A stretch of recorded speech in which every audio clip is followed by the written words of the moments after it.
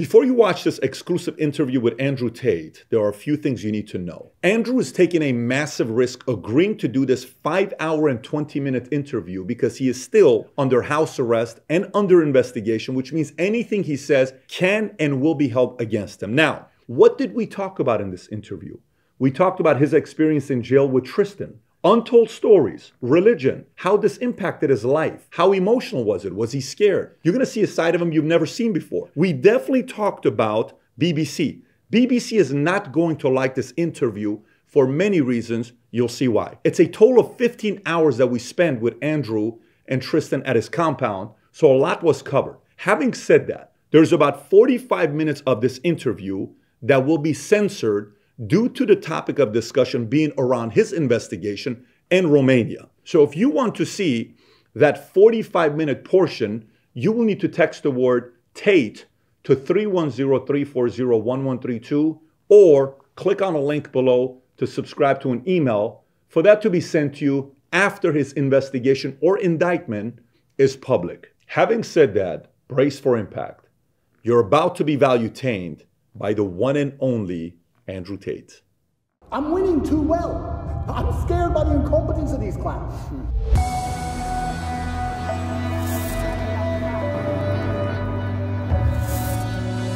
If this guy is so innocent, how can they get you to go to the dungeon for 92 days?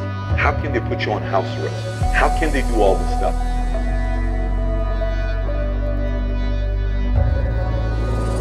They could do this to you. They could do this to anyone. They could do it to you or me or any man watching this. Any man watching this. I wake up instinctually at 5 a.m. because that's when they raid your house. I wake up at like 4:59. I just fucking shoot up. Empires have fallen so many times because they thought they could get away with murder, and then eventually people said, listen, stop. You're not gonna do this to me anymore. We're not gonna take a stand. When I destroyed the BBC, my brother was celebrating. I knew. I said, Tristan, no. You don't beat the British Broadcasting Corporation and make fools of them like this without some new bullshit. This is where their argument has leaks in it. I'm genuinely looking for guidance here. Am I supposed to roll over and fucking lose? You sincerely don't know what the right thing is. I sincerely have decided that the best thing I can do is stay true to my faith and stay true to God and tell the truth and fight.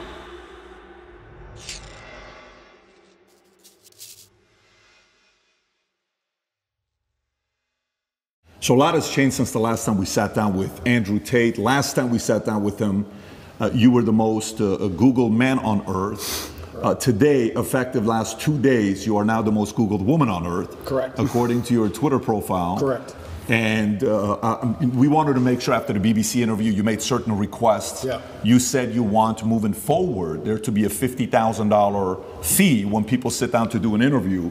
So we wanted to make sure the ESG score for this interview would be very high. We got you a $50,000 Target gift card. I appreciate it very much. People in America will appreciate I need that. a whole new wardrobe. And then you also said cookies. So Adam got you some Box of Tate chocolate. cookies. Amazing. To make sure we match that. And then we One did, for your brother as well, I we believe. did bring a Bud Light, Yes. but unfortunately, Vinny finished it on the way here. Vinny, you know, we I'm already a girl. I don't need Bud Light. yeah, so we respect that. So, but anyways, look, a lot's obviously changed from last time to this time. Last time we sat down was around 9 months ago. Yeah. You had, at the time, been deplatformed from every social media platform. We came out here, we sat down, we spoke. The Matrix was attacking you. You were saying, Matrix attacking me, Matrix attacking me. Yeah. From then on, Musk buys Twitter in October. Yep. He then reinstates you. Correct. In one day, I believe you get 1 million followers on Twitter. You're upwards of 7 million today. Yep. Every other account's taken down. I think even Tristan was taken down off of Instagram. Yep. And then, you know, the arrest comes, the lover boy, all these articles. Yep. And Vice releases the hit piece on you guys. You know, they're saying what they're saying, and I'm sure we're going to get some comments on that. Yep. The initial 30-day lockup was extended twice, 92 days in the dungeon. Yep. We had a chance to speak with one of your lawyers, Tina Glandian, on February 24th. It was a great conversation we had with her. Then eventually you're released, you and your brother come out, and you specifically make it clear that you did 7,417 push-ups. Correct. Very impressive. You received letters from thousands of fans. You read the Quran on a daily basis. Yep. At no point was any charges, anything official charge. It was all allegedly. Yep. And while you were away, a new star was born, Dylan Mulvaney, which I'm sure you're familiar with. From there on, a lot of comments were made.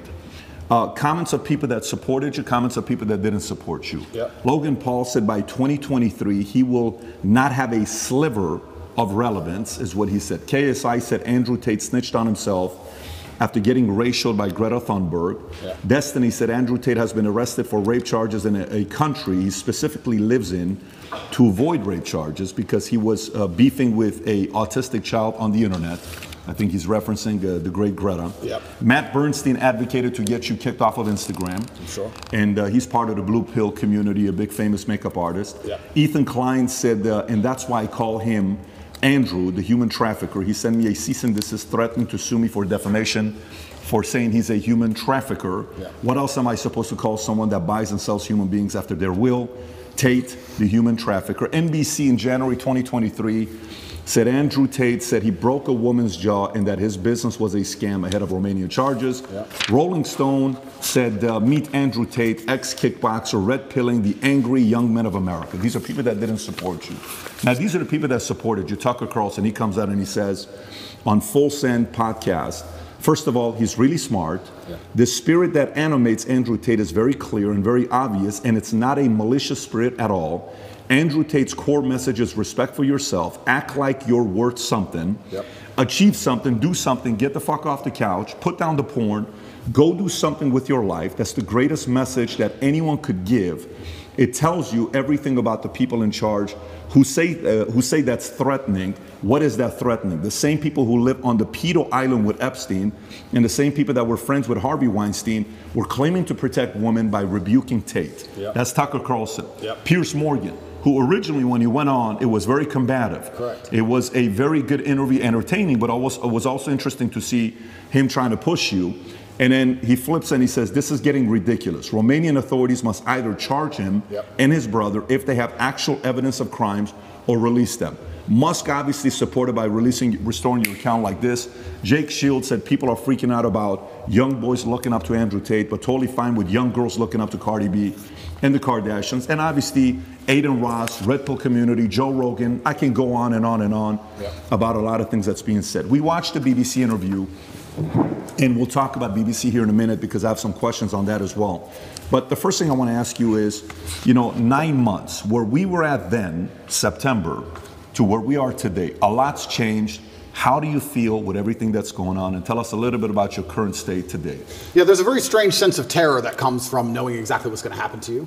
There's a strange sense of calm that comes from it also, but in the middle of the night when you can't sleep, sometimes you feel happy knowing what they're trying to do to you, and sometimes you feel terrified knowing what they're trying to do to you. I think I'm very happy.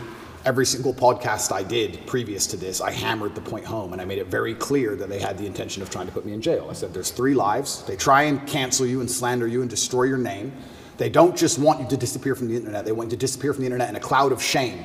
They have to shame you, which is why they chose the crimes they did for me, and it's why they usually choose the crimes they choose, because it's heinous.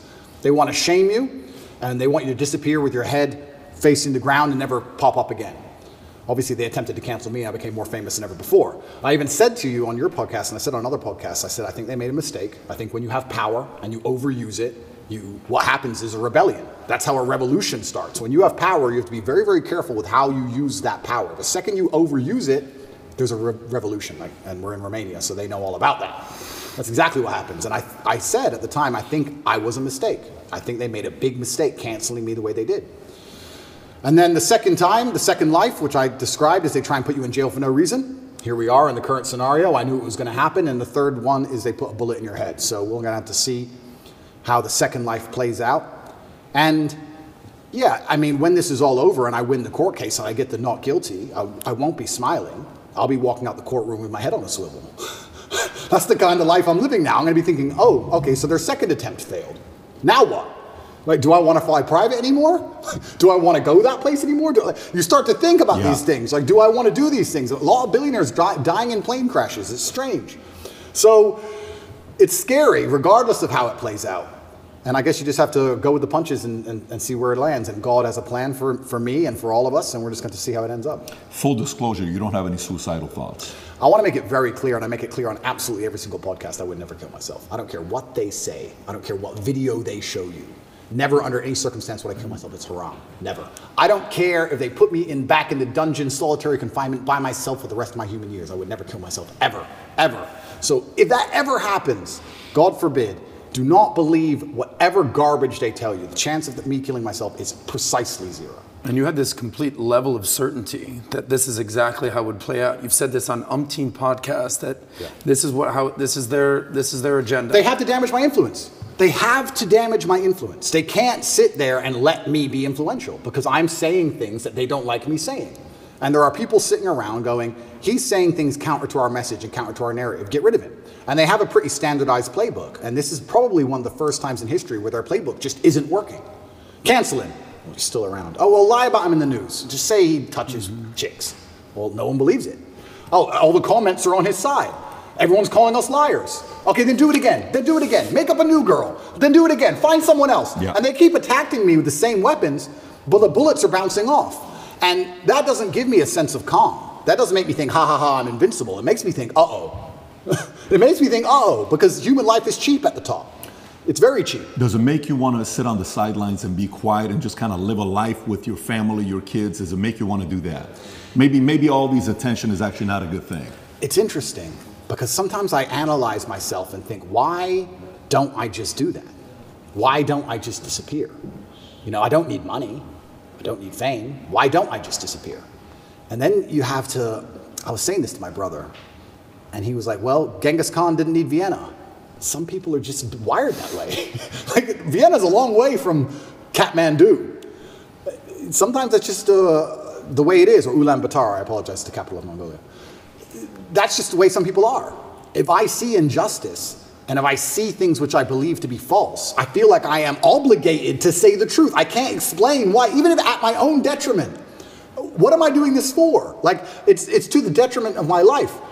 And I've had these conversations at length with the people close to me, and we're all saying the same thing. It's always been the same way. Humanity's always been the same way. There's been a select, small, few good men up against evil, and evil always outnumbers you. Evil always has more money than you. They always have more power and more influence than you. If you play any video game, when you get to the end boss, he always has more life than you. He always has more hit points, but you're the good guy. And it's kind of like, it's never been any different. At any point in human history, there's been the good guys up against the forces of evil, whatever they were of the time. And you've always been outnumbered, and you've always been supposed to lose. So you consider yourself the good guy in this situation? I think that truth is instilled by God in all of us, and I think if you tell the truth, you're a good person. So who do you think is the bad guy? You know, everyone uses they, them, they're after me. Who's they? Who's the bad guy? Well, instead of saying who, I will say, what I will start by saying is what they do. And what they do is they control information. And we now live in an information society, and by controlling information, they control how people think and act and react to things. That's all they have to do. They have to control information, and they have to be very selective with what they allow you to talk about and what they allow you to discuss and what they don't. And once they can do that, they can keep you bickering about garbage, and they can control the sensitive information, and then they run the world. So having all the information controlled and having this hard barrier on what can be discussed, that's how they can purport absolute fallacies. I think now it's been a couple years, we can probably talk about it. They psyoped the world into believing they should be afraid of the common cold. They psyoped the world into this. And if you think about how difficult that would be to do, how difficult would it be to psyop the entire population of Earth? Well, what you do is you just lie on repeat, and you don't allow anyone to say anything counter to it without hurting them the same way I've been hurt. And you just psyop them. It's actually amazing because now I use that exact same psyop on people. I love it. I love it. So when I sit with someone who's not matrix-minded, when I sit with someone who is matrix-minded, like when the BBC walked in here, I'm like, do you all have your vaccinations? Social distancing. Did you actually? 100%. Social distancing, please. And they look at me like I'm crazy. Well, how am I crazy? 2 years ago, you were telling me to do this. Now when I repeat your own worldview to you, I'm crazy. Well, if I'm crazy, guess what? You're a fucking liar because you lied the whole time. So either you're a liar or I'm not. You know, how can I be nuts? Put your fucking mask on. If I ever talk to any of these clowns again, they're going to be fully masked up. And I refuse. I don't care if you've had 2 booster jabs. No, I want all 6. All 6 injections. I want paperwork. Or get fucked. Or you're not coming in the house. Get fucked. I'm scared of COVID. It's dangerous. I believe the mainstream media. I'm scared. This word you keep using, PSYOP, I've never heard this word. It's short for psychological operations? Correct. Break that down. What exactly is a PSYOP? Yeah, a PSYOP is the Matrix as a whole. Psychological operations are constant. They constantly decide how they want you to think and what they can do to make you believe that, right? There's a whole bunch of them they do.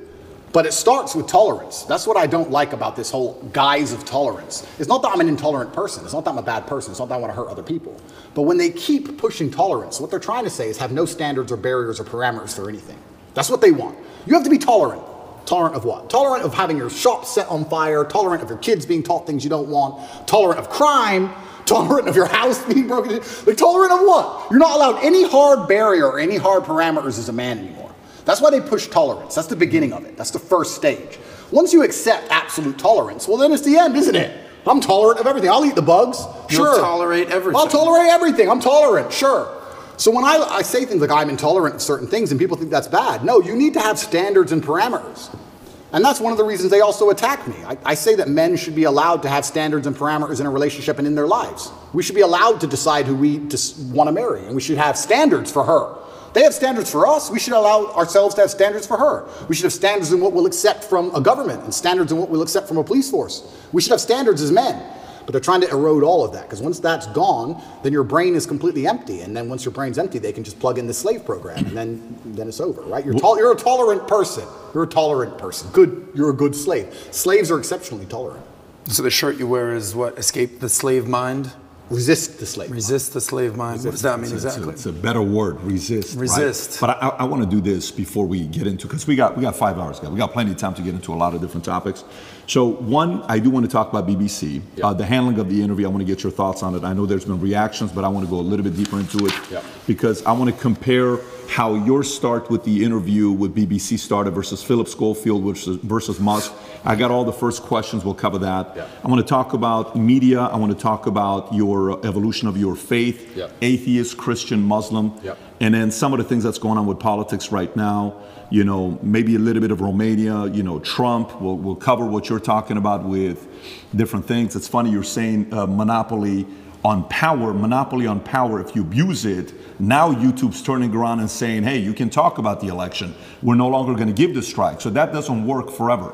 First thing I want to talk about, I think the audience would like to know, for you and Tristan, 92 days in the dungeon, you know, you're in jail, your experience in there, we keep hearing about it, we read about it, but what was it like for you guys being in there? So I'll start by saying, and I have to make this clear, that the staff in the jail were exceptionally nice to me. They were very apologetic. The vibe was apologetic. Nobody was really treating me like a criminal. There were a few guys who were icy cold, I guess you could call them. They like to think of themselves as professional, but they were just inhuman. But over time, they warmed up, and I was exceptionally nice also to all the staff. Jail was terrible. I'm going to start by saying jail was terrible, and I was miserable inside of the jail cell. It's a good thing depression isn't real, because I would have been depressed. But I think in life that you get what you give, and I wanted to feel happier, so I tried my very best to make people happy. So when the old lady would bring me my food, I would sit and say, oh, this is the best food I've ever had. I've never had food this good. Did you cook this? I thought yesterday was the best, but you managed to surpass it again. How'd you do it? What's the magic ingredient? And I ended up making friends with them. Like I had grandmas in there, the old ladies cooking the food. And by trying to make people happy and smile all the time, I started to feel a lot happier. But it's kind of scary. And I think the scariest thing about jail was the uncertainty of it all. If they would have said to me, you're in jail for 92 days, or even 5 years, you got 5 years, cool, I do my time. But when you're nabbed and thrown in a cell without charge, you're like, well, how long, is this my life?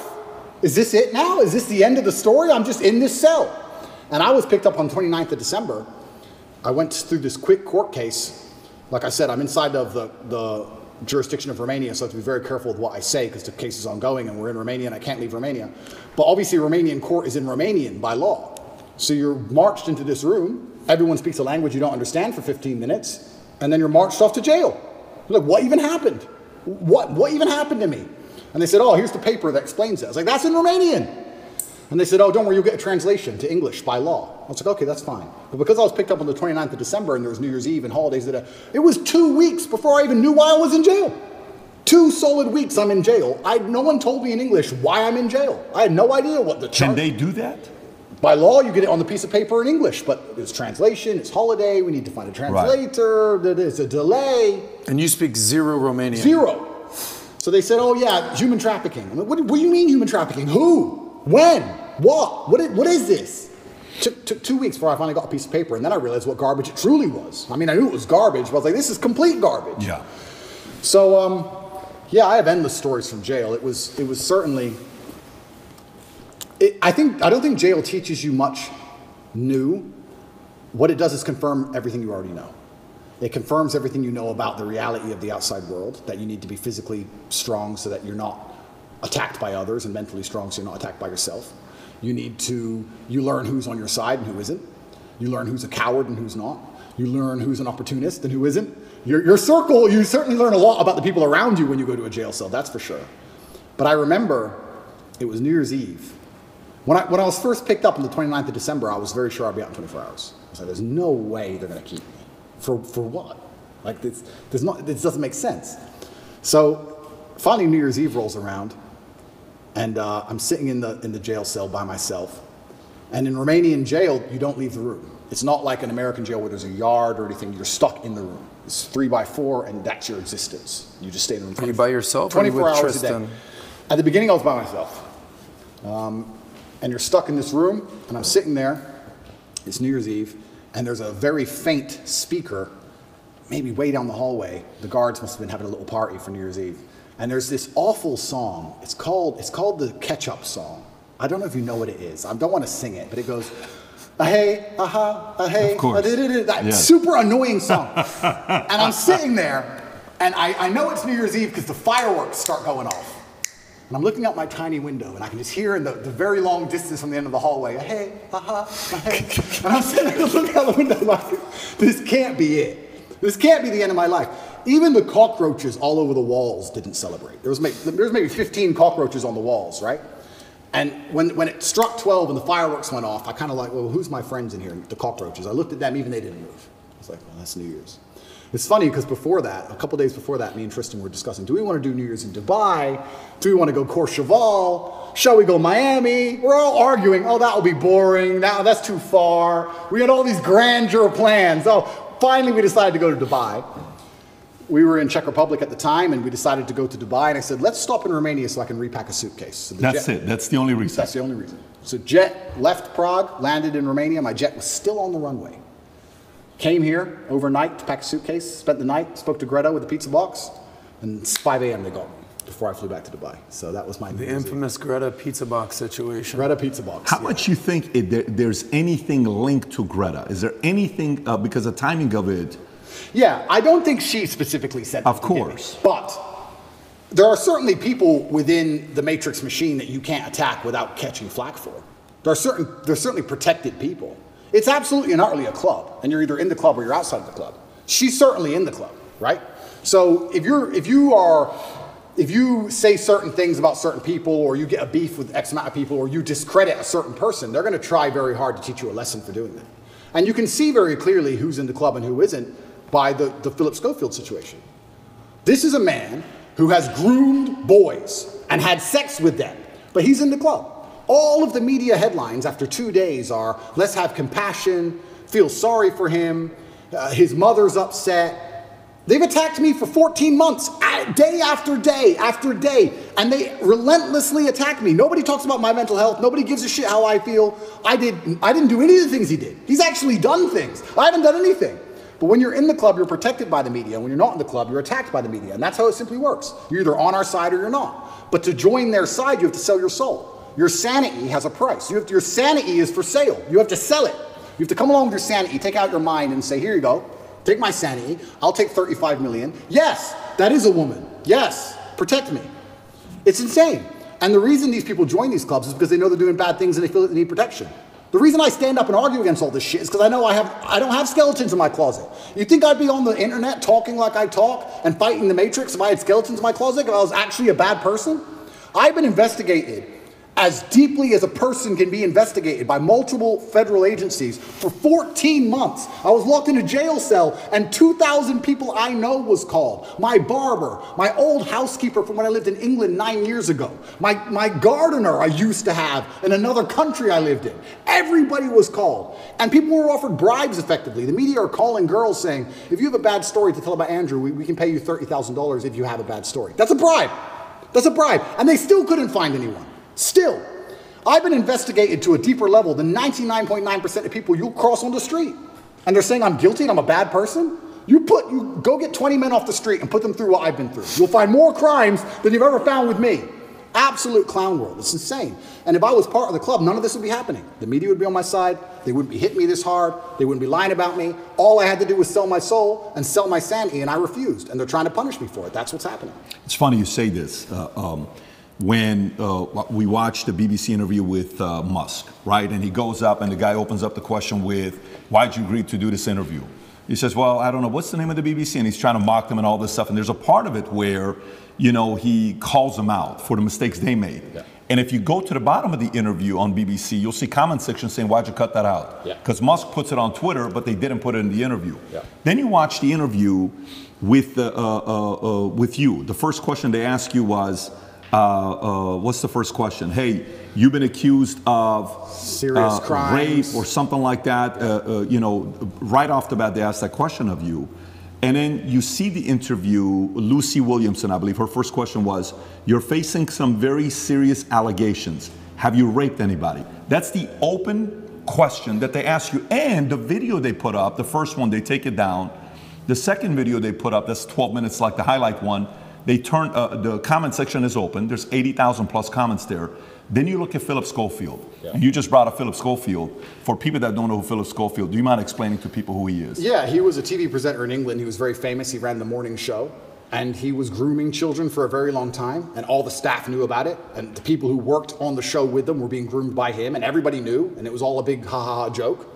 And now he's come out saying, oh, please don't pick on me. I feel sad. And the media is saying, I'll leave the guy alone. He is, when you go look up his Wikipedia, it says he rose to prominence as children's BBC continuity presenter from 85 to 87. Yep. Then went on to do programs on BBC and ITV for Going Live, This Morning, Dancing on Ice, All-Star Mr. and Mrs., The Cube, and a bunch of other things. And they interview him, okay?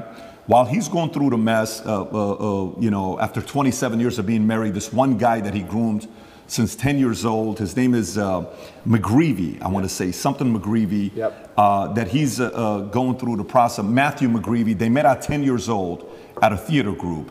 At 15 years old, Philip follows him on Twitter. While the kid is 15, he follows him on Twitter. The guy celebrates it. Long story short, Ruth Langsford, they work together with. She files a complaint. Then right after filing the complaint, McGreevy gets fired. Then he has to take a break. Then he comes out after 27 years telling his wife, you know, and hey, I'm gay, I'm coming out of the closet. He's got 2 daughters. But there's a part of it where Matthew calls his wife and says, hey, your husband and I had an affair together when I was 19 the first time and 20 and all. Nobody knows if it was before or not. The interesting thing about him is his brother, Timothy Schofield, I don't know if you know about his brother. Oh, what, the one who's in jail for being a pedophile? Was convicted of 11 sexual offenses involving a child between October 2016 and 2019, including 2 sexual activity with a child. Here's how the interview started. First question, the guy asked him, he says, you've had quite a week. How are you? Opening question. Versus the question they ask you on the opening, right? And then he turns around and says, the media's interest in the affair was motivated partly because of homophobia, alleging that an affair with a much younger woman would have not generated such a scandal. So he gets protected. And he says, all those people who write those stuff, do they ever think that there's actually a person on the other end, right? This is proven. By the way, this is the part where even when somebody's watching you and saying, why are they taking him to court? Maybe he did something. Why are they taking Trump to court? Maybe he did something. Why are they taking this guy? He must have done something. There must have been something there, right? It's stuff like this BBC does. If BBC are watching this right now, I want to kind of remind you of your mission statement that you have on your website. We're going to put the link below to your mission statement. You can go find it. Here's what your mission statement is, BBC. This is why you've lost some credibility the last couple of years. To act in public interest, serving all audiences through the provision of impartial, keyword impartial, high quality and distinctive output and services which inform, educate, and entertain. You say you inform, educate, you entertain, yet you conceal, misinform, and your content's quite frankly boring. You're cherry picking on people that you're talking to. So a message like that gets the average person to say, everything with you is allegedly, everything he did is proven, his brother is proven, yet let's leave him alone. Poor guy, let's target him. This is where their argument has leaks in it. And somebody like you can tear it up. Absolutely. Philip is part of the club, and I'm not. And this is the thing. I'm a mentally resilient person, right? 14 months they've attacked me. I'm not going to sit and complain about that because that's not how I operate as a man. 14 months they've complained about me. If you type Romania, human trafficking, you type in any of these things, my name comes up, my face, I'm a bad person. I've lost all my bank accounts. I've lost all my social media accounts. I've been vilified all across the matrix in every single possible way. They print my face every single day with something negative next to it daily. Nobody gives a shit about my mental health, right? Because I'm the enemy. And what's scary about this is Lucy Williamson herself, she was begging me for an interview. The BBC were begging me for an interview. I don't need any of these people. The only reason I even sat down with the BBC is because they were begging me. I can go and just say my own words and get plenty of views, right? But the whole time I was in jail, they're begging me for an interview. Can we speak to him on the phone? Maybe you can give an interview from jail. Can we have an interview? Please, please, please, please. And I was saying, why do I want to talk to the BBC? And the BBC were saying, no, we don't want to do a hit piece. We want to come across, we want to be impartial. This is what they're telling me. This is what they're telling me. We want to be impartial. We believe there's a side of the story that hasn't been told. We're really interested in some of the, let's say, what's the word? I don't want to get this wrong. Inconsistencies in the Romanian justice system. We're very interested in his side of the story. There's been enough hit pieces. We want to tell the other side. We want to hear Andrew Tate's story. And I said no, on repeat. Then they sent me a list of questions. I didn't even ask for a list of questions. That's not who I am. I don't have to script. I never asked for a list of questions. They sent me a list of questions. Here's what we're going to ask. It's about his mental health. It's about the Romanian justice system. It's about the fact he hasn't been charged. His liberty's been deprived. All this stuff. And I thought, well, that's kind of interesting. Maybe it's a bit interesting. And the Matrix is obviously printing lies about me. And these are some interesting questions from the Matrix for the first time ever. Okay. They walk in here all smiles and happy, all smiley faces trying to take me off guard. I already had my list of questions, right? It's all going to be nice and easy. I sit down, and they instantly attack me. They put the cameras on first, and they attack me, expecting me to stutter and make a fool of myself. It's kind of like they tried to sucker punch me. I'm in the club, and they're my friends shaking my hand, and they tried to hit me and knock me out. And this is the thing that's so amazing about it. Yes, I destroyed the BBC. But of course I did, because I'm smarter than all of them. But why should I have to rely on my wit and intellect to destroy BBC with their research team and their plan? Their deliberate plan to try and annihilate not only my credibility, but my life. They are trying to put me back in jail, these people. They're not dishonest. They're genuinely evil, and they don't give a shit. And so why should I even sit there and entertain them? I believe I could slip every single sucker punch they throw at me for the rest of human time. I could sit with any of these clowns, and no matter who they sit with their research team, whatever garbage they come up with, I'll make a fool of all of them. But why am I even entertaining them anymore? What's the point? That was the last chance I gave mainstream media. They lied for months to get that interview with me. Completely dishonest, head to toe. And like you said, they sit with Philip. Are you okay? Are you okay? We heard your mom's upset, that poor old lady. Maybe everyone should stop talking about it because his mom's upset. Let's not talk about it anymore because his mother's old. You're either part of the club or you're not. You have to sell your sanity nowadays. If you sell your sanity, you're afforded protections. That's the reality of it, because if you're a sane thinking person, you don't buy their bullshit. And that's what upsets them. They don't want anybody who thinks for themselves. They need you to they want you to believe exactly what's on the television screen.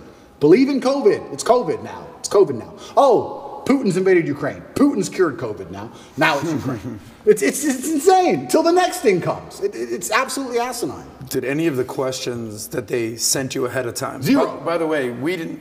There was no. No, that's not how we operate. Asked us ahead of time whatsoever. Did they ask you any of the questions they Zero. said they were going to ask you? Zero. They start with an attack and it became a battle instantly. Did they ask you at any point what jail was like? Zero. What your mental health was like? Zero. How, like, you completely missed the mark when everyone wants to know what was jail like. Well, but they don't even ask you that question. But this is what's so interesting about it. These people are so detached from reality, because they are genuinely detached from reality. They think that finding a video I made 8 years ago, a 4-hour speech I made 8 years ago, and finding one line of it without context that can be misconstrued, they think that sitting down with me and saying that to me is an aha moment. Nobody cares. Because you're taken out of context, one. And I said you're taking things out of context. She goes, I'm not taking it out of context. I said, if you're presenting it without context, that's taking it out of context. That's what it is. You're lying by omission. I said that to her after the camera's off, and she looked at me because she didn't understand. When you omit details, when you refuse to put in all of the details, you can lie by including one detail which may happen to be true. You can tell the truth and miss all the details around the truth, and you are lying by omission. You're lying by omission. And you're sitting here saying, oh, you said this 8 years ago. Nobody cares, because they know me, and they know I didn't mean it in that way, and they know it's taken out of context, And they know that it's an old video on the internet, and it's not even an aha moment they think it is. But they just want to sit with you for an hour, attack you and attack you and attack you, wait for you to make one mistake. If I would have stuttered or made a single mistake, that's the only 3 minutes they would have shown. That's all they want. They want that 1 hour, then they take the little bit. With me, they cut it down to 12 minutes, and they look terrible in all of it. But if I would have made a single mistake, it would have been the only bit they shown. That's all they care about. Fake news. Did you tell them, did you say, I'm only doing this if I'm able to record as well? I said that. Because I know that's what happened with Trump as well a couple of years ago. I didn't even tell them, I just recorded it. Okay, so they didn't know you were recording. They didn't know I was recording until afterwards, and then I said, that was dishonest, I'm going to release the whole video. You told them before you released it? I told them. There is no contract or agreement with BBC? No. Nothing was signed, it was just simply an interview, okay. Because I think that was very important when you released it, for people to see what fully was said versus, and by the way, you know the Philip Schofield interview that they put up, the 12-minute one that just came out, you know the comments are turned off. Of course they are. The comments are turned off, yours are turned on, his is turned off. Of course. And who knows many reasons why they would do that. But going back to BBC. So, okay, they come, they want to ask the questions of you. For some of the people that maybe aren't following the story closely, but they know who you are. We're in the car, we're driving, and a lot of people are asking questions. We ask the drivers, like, hey, are you going to Tate's place? How do you know we're going to Tate's place? And he says, well, who's Tate? Oh, Andrew Tate. Oh, tell us about Andrew Tate. Well, this is, okay. What kind of a guy is he? He said, I actually really like him. I said, why do you think he's going through what he's going through right now? Oh, it's always because of money. Okay, so we're at a different restaurant. So tell us, why are you going through this? Why is he going? Everybody's saying a similar thing about this, right? But for those who don't know, there's 3 different camps. Yeah. The camp that already sees you guilty, it doesn't matter what they read. So for example, this story here, you know, from BBC came out just last night, 10:30. Andrew Tate choked me until I passed that, UK woman claims, right? This is Alice, another anonymous name, just like Sophie, right? Yeah. But there's 3 camps. There's those that say, well, look, I'm already thinking he's guilty. I don't like him anyways. I need anything to get me to think he's guilty. Yeah. Whatever it takes. I don't have to do my own due diligence. I just have to hear anything. Then there's the camp that's a diehard fan. There's nothing you can do that they did wrong. You can, you know, in their eyes, it's going to be wrong. Then you have the people in the middle that are the reasonable ones, that are saying, you know what, let me look at this. What about this? What about that? The people in the middle may say the following question. They may say, and I may have asked this question from you last time as well. They may say, Andrew, okay, if this guy is so innocent, how can they get you to go to the dungeon for 92 days? How can they put you on house arrest? How can they do all this stuff? Yeah. If you're somebody that was born in US, you lived in UK, how come somebody else isn't coming to bail you out? You got different lawyers. How is it that they can keep doing this to you if you're not guilty? What do you say to those people? Yeah, and once again, I have to be careful what I say because of the court case, but Romania has a law, or the law in Romania is basically, if you can prove to a judge that it might have happened, they're allowed to hold you up to 6 months during the investigation stage. If I was guilty of anything, I would have been charged long ago. And we're going to talk about charges soon because I still believe they're going to attempt to charge me. But we're now approaching the end of the 6 months they can keep me under a form of arrest for without charge. Typically in Romania, when I was first arrested, the guard said, within 2 weeks, you'll have your indictment. I was like, 2 weeks? He goes, yeah, everyone gets charged quickly. Nobody waits 6 months for a charge. If they arrest you, they charge you, like every other country, right? The fact they've waited 6 months and gone into my entire life and attempted to find something shows they don't have a case. Why I believe it happened is because they didn't have a case when they were trying to hit me with this garbage, and they thought, you know what? If we put him all over the news, if we slander his name completely, there was a hotline set up. If you're a girl who's been hurt by Andrew Tate, call this number in the UK. A hotline. So they were attempting to use the media to find what they wanted. Months go by, months go by, months go by, case file's empty, nothing's happening. My lawyer's saying, when are we going to close this case file? Like, yeah, we're just waiting for some papers, we're going to close it, we're going to close it, we're going to close it. Around the time I was canceled, things started appearing in the case file again. They started spying on me again. Very interesting that it happened around that time. I don't know if they understood that I wasn't protected by the political class of the USA. I don't know what happened. They started to build this case, and they spied on me for all of these months, spending millions of euros, spying on me everywhere I went, trying to find evidence of a crime. Eventually, they get to the end of their legal limit to spy on me, and they don't have any crime. They don't have anything. So in my current court case, we have 2 Americans who lied, the ones who we have the conversations between them saying they're going to get an Oscar for lying to the police. We have the CCTV of them coming and going. We have their Uber records showing they can travel the country freely. We have their phone calls with their mother where they're saying, yeah, he didn't hurt me, and my boyfriend caught me. We have all of it. We have all the evidence. We have those 2. And then there's nobody else who could possibly even take the stand. I don't believe, as high level as this Matrix attack is, I still don't believe a Romanian judge is going to put me in jail with the dossiers. I've seen it. It's garbage. I don't think I'm going to end up in jail. But it's just taking years of my life, damaging my influence, having bad things to say about me, keeping me under control, keeping me locked in a house. That's all they want to do. They have no interest in the truth. There's no victims. There's no one to take the stand. Do you know who Sophie is or Alice is or no? Yeah, so the BBC, Ali? That's really interesting. So then the BBC says, well, we found victims, because the BBC have done enough investigative journalism to understand that the case is garbage and there's no victims. So they said, well, we found victims. They found one called Sophie first. That was a few months ago. I think I was still in jail when Sophie appeared. Is that her real name? No, that's her fake name. So they have a girl with a fake name called Sophie. They don't show her face. They ask me, what do you think about Sophie? How can I comment on Sophie when Sophie isn't real? Firstly, you've made her up. Secondly, I don't know who you're talking about. You're saying that 9 years ago, I was emotionally controlling?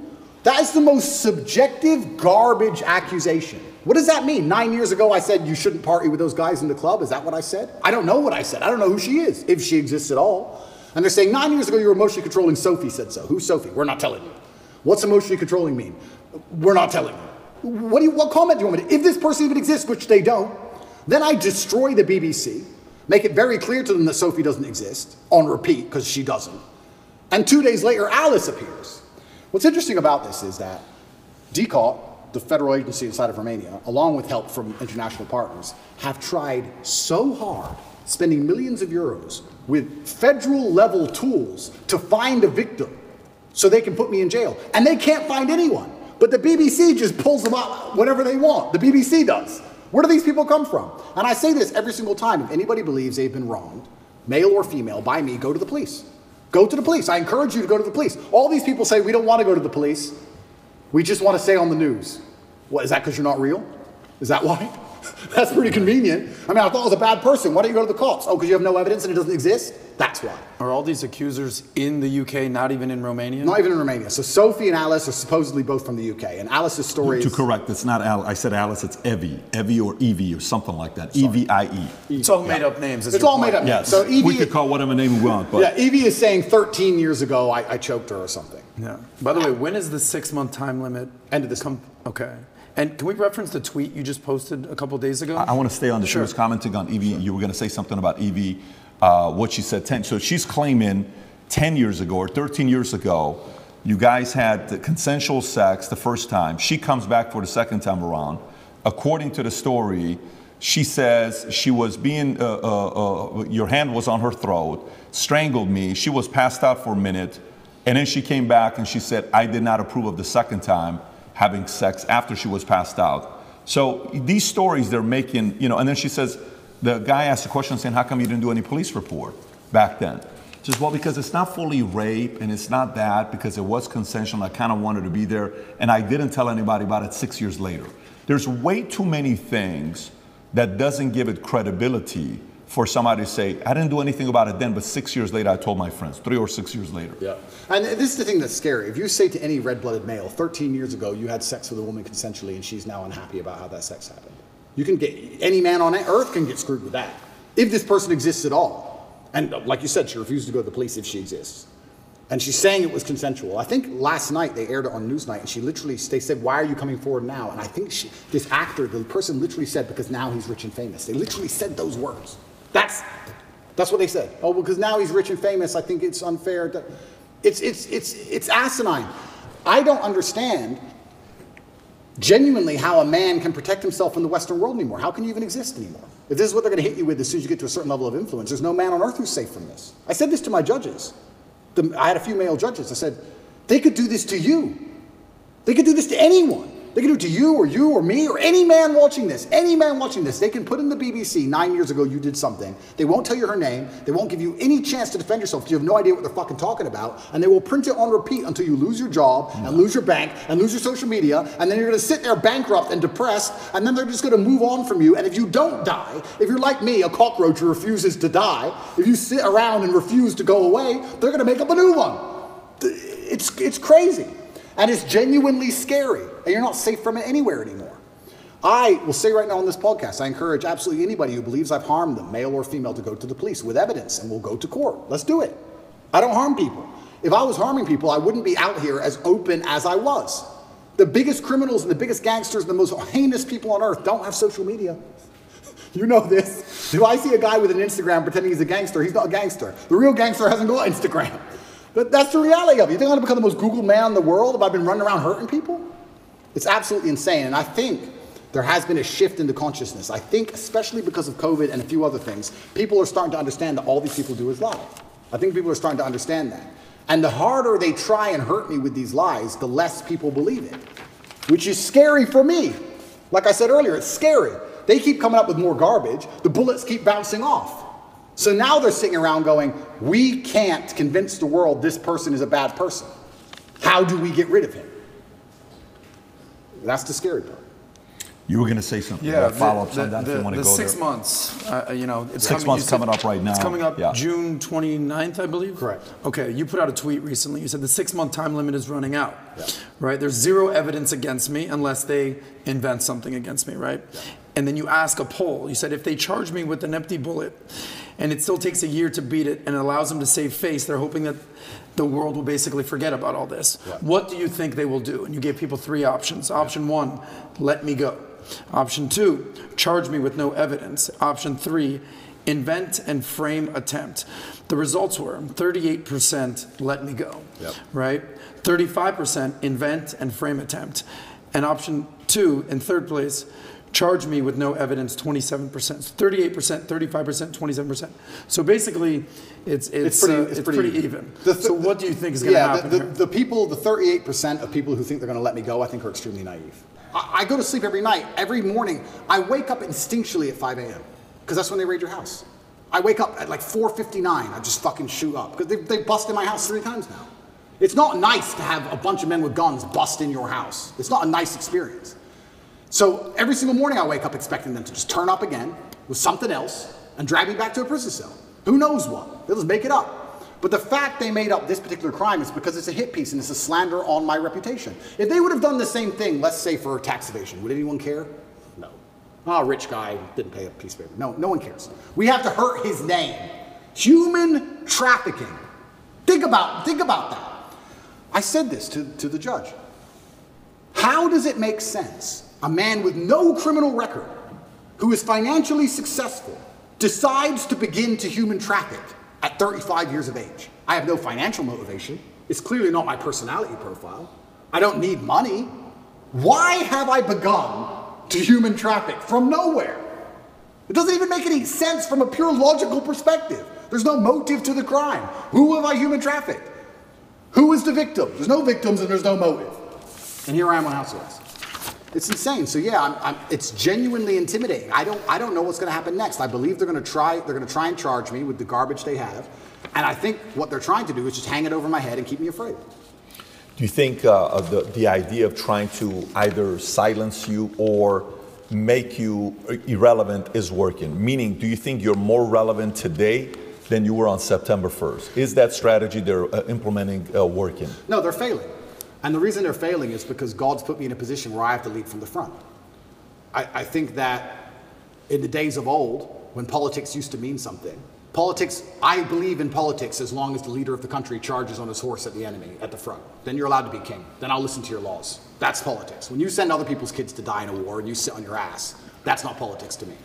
But now I'm in a position where I'm spearheading, by God's plan, the rights of basically every man on earth.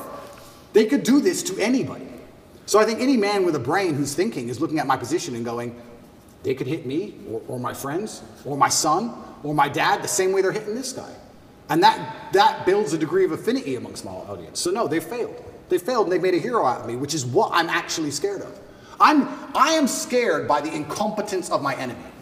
I am scared by the fact that they are failing so monumentally.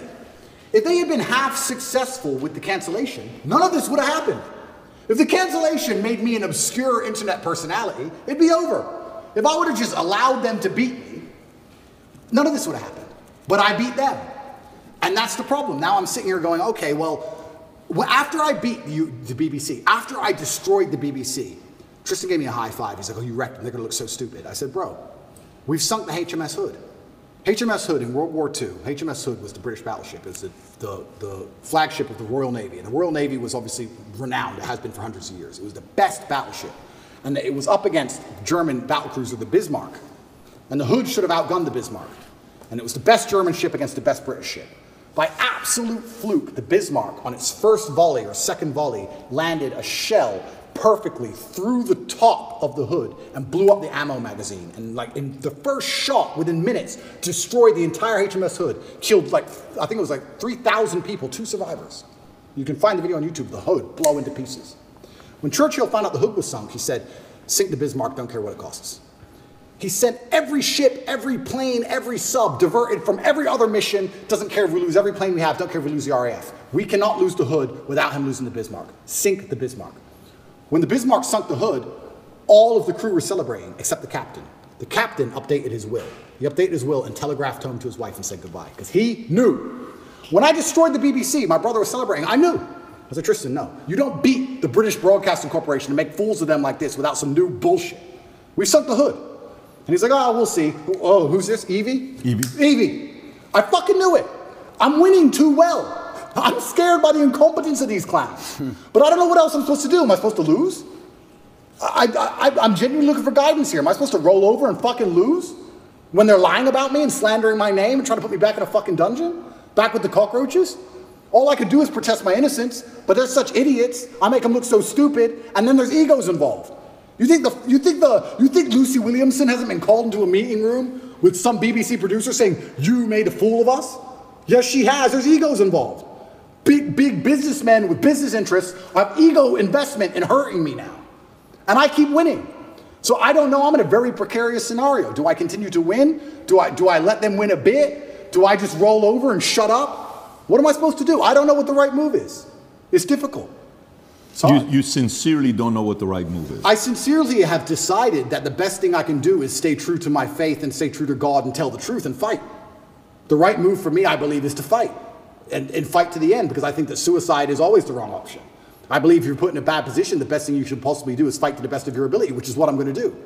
However, if I was looking at it purely logically without any kind of ideological motivations, perhaps if I would have shut up when they wanted me to, I wouldn't be in this scenario. But that's just not who I am.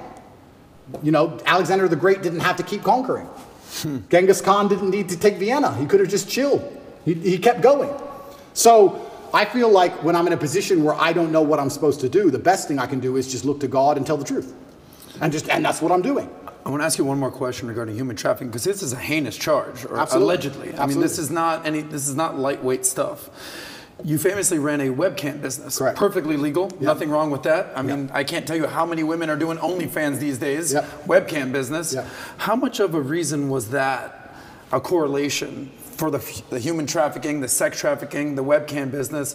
How much did they correlate that to? Well, he must be human trafficking. He's running a webcam business. There's no correlation. Zero correlation. So they haven't even charged any of the webcam business Zero. for any of this. Zero. And what's crazy is... It's crazy. People assume that, right? It's crazy because, one, it's not illegal. And two, you can go drive down the high street of Romania. There's webcam studios it's one of the most popular businesses in the country. It's not even illegal. And that was a past life. You're talking about something that happened 10 years ago. It was that long ago? It was about 10 years ago, yeah. It was at the very beginning of it. The very beginning of the whole idea of that industry. Connect is an application which allows you to take a minute to connect with influencers from all around the world.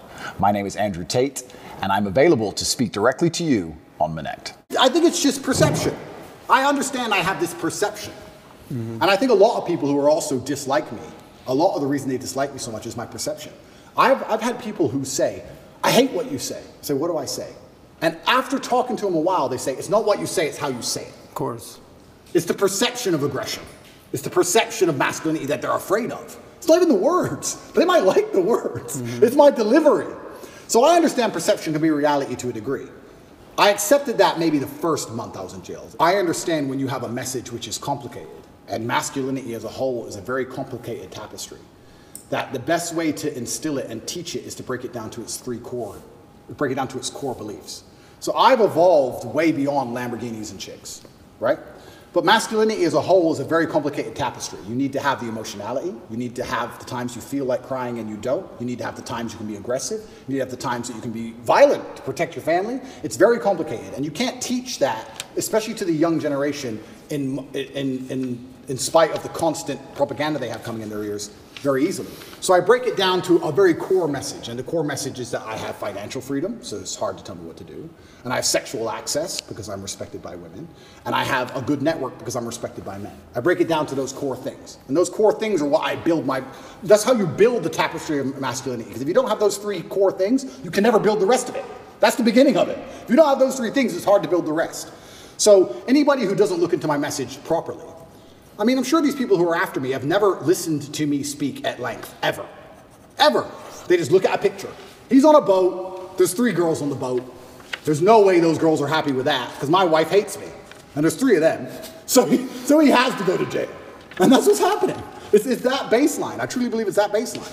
But how else can I teach my message, as complicated as it is, without first breaking down and proving you have success in the most core levels of it, right? Before you learn to box, you jab and you cross. Before you do all the complicated stuff, you do the basic stuff. So a lot of it is people looking at my message, not understanding how detailed it is, not understanding how positive it is, looking at the baseline instincts which I teach and which I use to advertise my success as a whole to people to show and say, look, I clearly know what I'm talking about to a degree because I have things that you want. And you're a man, so you can't tell me you don't want them. Every man wants this. Every man wants one of these. And they take all this and they try and weaponize it and use it against me. And you're right. It's feminism as a whole that has this idea that if a man is a man unapologetically, and he doesn't apologize for being a man, that he's a bad person. Which we've discussed at length, and I've discussed a bunch of times, but it's truly the most crazy thing about all of this is when shit hits the fan, it's exactly the kind of men they hate that they want. Every single time. Every single time. You can go out to a bar in America and you can stand there and argue with a feminist and argue with her to the end of time. And if someone ran in there with a gun, she would say, hey, you go. You're the misogynist. You go protect me. The feminist guy who was on my team, I don't want him to go. I want you to go, please. We don't want Dylan Mulvaney on the front lines. Of course not. And it's hypocritical. And it's hypocritical, and it's done on purpose. It's purported by the Matrix. It's done to attack the baseline masculinity of men because they don't want men to be masculine. Because when you're masculine, you say no to things. I saw a really interesting study once that was it had testosterone level, and it was linked to your capability to disagree with people. The higher your testosterone level, the more likely you are to disagree, because at a baseline level, back before we were more civilized than we are today, if you disagreed with someone, you had to fight him. Interesting. You had to fight that man. For you to sit and say you are wrong, there had to be a possibility of violence. If you didn't have the capability for violence, you didn't say you didn't say they were wrong. You just agreed with stuff, right? So they don't want men who are standing up and saying, I don't believe in X. They want to reduce our testosterone levels to our eunuchs so that we sit and say, well, I may not agree with it, but what can I really do about it? It is what it is. And then they have absolute control. Do you think history favors that ideology? Or history, eventually, a group of men stand up and say, yeah, listen, we've had enough. This is not going to be happening.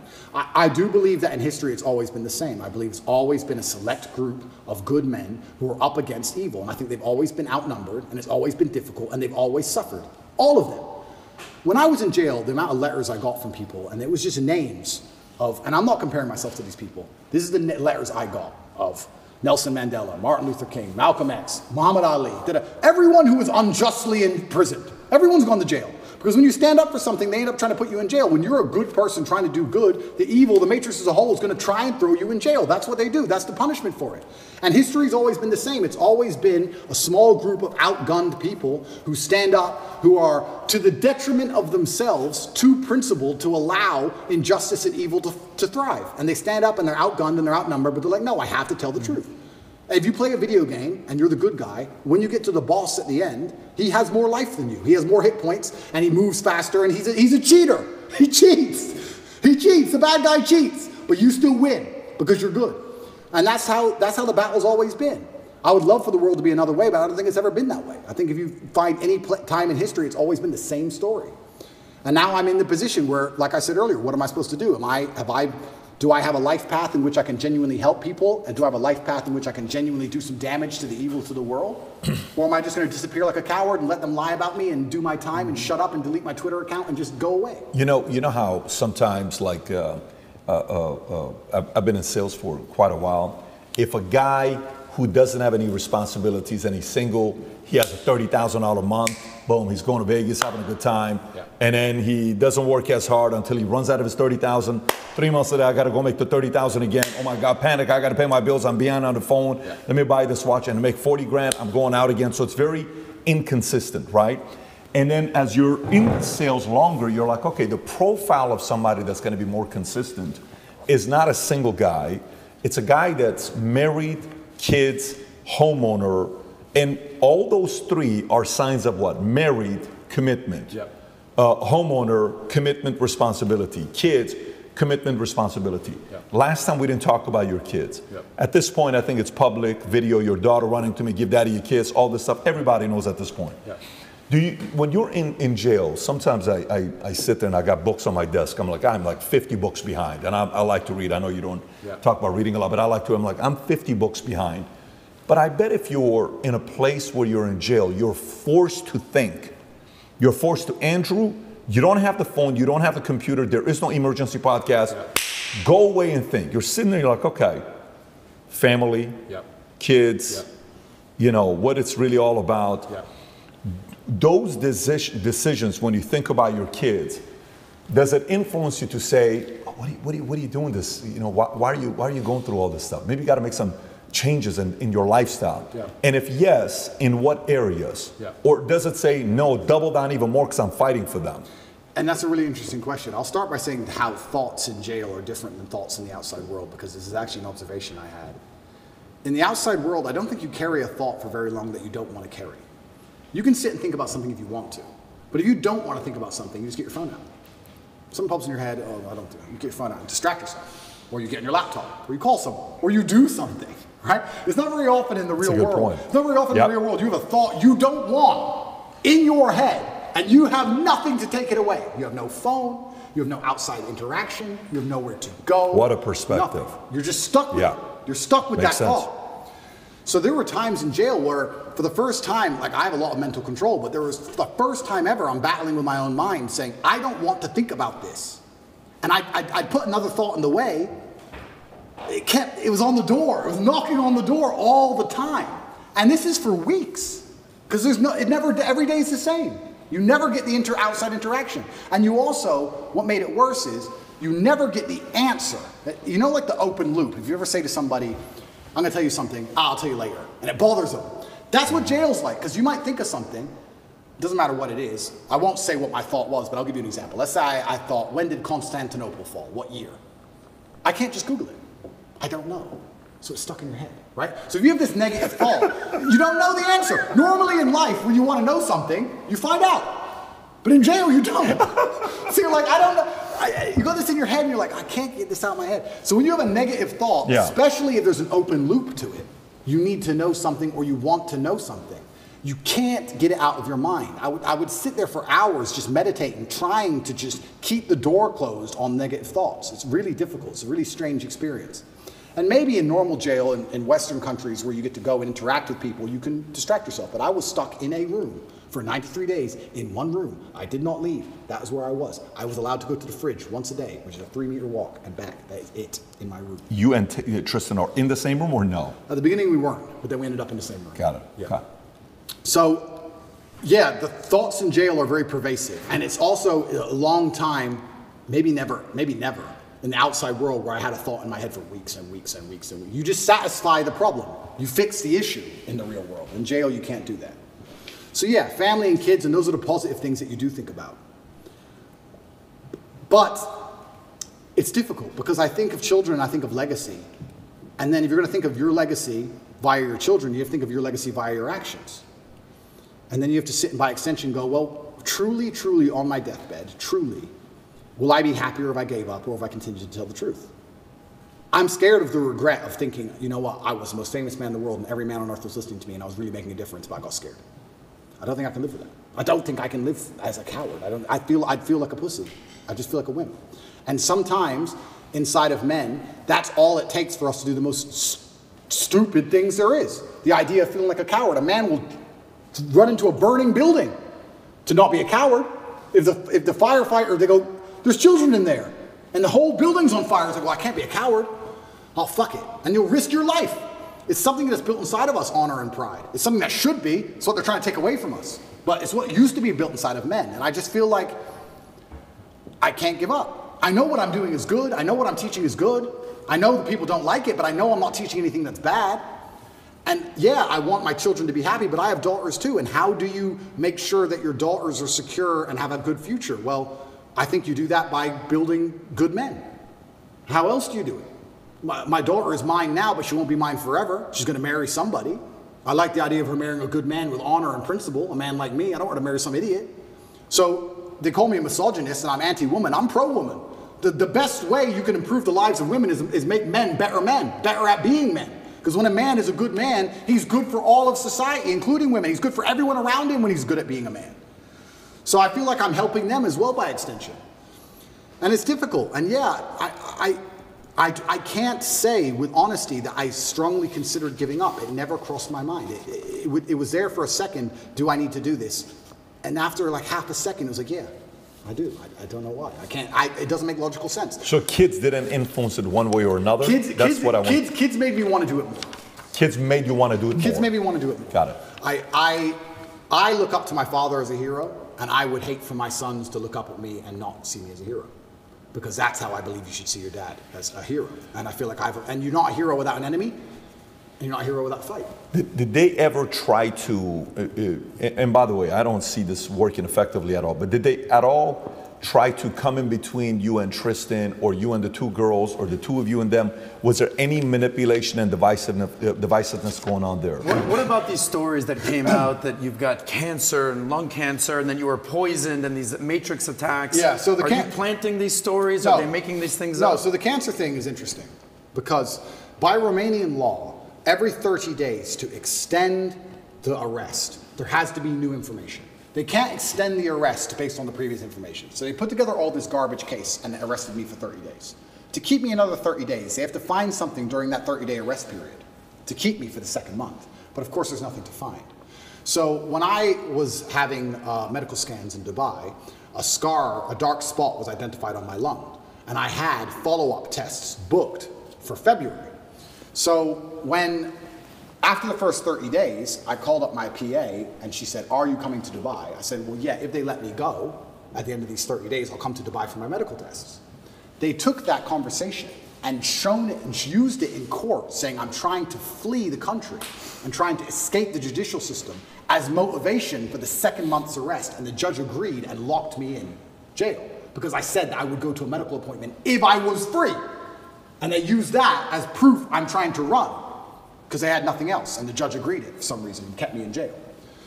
Then everything in Romania leaks. So it leaked that I had this medical thing in Dubai, I had a problem with my lungs, and then there's a hospital here, and I decided to go to the hospital here and have it looked at, because although I was not concerned, I thought, you know what, although it's difficult to do procedures in jail, I have time for once in my life.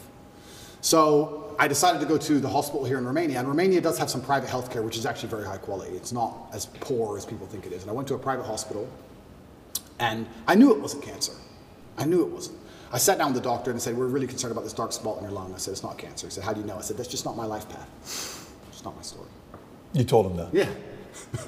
The doctor was like, okay, but we have to investigate. I said, we can investigate, but it's just not my story. It's not cancer. I have 0%. When BBC came, did you have guys like watching every move they were making? You had to almost put like one-on-one, right? Somebody's watching everything they're doing. Everything. You have to do it, right? You can't be, you have to be overly paranoid and skeptical with these guys. If they want to hear about, Ricky Tang's crime lord, if they want to hear more about the crime syndicate in Hong Kong, I can tell them all about it, because Carter and Lee's going to get it under control. I mean, this is the thing. This is actually a really interesting point, which I'll go into before I finish the lung story. So I went to the doctors here. In Romania, everything leaks. It leaked out to the press. I had this mark on my lungs. I was supposed to go to Dubai. They denied me going to Dubai. They said that's enough reason to hold me and keep me in jail, which is absolutely insane, all because I had a phone call about a medical procedure. It's crazy. But they were always going to keep me anyway and find some reason. I went there. I had a bronchioscopy. Have you ever had one of them? Bro. I wouldn't call it painful, but it's certainly horrible. So they put a camera in your lung. So it's not it's down your throat, but it's in your lung. It's not down your throat, it's into the airway. So you're trying to vomit and you're trying to cough, and you can barely do either, and they're moving this camera around inside. It's extremely unpleasant. Even It sucks. I had it 3 years ago in Dallas for the whole allergy thing. Did you have a bronchioscopy? Yeah, they had to knock you out. It's terrible. Yeah. You've had the Yeah, same procedure. absolutely. Were you awake or asleep? No, they gave me anesthesia, so I was asleep. Oh, bro, here. What were you? I was awake, Yeah. wide awake. Yeah. Oh, I was wide awake. Sounds exciting. Yeah. It was. They gave me this. They tried to numb your throat a bit, and then they gave it to me. And the doctors all around me. It's kind of interesting because when something is in your mouth and you're choking, you want to grab it, right? So you're on a chair and you're like tied to the chair, so you can't move your hands. So you're like tied to the chair and you're like this, and they put this thing down your throat, this camera, and you're trying to vomit and you're trying to cough, but they can't move the camera when you're coughing. So even the guard, the armed guard who took me, the police officer, the guy, he was in the corner of the room, and even he was, I could see on his face, he was like, fucking hell. And I don't even want to reenact it because it's probably so horrible to look at, but you're just like you're trying to vomit, you're trying to cough, you're like, your face is bright red, you can't breathe, and they're like, stop coughing, stop coughing, stop coughing, and you have to try and stop coughing for like 2 seconds so they can adjust the camera a bit. It's the worst 20 minutes of my life. It was horrible. They finish that and they go, okay, well the good news is there's precisely 0 smoking damage on your lungs, and your lungs are perfect, but the lesion, whatever it is on the outside of your lungs. It's not the inside of your lungs. We couldn't see anything. So I completed that procedure, went back to jail. That was a nice evening. Horrible. Anyone who has a bronchioscopy, yeah, go to sleep. Don't stay awake. Horrible. Then they said we have to find it. We have to get a biopsy from the outside of your lungs. So we have to put a needle through your back, a needle like this long, through your back, through your rib cage, to your lung, a CT guided biopsy it's called, and take a piece of it and then pull the needle back out and then do a biopsy on the piece. Now, they're like, this is an operation. Do you want to have it while you're in jail? Because the bronchioscopy wasn't much to recover from. I had a really sore throat, whatever. But this is an operation. Do you want to have it while you're in jail? And I was like, well, why not? I'm in jail. I have time. I can't recover, but I have time. So I went for my CT guided biopsy. They put you on your front. They show you the needle. It's like this long. And then they stick it in you, and then they scan you with the biopsy, and they try and see where the mark is, and they adjust the needle, and they scan it. It's like 30 minutes of them shoving this needle in you, trying to get to the right point. And eventually they did the biopsy, and they said, yeah, it's benign. It's some lesion I might have had from when I had pneumonia when I was a kid or something. It's benign. And as I told you, I knew that cancer wasn't my life path. I knew it wasn't. But obviously rumors spread like wildfire. Wildfire. Everybody in the States. Especially because I smoke. Tate's got cancer. Especially because I smoke all the time. Right. But it was actually very refreshing to hear. I have 0 smoking damage on my lungs. 0. I was like, there's 0? I mean, I'll accept a little bit. I'll take a little bit. But I think it's because I train every single day. I work out every single day. I train hard every single day. And I think, you burn it off. A couple cigars here and there are not a big deal. It's not cigarettes. I think cigars are better than cigarettes. I also believe nicotine is a super drug, so I'm not going to stop. I think nicotine and caffeine. A super drug? 100%. What does that mean? Nicotine and caffeine are what I run on. 100, that's all I run on. Coffee's for closers, bro. Tell him. I'm the only one that drinks coffee between the two of us. Oh, really? By the way, you know who talked about nicotine? Tucker Carlson talked about nicotine, right? Have you seen that when he talks about nicotine, where he starts his day off with nicotine? Fire, 100%. Fire blood. I have about 10 to 15 cups of coffee a day and 2 or 3 cigars a day, and I only eat once a day. And it's funny because people look at 10 to 15 cups of coffee a day minimum. Wow.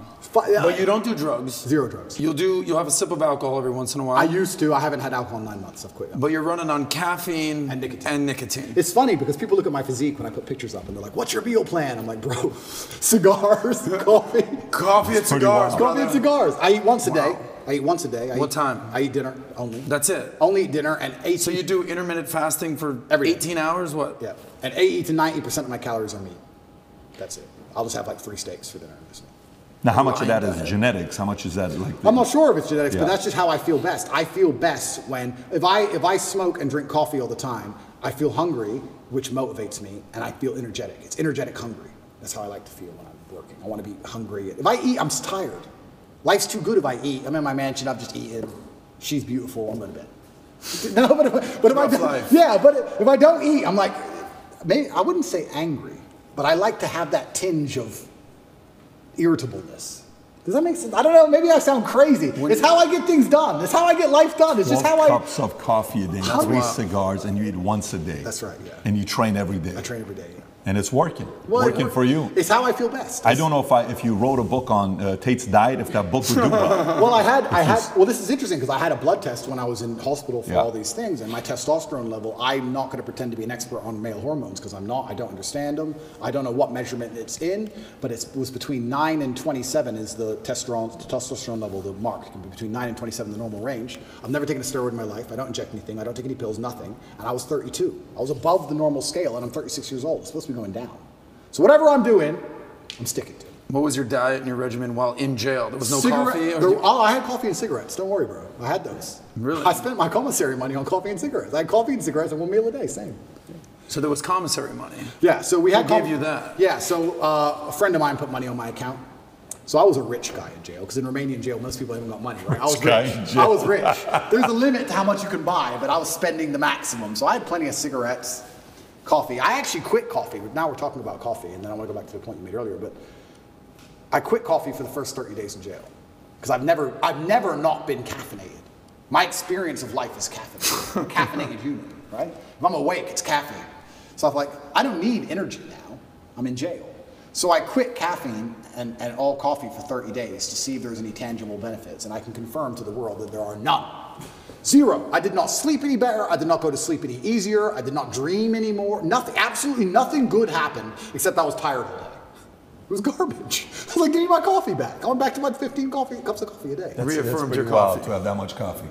The last time I drank coffee, I was 25. We have one friend. Literally. We have one friend that drinks almost as much Mario coffee. drinks Mario. as much as Shout you. out to And by the way, Mario. everybody around me loves coffee, including my 11-year-old son, Tico. Yeah. Him and his mom got into an argument the other day because she didn't want to take him to Starbucks. He's like, what do you mean? It's like, I want some coffee. He's like, you're not having coffee at 11 years old. Anyways, but it's working for you. It's working for your body. Correct. Sometimes when you find a diet or a combination that hits your body well, you'll know it, you'll feel it. And you have to know your body the best. Correct. I think there's no perfect diet for everybody. I agree. Everyone's slightly different. I agree. And that's just, and I think you are what you eat to a degree, and it also depends the mental model you want to operate under. If I wanted to operate under comfort, I certainly wouldn't eat the way I eat. I do it because I particularly want to operate under a degree of irritability and high energy and hunger. I like feeling hungry. I don't like feeling full. I like being hungry all the time. I love that. I mean, that's the quality of people where, you know, you can tell a lot from somebody how big they think after they make money and they have some success. Yeah. When they make money, that's when they slow down. That's when they get casual. The hunger goes away. Yeah. You'll really know if somebody's hungry when they made money and they're still going. What is this guy doing still going? Yeah. You've already made the money. You've already had the success. Yeah. Let's transition to a couple other stories here. Sure. So all of a sudden you put in your profile, obviously I joked about it, you're the most Googled woman on earth, you know, that was based on your Twitter profile. You know, Nina Turner comes out and says, if somebody says they're a woman, not a tough concept. Your response is, I'm a woman, right? You do that. And you've left it on Twitter. Yeah. Tell us why. Because I am. You don't believe me? You're a woman? Are you misgendering me? I have to choose to agree with you, right? My pronouns are she, her. No, but the level of, it's all a joke, right? But there's actually a very sinister undertone to all of this garbage. And the sinister undertone is that your baseline instincts and your baseline senses are how you've always perceived the world, right? They have to attack them at some level. And they did, I mean, it's fantastic with COVID. COVID, I know we can talk about it now, it was amazing. I used to say to people all the time, who have you seen die? Do you see a pandemic? Yeah, on the news. No. Do you see ambulances rushing back and forth everywhere? Do you see bodies on the street? Do you see lines outside of hospitals? Do you see a pandemic? How a pandemic would look? Do you see a pandemic? Oh, but my friend's grandma, your friend's grandma was 96. Okay? So I'm not saying it's not sad. I'm saying she was 96. Do you see a pandemic? No, you don't. But they have just lied to you so many times that you're ignoring your own eyes. That's the final stage of the slave mind. It's the final stage of it. The final stage of the slave mind is when your eyes tell you this is green, but the news told you it was blue. So it has to be blue.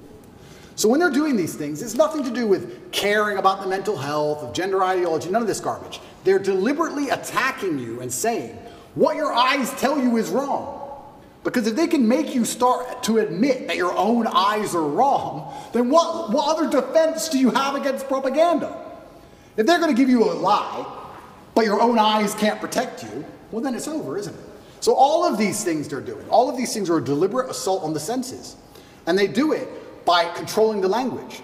If you control what someone says, over time, you'll control what they think. You don't think what you don't say. It's very hard to live a life for 8 years, if you're lucky, and think things and never say them ever.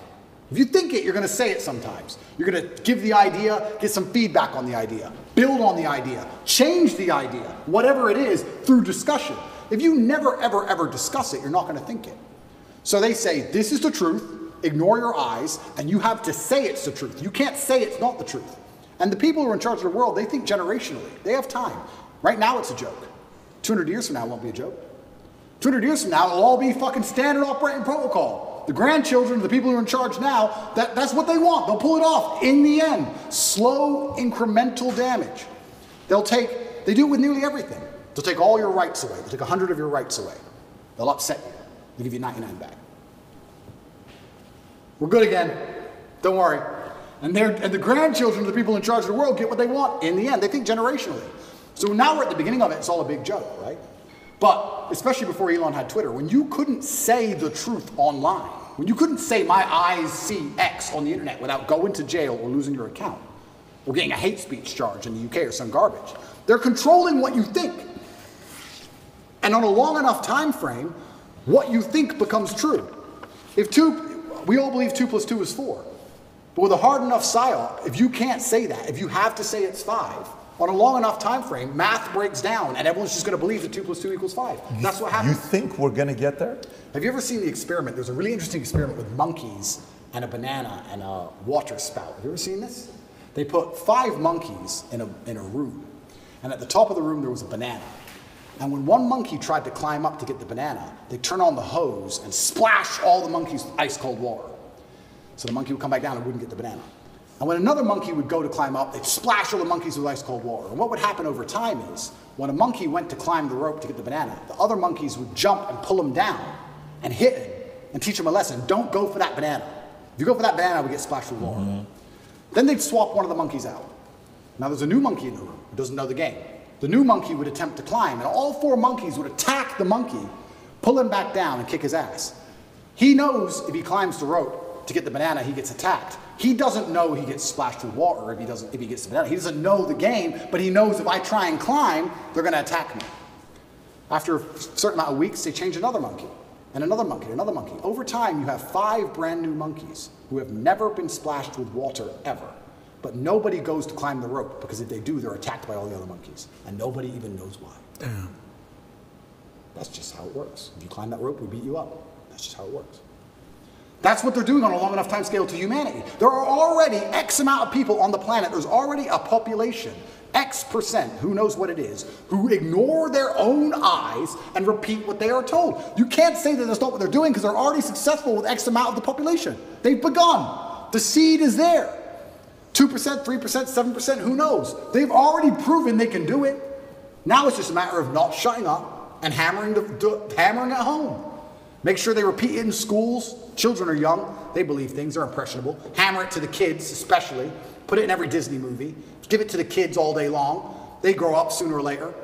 Long enough time frame, that's it. It's generational attacks. But do you think that's going to work, though? Because let me maybe unpack the question. So I'm from Glendale. I went to Glendale High School, hence the lawyer, right? So yesterday, a big fight broke out in Glendale. Massive, it's all over the news. Yep. So the fight was over these parents, Armenian parents, who were for 4 years are like, listen, we don't mind if you're gay, but don't teach our 4-year-olds about transgender. Yep. Don't put these books in. Yep. Finally yesterday, big old brawl. Yep. It's all over the news. They're fighting. Armenian parents are like, we're not going to tolerate this. This is just not going to happen to us, right? Then you go to YouTube. YouTube comes back and says, hey, starting such and such, all the videos that were put up about, you know, the election and, you know, whether it was a fake election or not, we're no longer going to give a strike or take those videos down. Yeah. They can stay up there, right? This is totally fine. Then you see the Surgeon General comes out, the attorney, I don't know if you saw this one here, he comes out with an article saying new Surgeon General advisory raises alarm about the devastating impact of the epidemic of loneliness and isolation in the United States. This is the same guy that was part of the camp, is now saying Hey, our epidemic of loneliness and isolation has been an underappreciated public health crisis that has harmed individuals and social health, our relationship, our source of healing, et cetera, et cetera. This is the same guy that said, wait a minute, lockdown, do this, do that. Yeah. So the more and more arguments are coming out against even ESG. I don't know how close you follow ESG, where why are we doing this? Did you see how much Target lost? $10 billion? Did you see how much Bud Light lost? 25%, 12%? This is no longer working. Well, if you want to, like even one of the insurance companies I work with closely, it's one of our biggest one we work with. Yesterday, I see their post on Instagram. Well, because of Pride Month, we're doing this. I know the people in that company, but they just raised a few $100 million. One of the companies they gave the money to was one of these bigger guys, the Vanguard, BlackRock, and State Street. So when you take money from those guys, you have to have a certain ESG score. But a lot of people are now saying this is not a proven formula that it works. Stop doing it. So do you think guys like you, who are maybe in business, who are maybe in church, they're saying, Pope, what are you doing? What are you talking about? Who are maybe in the Christian church, who are maybe in different denominations, they're in the military, sitting back saying, I didn't sign up for this. So meaning successfully, do you think these guys will be able to manipulate their agendas down everybody's throat, or there's going to be certain people standing up? Well, certainly I'd like to believe that the tide is shifting and we're starting to get some degree of victory against the matrix as a whole. I do believe that the public sentiment is shifting. However, the fight is long and it's very, very difficult, because I agree with what you're saying. Only a year ago, I would argue it completely and say it's basically over. I'm actually very impressed with the ground we've taken back with common sense. But these people operate so slowly. It's generational, these attacks. The attacks we're suffering now were started in the 70s and 80s. They take it over time. And yes, it's fantastic that those parents fought back against that school. That's fantastic. But there's a whole bunch of schools where they didn't. And who knows, okay, that particular book might be removed. A softer version will be implemented. Next year, maybe that book will come back. They have all the time in the world, all the money in the world, and they're insulated from these things. That's what's most scary. You talk about Vanguard and BlackRock and all these companies. What's actually scary about it is the people who are making these decisions are completely insulated from the consequences of their decisions. They're in Switzerland. They fly private. They don't care. You think they care about any of this crap? They'll say, oh, do this. Oh, it's caused a riot. They don't live there. They're nowhere near it. They have nothing to do with it. When is the last time you've even seen a politician? Do these people even exist? They're nothing to do with where they operate. It's actually amazing. When I was in Dubai once, I think it was about 3 years ago, I saw the leader of Dubai walking through the mall. I was like, he's a person and he just walks through the mall. I was so impressed. Imagine a Western leader walking through the mall. Never. Never. Never in a million years. It's just pieces of paper, private jet, vanish. All these people who are in charge of everything don't even live in these communities. I do believe that, yes, we can win, because I don't think you can fight to the best of your ability if all hope is lost. I do believe we're winning and taking ground back, absolutely. And I believe that we're doing that by purely telling the truth. What our eyes see is what's real. And we're doing it in the name of God, because you're saying Armenians are strictly religious. I think God and religion is one of the best ways you can combat these things. However, the fight is never ending, because they're never ending going to try and implement. You talk about ESG scores. It's garbage they put together. That's not going to end. It's just going to get worse and worse and worse over time. And it's kind of unfortunate and it's kind of upsetting that we still have this system where the people can be unhappy with something. The peasants can revolt to a degree. But does it even really matter at some point? You get to a point of power where you don't care about money. And then things are really difficult, right? When you control everything, you don't care about money. I mean, I'd like to actually argue. We talk about Bud Light. This Mulaney, whatever is it? Dylan Mulvaney. Whatever. Yeah. Yeah, Dylan Mulvaney. Sweetheart, yeah. And yeah, I know we've damaged their share price, et cetera, et cetera. I would believe people who own that company or are beyond that company, I don't think they truly give a fuck. InBev. I don't think they care. Maybe they care a bit. I don't think they're losing that much sleep over it. Maybe they are, a little bit. But I'm saying you get to degrees of power and levels of power where you don't care about money. I'll give you a perfect example of it. I know we keep going back to this, but it was actually a massive pivotal event in awakening so many people was the COVID scam. I said this multiple times in many different countries I visited. I said, if they cared about you, they would have left everything open, maybe put a tax on everything, extra tax percent, whatever, and built hospitals. Why didn't they do that?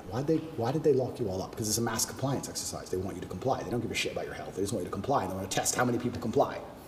And people were saying, yeah, it's all about money. It's all about profit. And I said, that's actually a very optimistic way to look at it. I think that if you destroy the economy and lock everyone in their houses and destroy everyone's businesses, you don't care about money. You're beyond money. You're above money. You want power and you want control. Because once you become actually rich, you learn that the world is all just about people, right? The best things in your life are people. The best things in your life are family. The things that make you happiest are your friends. Your life experience is the best if you have good team around you, good assistants, good helpers, good staff, whatever it is. It's all about people and controlling people. What do you want money for? To get other people to do what you want. That's all money is. I want a Lamborghini. I can't build one. He can. I will pay him to build me a Lamborghini. It's all about people. So once you get beyond a certain level of money, and there's a certain level of control you want that money perhaps can't buy, then you think, well, I don't care about the money. I want the power. I don't want money. I want them to stay in their houses. Why? Because it says so. I don't have to. They have to. Ha ha ha. It's funny. And I've said that and sat with people and they said, do you really think people in charge of the world are so petty that they would lock everyone in their houses so they can laugh? I say, yeah, I actually do. I think if you were born into a wealthy family where money has precisely zero value, and you are arrogant to the moon because you're this whoever, and you believe you're God's gift, and you don't, a Ferrari ain't gonna make you happy. Who cares about Ferrari? Ferrari's free. It's pennies. You don't care about any of this shit. What makes you happy is everyone respecting you and being afraid of you. To a degree, you're going to try and influence some power and fear. I think that's what it is. So I think a lot of these companies, when they're doing these things and they're upsetting people, etc., yeah, it's good that we're fighting back, but I also think part of them enjoy the show. I think part of them genuinely enjoy the show. I think part of them go, you know what? Let's do, this is insane. Let's do this. Ah, they're fighting. I really believe it. I know it's a pessimistic way to look at it, but I think they enjoy the show apart from it. I don't disagree with you in regards to that. I can see that how, you see it in movies or scenes where, condescending, arrogant, and they kind of they enjoy bullying the guy that can't help himself, right? Hey, do this. Hey, clean up, pick this up. Look at this. He'll do anything that I need him to do, right? I fully believe that those types of things exist. But, man, empires have fallen so many times because they thought they can get away with murder. It's true. And then eventually people said, listen, stop. You're not going to do this to me anymore. We're not going to take a stand. And typically when that happens, you said it earlier, what is really what's going on in Glendale or some of these other cities that people are protesting? Why is there an organization called Gays Against Groomers? Yeah. Gays Against Groomers? What? What do you do? He says, man, I just wanted to be gay and leave me alone. I'm not trying to be, grooming kids. That's not my job. I just want to be gay. Leave me alone. We've made so much progress. Yeah. These guys, I'm not that guy. I'm not this person, right? Yeah. So I think the part that they fear the most, if you read Communist Manifesto, there's a book written by Cleon Skousen. I think he was like a former CIA agent for like 15 years. He wrote a book called The Naked Communist. Yeah. One of the things he talks about how getting rid of God, well, they're succeeding in that area, but not fully yet. Yeah. Getting rid of the family nucleus, well, we already know what is the purpose of this LGBTQ movement? What is the purpose of this transgender? What is the purpose of, let me get this straight, this person cannot buy a gun at 13. This person cannot go in the military at 13. This person cannot vote at 18. This person cannot own a car at 13, but they can transition the most important decision of their lives. You're okay with? Yes. Now, that doesn't make sense to me. That doesn't make sense to me. I think you said something at the beginning, the concept of being tolerant. You know what? Yeah, it's okay. We can have gays. Oh, it's okay. We can have this. It's okay. Listen, man, you've crossed the line a little bit. Yeah. I think faith, family, kids, values, principles, they fear the hell out of it. Absolutely. And I think that community is rising up. No, you're totally right. But you made a really interesting point there about empires falling, and this is where I kind of feel like we're entering a new stage of the world because it's never really done before. Because typically when empires fell, the world was far more polarized. If the empire fell, there was nowhere for the corrupt dictators of said empire to go. The empire's fallen, or let's say England fell. It's very hard to get exile in France. You could do it a little bit. But let's say America fell today. Let's say it completely collapsed and it fell. The people who archetyped that downfall, do you think they'd beat America? Do you think they'd be sitting there waiting to get scooped up? Do you even know who they are? Can you recognize them? What's their name? Even if you could, do you think they're in America or do you think they're skiing in Switzerland? This globalism, the whole point of globalism is that they don't care when empires fall. When you globalize the world, then you have a chessboard. I lost the knight, doesn't matter, put the bishop. Sack the queen, who cares? There's so many things I want to say, but I don't want to die. But there's truth, this can be proven and shown even with this current proxy war. Europe and all the gas prices and the inflation rate in Europe has gone to the moon to fund this proxy war in Ukraine.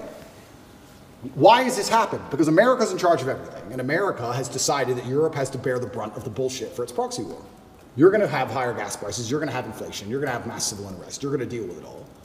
and we're going to sit over here and insulate ourselves because we have the global reserve currency, and the war is going to happen over there, and everyone's going to die, and we're in charge.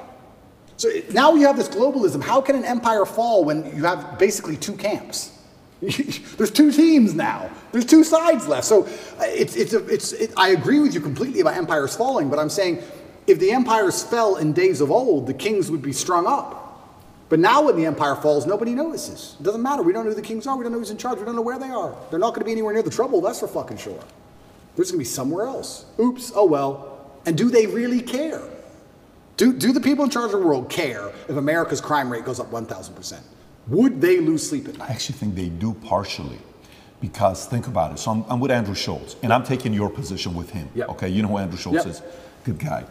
And he says, you know, part of me that gives me comfort is knowing these guys are so obsessed with their money. He may be wrong. This is, we can debate this. Yep.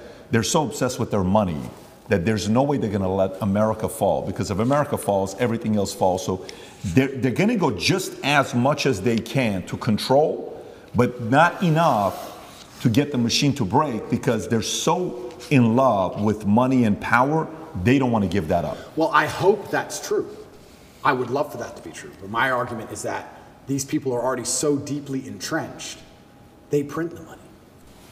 They'll print the new money. They don't care. If they cared about money, COVID wouldn't have happened. They closed the entire economy. I don't think they care about money. I think they control the world to a level where you want to eat? You want water? Like, I don't think they give a shit about money. They'll print the new money. They'll change the name of it and print the new one. At a certain level of power, I think they're so above and beyond all of our concepts of how the world works that they don't have any interest in any of it.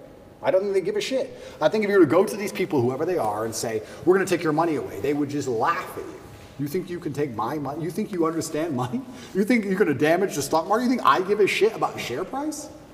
I think there's a level beyond all of this. And they're the ones who truly are running things, and they truly have no influence.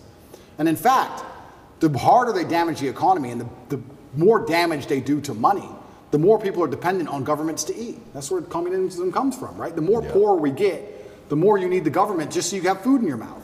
How can you resist the government if they feed you? You can't.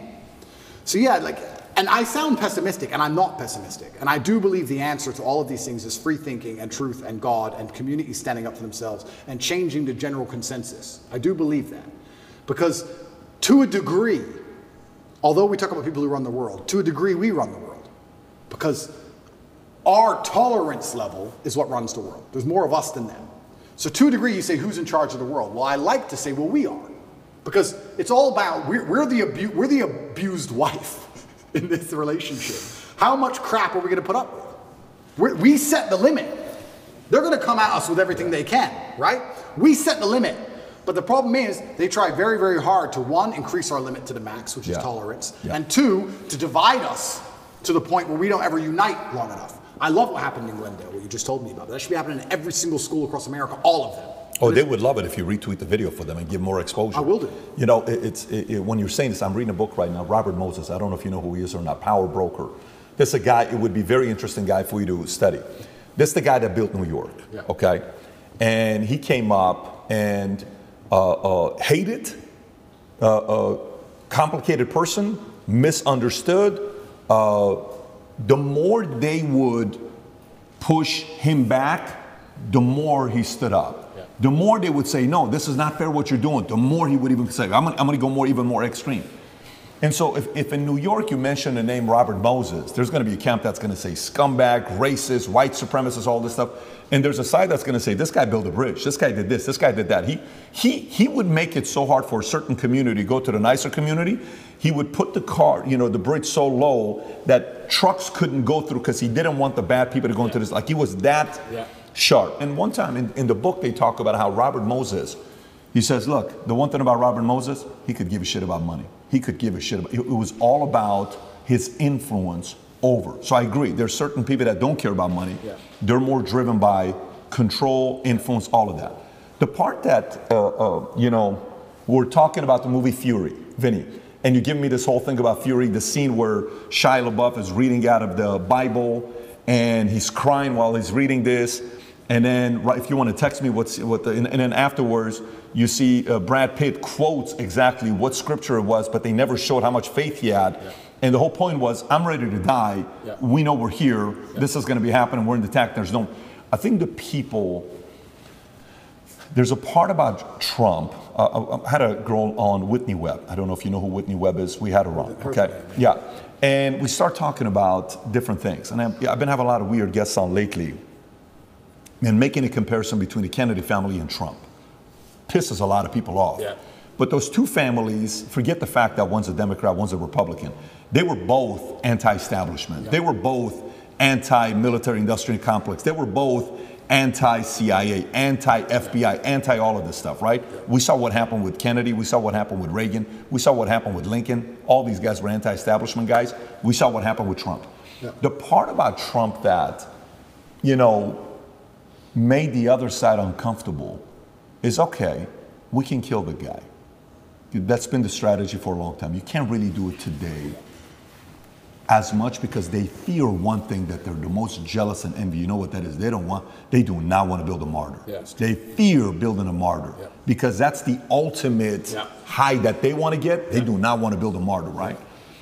So, okay, we're going to humiliate the crap out of you. We're going to embarrass the crap out of you. We're going to publicly try to do this. We're going to come in between you and your kids. We're going to go get your daughter to be more LGBT. We're going to get her to be on this side. And we're going to pin this. That's the strategy. We're going to put break the entire family apart, right? And he still stands up there. Yeah.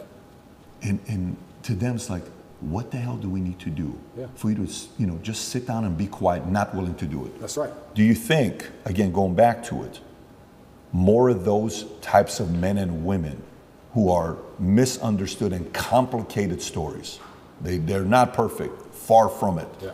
More of those guys are the ones that are saying, yeah, it's just not going to happen on my watch, man. And that's what we need. And by the very nature of being the kind of person who's principled enough to risk his own personal situation in life, if you have principles that strong, you're going to be disliked by some people.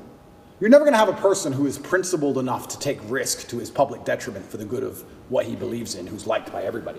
That's a logic fail, right? Because he has principles which are hard lines, and people exist across the entire spectrum. So there's going to be people who exist outside of those lines. That's what I liked about Trump. He's not perfect, of course not, but he says what he means what he says. I actually disagree with him on many things.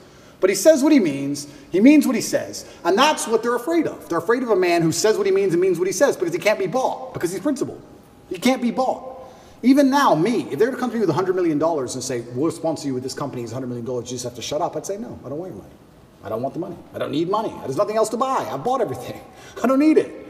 My principle's worth more. So, and that's what they're afraid of. They're afraid of principles, and it goes back to the original point. They're trying to remove all of our morality, all of our baseline understanding of things. Connect is an application which allows you to take a minute to connect with influencers from all around the world. My name is Andrew Tate, and I'm available to speak directly to you on Connect. That's how they inject you with the slave mind. That's exactly what it is. And you're right. History has always been that way. And now it's under conscious assault. I've never said this before. I've never even thought this before. This is a brand new thought for me. But I would like to think in times of old, in history, perhaps everybody was the same. Everybody was principled. Everybody had parameters, but they were different parameters. Perhaps they were competing ideas. But I think in the modern world, it's not so much competing parameters. It's just people who believe in things and people who don't believe in anything besides what they're fucking told. It changes every day. You have the empty brains, the slave minds, and the people who actually stand up for something. And the free thinkers. But the slave minds, you can't say, well, they believe in a different ideology, because they don't. They believe in what they're told to believe in on that particular day. It changes. They don't have any true core belief. They just repeat. I talk about the Matrix all the time, and people say, why did you choose that terminology? And I chose that terminology because it is perfectly accurate in describing exactly what is happening. The Matrix is a computer program which is designed to control your mind so that your body can be used to power the machines. That's exactly what happens when they make you watch the news. To control your minds, you continue to use your body to work some garbage job and suffer from inflation and power the machines. Machines being soulless people who are in charge of the world. But there's also a million other different ways you can compare the Matrix to the real world. In the Matrix, they say anybody can become an agent at any time. If their mind is not unplugged, they become an agent. If their mind is not freed, they turn into an agent. You can see that in real life. Mention COVID to an NPC. Mention Trump to an NPC. You can sit and have a perfectly cordial, normal conversation with somebody for an hour, and be fine. And you can mention one of the particular subjects, which they are programmed to hate by the Matrix itself, and they will turn into an agent in real time. And you will see them now start to genuinely, emotionally dislike you as a person. They were your friend for an hour. Yeah. Now they hate you. They will turn into an agent. COVID was perfect. I would sit with people and we'd all be friends until I mentioned that COVID's garbage. And now they're an agent. What do you mean COVID's garbage? My friend's grandma was 99 and she got sick. Okay. Sorry, that doesn't change my view. And they change. And the Matrix is actually a perfect, absolute explanation of what's happening. And Morpheus says it, if your mind's not freed, you can be one of them. And that's what's happening. And this is why we don't have competing sets of parameters which are trying to argue about which is the best way to run the world. We have people with parameters who believe in family and love and God and tradition and taking care of yourself and taking care of others. There's people with moral standard and there's people with none. Zero. Empty vessels, agents who are programmed on any given day of what they're supposed to care about. These people can't tell me they care about things. That's what's most annoying about my position, because it's absolutely and utterly weaponized virtue they use against me. The people who hate me because, one, I truly believe, and I know this is arrogant to say, but I feel like I have to say it. There's definitely a massive jealousy implement. If I wasn't so tall and rich and good looking, it wouldn't be happening. They don't fucking like me. They don't like me because I remind them of the jock at school that took their girl. That's part of it, right? They don't like me personally. So it's true. So they try and find an attack vector. And what happens when you have somebody who's monumentally successful across all realms of human endeavor? The only way you can attack them is by calling them a bad person. They can't call me stupid. They can't call me ugly. Can't call me broke. Can't call me weak. They can't call me any of these things. So how do we attack this guy? Well, he's a bad person. How do you call someone a bad person? You weaponize virtue. None of the people, who are pretending to give a shit about women and that I'm bad to protect women have any interest in protecting women. None of these people think I better become physically strong to protect women. None of them even believe in protecting a woman in a physical scenario. None of them even believe in protecting their family. None of them donate to any charities that involve women, nothing. They're just taking the virtue and weaponizing it and attacking me with it. Me as a person who donates $25 million a year to charity to feed both male and female children. Me as a person who believes I have a responsibility to be physically capable so that any woman I'm walking down the street with is safe. I do more for women than any of these clowns would ever do. But they're just weaponizing virtue and attacking me with it. It's not even genuine virtue. That's what's so upsetting about it. These people, the matrix-minded people, have so few parameters and so few virtue. Whenever there's virtue inside of them, it's only so they can take it, weaponize it, and fire it at you. They don't give a shit about any of the issues they talk about. They don't care about race. They don't care about women. They don't care about gays. None of it. They take it, they put it in a bullet, and they shoot it at the people they don't like. It's all fake. All of it. When you were talking about this, I wrote all these things down that we're talking about. Principle virtues, God, parents, true believers, fighters, traditions. These people they fear, right? All these people they fear. And these guys are slowly but surely starting to stand up. The scene we're talking about with Shia LaBeouf, he says, what we're doing here is a righteous act. Here's a Bible verse I think about sometimes, many times. This is his words. It goes, and I heard the voice of the Lord saying, whom shall I send? And who will go for us? And he began crying and said, here I am, send me. Brad Pitt turns around and says, Book of Isaiah chapter 6. For me, in business, I asked this question the other day. I'm so curious to get your thoughts on this. For the longest time, when I got into business, I was, a younger guy, 21. I'm like, okay, very coachable. Tell me, what do I got to do? I'm a coachable guy. What do I got to do? I'm a coachable guy. Super coachable. I want to make money. I'm sick and tired of being broke. My dad's at the 99 cents. Too many heart attacks. I want to get out of this. Yep. So I'm like, hey, Patrick, basic stuff. When you're doing business and you're talking to rich people, I'm Morgan Stanley Dean Witter. Never talk religion. Never talk politics. Never talk sex. Just don't talk about those three things. I said, okay, guess what? Never talk politics. Never talk religion, never talk sex. No problem. We're going to business. So what do you think about the political climate today, Patrick, David? Yeah. Oh, what do you think? Yeah. Well, I think this is, but what do you think, Patrick? I don't know, quite frankly, I think I'm trying to figure it out for myself right now, but we'll see what's going to happen, whatever way you're deflecting and you kind of go on your phone. Hey, what do you think about God? What is your opinion on Islam or Muslim? Yeah. Well, for me, you deflect that. Eventually you're sitting there, you're like, the people that I know at that level want to talk about those three topics. Yep. Now, sex is maybe off camera and they're kind of having fun with it, but they want to talk about politics and religion. Yep. So we, for the longest time, have been silenced, and now the ESG community, all this time they've told us to stay quiet, and they're saying what? They're talking politics, they're talking religion, and they're talking sex. Sex the way through LGBTQ, what's wrong with that? What's wrong with it? It's normal, it's normal, it's normal. No, it's not normal. Well, listen, you guys shouldn't talk about politics and sex and religion, shouldn't be doing that. And then you see this one, you know, during COVID, one pastor, Australia, a Syrian man. I don't know what his name is, Vinny. What's his name? The Syrian pastor, priest from Australia. And he was fighting all the anti-COVID guidelines, and his stuff is going viral. He's doing this. And you've seen these messages. Some of the people that stood up, they stood up because they feared God. Okay? And for you, with your life, it's been interesting watching you go through your evolution of your faith.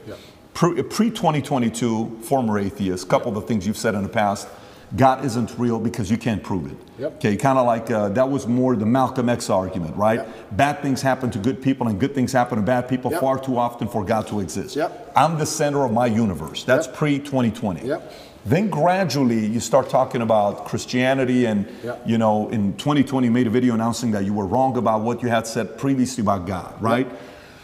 Now you start saying people are who are atheists are angry, bad energy people, and I don't want to be on that team anymore. And even if God is not real, the world is a better place if people do believe in God. I know God is real because there's so much evil in the world that there has to be an equal and opposite force. The devil can't exist if God does not. And if you look at the world today, it is very obvious that the devil does not exist. And I'll go to the last one here with Muslim.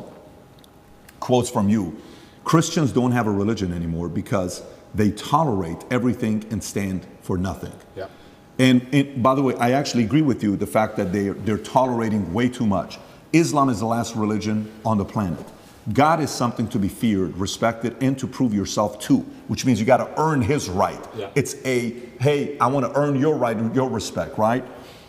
How did you go, if you don't mind talking about your own evolution? Because us as men, if you knew me at 25 years old, you probably would have liked to party with me. I was a selfish guy. I was a guy you would have thought I was, right? And we go through this phase of where the selfishness kind of comes down a little bit. You still need to be selfish because you need to be driven, but to the point where you're like, listen, man, I got to really do something. And then somehow, some way, God enters. What's been your evolution of your faith, and where are you at today? I think Newton's, I think it's third law, equal and opposite force, what you just said there is absolutely true. There has to be equal and opposite force to all the evil in the world. And that the equal and opposite force to all that evil has to be God. And I've talked about this at length even with atheists, and I try and say that regardless of whether you're an atheist or not, you're thinking of God as a man in the sky, but you need to think of God as a concept as a whole. And once you do that, it's impossible to accept that he doesn't exist, right? I said to the atheists, I said, let's say there was 2 islands. You're shipwrecked, right? And there's 2 islands. Both of them are full of savages. On one island, you and your friend are shipwrecked. On one island, your friend goes and he crashes and they kill him and they eat him. And you go to another island and they want to kill you and eat you, but they don't because it's against their religion. Did God save your life? Who cares? Who doesn't even know the name of their God? But their God said, don't kill shipwrecked survivors. And now you're alive. So their God saved your life. The concept of God in and of itself saved your life. You owe God just for the concept of it, the idea of it. So even the idea of opposing evil as a whole is a belief in God. So you're either an evil person or you believe in God in some regard. And then once I understood that there had to be an equal and opposite force, I was raised Christian. I live in a Christian nation. Romania is actually, I think, the 2nd or 3rd most Christian country on earth. It's a very Christian country here. It's churches everywhere. They strongly believe. And that's where I began my journey. But I always had a very healthy respect for Islam because I understand that to a degree, to have a religion at all, you have to have an intolerance to a degree. Because without an intolerance, you don't have rules. You don't have laws. You don't have any, like you said, you have to earn God's respect. If you're a religion which is tolerant of everything, then you don't have to earn God's respect. You can be a bad person and do bad things. God loves me, so it's fine. Well, no, it's not, because that's not the point of the religion. So then you extrapolate that out, and I was sitting and thinking, well, what's the primary function of a religion? And the primary function of a religion, I don't believe is the religion exists so I can live forever. I mean, that's a nice thought. But I think on a macro level, the primary objective of a religion is to restore and contain some degree of traditional value within the society. How do you judge, let me change the way I worded that. How do you judge the success of a religion? I don't think you can judge it by the number of people who join it, because there's lots of people who are Catholic who don't act Catholic. They don't act in any way particularly Christian. Anyone can say they're something. You can walk into a strip club and everyone says they're Christian. It doesn't mean anything, right? So how do you judge the success of a religion? Well, I like to think the best way to judge the success of a religion is how successful is it at fighting evil? How successful is it at preserving the morality of a population in X parameter, in X geographical area? So when you look at it from that way, you can't say that Islam isn't the most successful religion on earth. It's the most successful in regards to opposing evil. It's the most successful in regards to opposing its differing viewpoints. It's the most successful in regards to having people act within the limits and the confines of what it finds to be moral and good to God.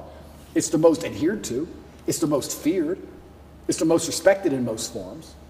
And then also I'd like to think... I would say it's the most feared. Yeah, it's the most feared. But what is respect without fear? Do we respect men we don't fear? If there's a man who could do absolutely nothing to you on any level at all, you might be nice to him, sure, because we're not bad people. But would you really respect him? If you could take his chick in front of his face, set his car on fire, and he wouldn't do a thing, you wouldn't respect him. You might be nice to him because we're not bullies, but you wouldn't respect him. Respect and fear are linked. They're not always the same thing, and you can maybe have fear without respect, but it's very hard to have respect without fear. And also, I heard someone say once that we see the world as we see ourselves. If you're a thief, you think everyone's a thief. If you're a liar, you think everyone's a liar. And I kind of agree with that. I understood that. I also like to think we see religion as we see ourselves. I like to see myself as a person whose respect you have to earn. I like to see myself as a person who has strong, rigid boundaries. I like to see myself as a person who will stand up and say, no, that's wrong. I like to see myself as a person who's not afraid of being shamed by whatever community for saying, I don't agree with that particular ideal. I like seeing myself that way. So if I'm going to see myself that way, then I'm going to naturally align with a religion that operates within that form. So when I say Islam is the last religion on earth, I say it because it seems to be the only one who will stand up and say, no, we don't care. No, that's not what the book says. No. I was raised Christian, and Muslims as a whole, we have no problems with Christians. None at all. I don't want anyone to think I'm anti-Christian and like I dislike Christians. We don't have a problem with Christians. We believe in a lot of the same things. We believe in Jesus. We put more respect on the name of Jesus than most Christians do. I just don't like the idea of people saying they're a Christian and saying, but because I'm a Christian, I can do whatever I want and throw all the rules away and none of it matters. Because once you have that level of tolerance, you no longer have a religion. Islam seems to be the last religion left with parameters. If you don't have parameters, you don't have a religion at all. So the closer I found myself to God, the closer I found myself to Islam. That's just how it ended. And Andrew, speaking of fear, one could argue that Islam these days, certainly in the last 20 years with the war on terror, they've also been the most vilified. Absolutely. Right? So, you know, everything that we've seen happen with extremism and everything that's going on all over the world, how are you grappling with that? You've been a Christian for years now. Islam, everything. And you know what? That's such an interesting question, because when I was younger, especially when I was an atheist, I would sit and think, people are really doing terror attacks and doing all this crazy stuff because, you know, they're upset over a cartoon. That's so stupid. And nobody should kill anybody. Nobody should kill anybody. Charlie Hebdo, everything. Yeah, nobody should kill anybody. Nobody should kill anybody. I'll make that very clear. But also part of me is now saying, why would you want to insult the prophet for billions of people? Why would you want to do that? I'm not saying I don't even want to make the argument against free speech. I'm not even saying you couldn't be allowed to. This is a sensitive subject. I'm just saying, what kind of person wakes up and thinks, I want to do that? I don't know. I just don't think that's a healthy mindset. Like when I see these Satanists, and they're, especially in America, and they're doing, let's keep it on Christianity, these Satanists, and they're dressing up Jesus as gay and all this stuff, like, that's not done in any kind of good faith. There's no good reason to do that. That's done with genuinely malicious intention. And what kind of people want to do that? And then the answer by extension is, I thought America was a Christian country. So how can you have a Christian country where the prophets of the religion are mocked to the highest possible levels within the confines of the country and it's promoted? Is that a Christian country? Doesn't seem like a Christian country to me. I don't think the same thing would happen with Islam in Saudi Arabia. I can't imagine that happening. So how can you say we're a Christian country, but everyone's mocking our God on the streets? Ha, ha, ha. It's on Netflix. Ha, ha, ha.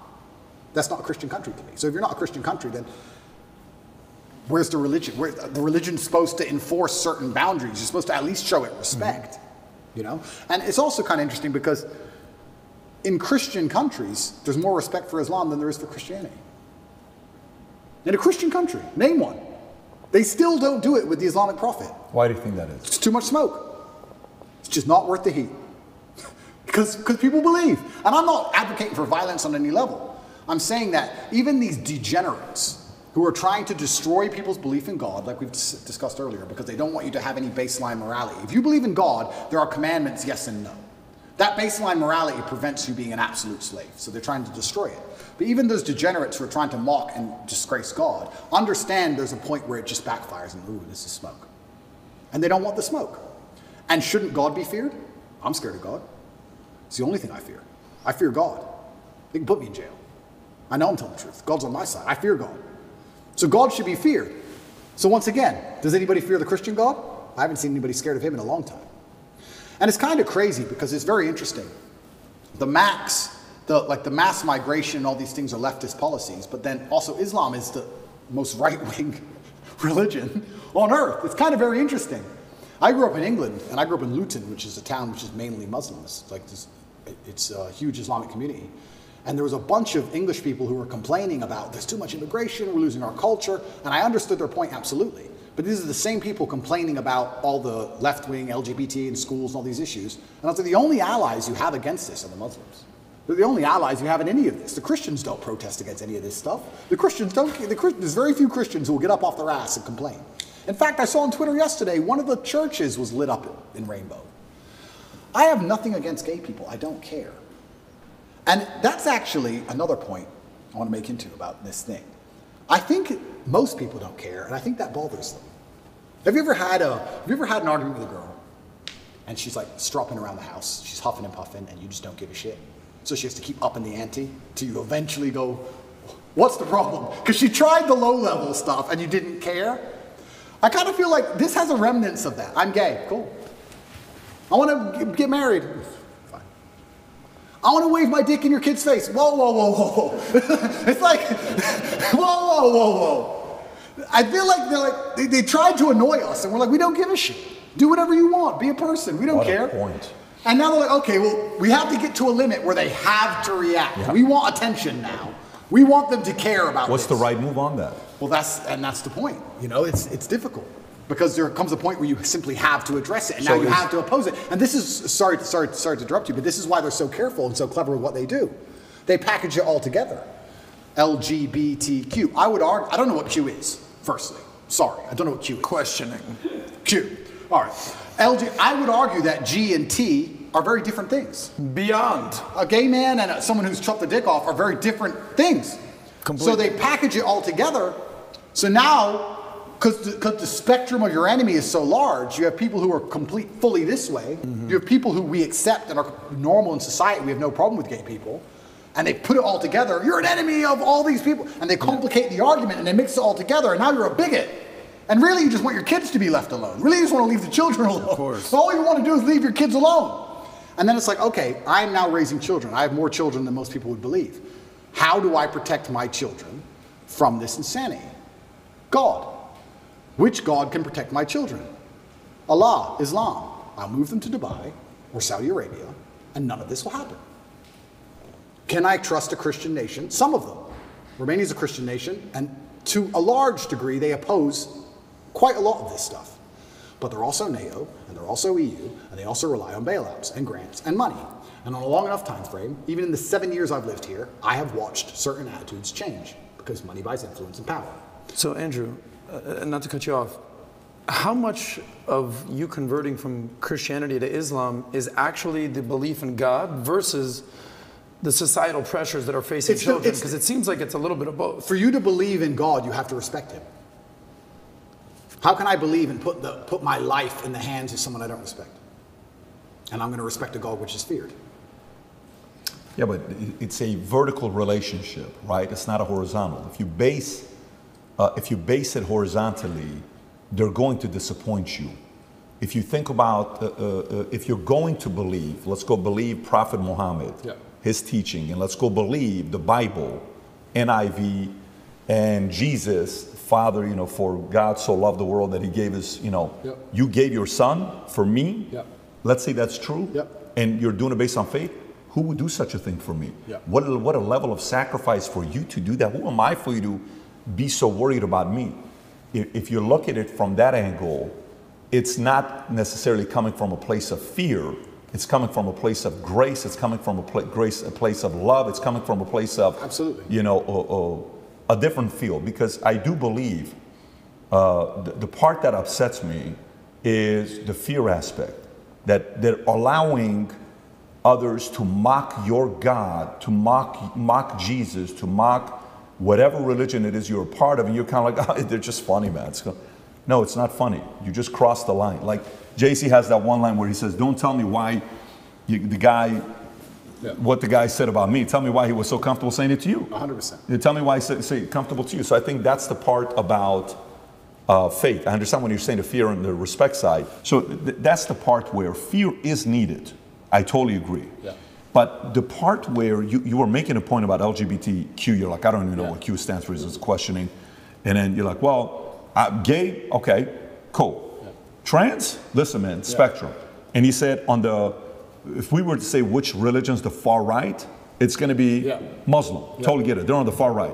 Christian today is kind of going center left today. Like they're kind of being soft right now. Okay. So if I want to raise my kids, I'm going to take my kids to, you know, Dubai, and I'm going to take my kids to Saudi Arabia. Why? Because I'm defending against some of these immoral philosophies that they have. Yeah. I don't want to go there. I actually understand that argument. Yeah, and I truly, and I want to make one more point. I do believe there is one God, and I believe there's many different paths to God. And I am not a religious scholar, and I'm not an expert on Islam. I'm doing my best, and I'm reading the Quran as often as I can. And it does say that Christians on the day of reckoning will see how close they were to the truth. And we are allies. We are not enemies in any regard, Christians and Muslims. And I do believe that the idea of Christians and Muslims shaking hands and saying, let's put an end to a lot of this garbage would be fantastic. I'm not anti-Christian in any regard. I just found myself, as I became more and more religious, seeking and looking for a faith which not only I could be proud of, but a faith which was guiding in regards to, I don't know what a Christian would answer to certain questions nowadays. What does a Christian answer to, I'm a transsexual and I want to show your kids my genitals? What's a Christian? Well, a Christian's supposed to say no, do they? I know what my Muslim friends would say.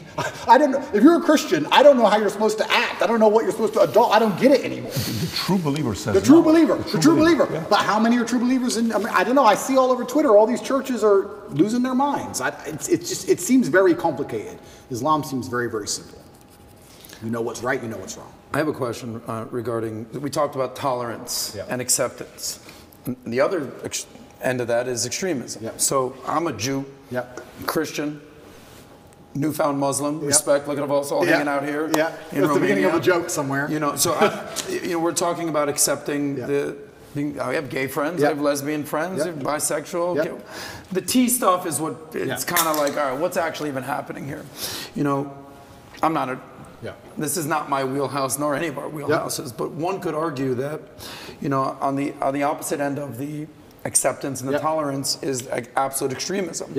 And I'm sure the allies of the LGBT will point to Islam and point to the Middle Eastern countries and point to the North African countries that have Islam as their religion and say they are the most extreme when it comes to LGBT. They say that it should be illegal to be gay. And in some countries you should be killed if you are gay. This is just, I'm just pointing out stats. You're right, and it's a super interesting argument because I will sit here and say that I guarantee in most Islamic countries there are gay people, and I guarantee that they have gay relationships and nobody cares as long as they're not trying to inflict on the children.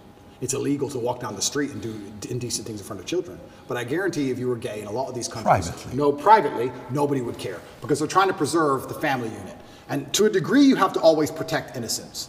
When you talked about extremism, I would be friends with a gay person. Yes, I'm a Muslim, but I would be friends with a gay person because if a full-grown man decides to make a decision, it's his decision to make. But I must protect innocence as a man, so I must protect children. If two full-grown men decide to have a fight, let them fight. If a full-grown man decides to pick on a kid, that's unacceptable. So I must protect innocence. So I agree with the extremism point, but I have no problem with full-grown men doing what they want to do. Maybe some Islamic scholars are going to watch this and get mad at me. I don't have a problem being with gay people and being friends with a gay person. I don't care. My problem is when you take a person who is unarmed, who is innocent, who is programmable like a child, and start inflicting your worldview on them. That is disgusting and it's immoral. That is unfair and it can't be accepted on any level. And that's the reason homosexuality is genuinely outlawed in these countries. Not because they fear what two full-grown men are going to do. They fear what's happened in the West. So 2 full-grown men are going to purport on the minds of children which aren't theirs. That's what they're afraid of. You know, I don't know if you saw the interview. CNN is interviewing this in Africa. And I have the video. I don't want to play the video. Obviously, the leader. Yes. And he's talking about democracy. He says, democracy says, look, you can do whatever you want to do. He says, what do you think about gays? And his reaction was like, what do you mean? What they do, I don't agree with what they do. Yeah. You think that's okay? Anyways, he's given his argument, right? And the lady's reaction is like, how could you? Says, look, you keep your beliefs to you. Do not bring it to our country here, right? The challenge goes back to, remember how you're like the girl that you're dating is like, so what happened? I asked you to bring the oranges from the store. How come you didn't bring it? Yeah, I forgot. Hey, so how about this? And you know, that's why you love your mom more than you love me. And you're like, oh, shit, you're getting around them. And now there's a fight, right? Okay.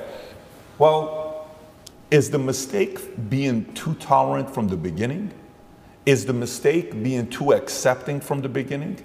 Is the mistake of, like the fear when I talk to Second Amendment guys, and the fear about, well, what's wrong with them doing background checks? What's wrong with them doing this? He says, look, that's how it starts. You give them the background checks, then they're going to come for everything. Oh, you're over-exaggerating. No one's coming for your guns. Well, you also said 20 years ago, Hillary Clinton, marriage is between a man and a woman, and the sanctity of marriage 20 years later. So that is the fear where one must watch this as a case study. Say somebody starting a new country and saying, look, here's where we stand. These are the laws we're not touching. We're not going to be doing X, Y, Z. You've been too tolerant, and now you're paying the price for it, and now you're reacting to it. And that's exactly why you completely nailed it. If you give an inch, they take a mile, and that's why I think in a lot of these countries they have it's officially illegal. They're actually quite tolerant of it, more than you'd believe. I'm telling you, you can go to Jordan and your waiter will be a bit fruity. You can tell. Nobody cares. Nobody cares. Nobody gives a shit, right? But they have it officially illegal to prevent it ever bleeding out into actually affecting the mindset of society. You can do what you want, you're a full-grown man, but society is based on family, traditional family values. That's how our society is based. That's how we show ourselves to the world, and that is not going to be affected or changed. I was going to say that's why you see you talk about the collapse of Western society, specifically America. You see a decline in values. Wall Street Journal came out with that article that said family values plummeting, religion plummeting, being a social, being a community organizer plummeting. Everything's plummeting in America other than money. People are focusing on money. Connect is an application which allows you to take a minute to connect with influencers from all around the world. My name is Andrew Tate, and I'm available to speak directly to you on Connect. So it's interesting while you're talking about this whole religion thing, while you're in, who has reached out to want to support? We talked about this last time briefly. Yeah. Being a Muslim yourself, have some of the most powerful Muslims reached out, trying to help out, figuring out a way to get you out?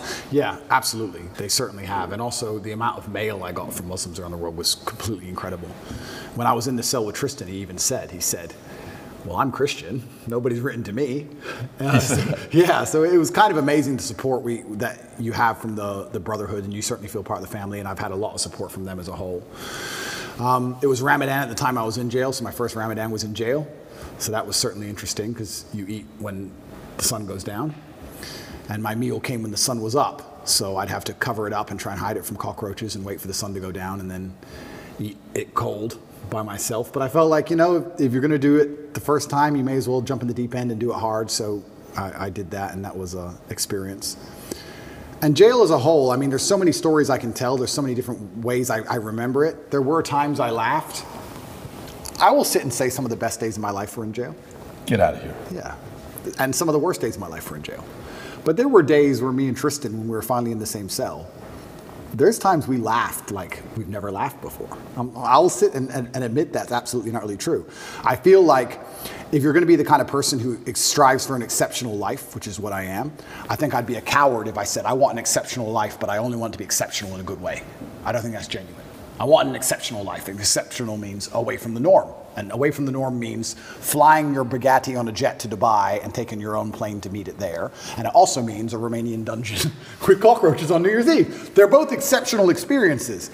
And the times I was with my brother and it was just him and I, we truly had some genuine days where we laughed like we always laugh. Me and him laugh and have fun on a private jet, and we laughed and had fun in a Romanian prison cell because that's just who we are. And I also have to give my brother some credit while we're here. I would like to state that I absolutely, genuinely believe I have the best brother in the world. And I'll tell you why. I always knew I had the best brother in the world, but he proved it in jail, and I'll tell you why. My brother was put in jail for being my brother. He hasn't said any videos. He hasn't said anything on the internet. He hasn't said any of the things I've supposedly said. The Matrix isn't attacking him. The BBC doesn't print about him, nothing. Why was Tristan Tate in jail?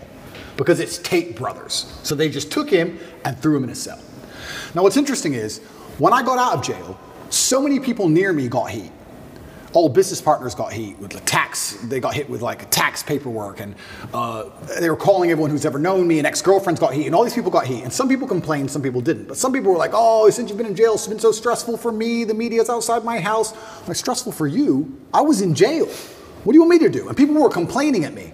And as these people started to complain, I sat there, I said to Tristan, you got thrown in jail purely for being my brother. And never for a fraction of a second did you even moan.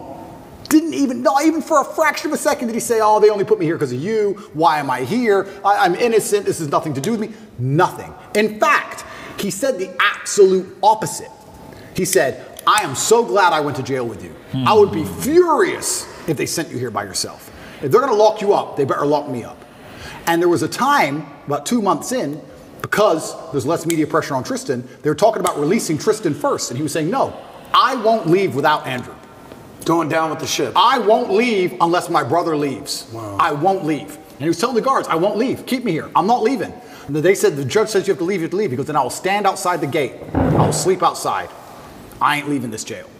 And our lawyer said, well, we can make an appeal to just release you because there's less media scrutiny around you. And Tristan's like, no, Andrew's in jail, I'm in jail. Refused to leave. He was adamant he had to stay. That's a brother for me. And it was the same for me. I said to Tristan, if they came into me and said, Andrew, go home, I'd be like, no way. If Tristan's in jail, I'm in jail. We're in jail together. He never for a second complained, never bitched, never moaned. And he was only in jail for being my brother. And then I come out and there's other people, oh, they sent me a piece of paper, blah, blah, blah. You're moaning? It's unbelievable. You truly learn, like I said, jail confirms everything you already knew about the world. And you truly learn who's on your side and who isn't. And that's good to learn, but it's actually crazy. The larger psychological analysis of it all, everyone lives inside their own minds, right? So it's kind of crazy. I came out of jail, and some of the first messages I got from people was them complaining about the problems me being in jail had given. Like, you think that wouldn't happen, right? You think, oh, you come out of jail, people would be like, oh, are you okay? They're like, oh, you're okay? You're out now? Okay, yeah, well, listen, Mo.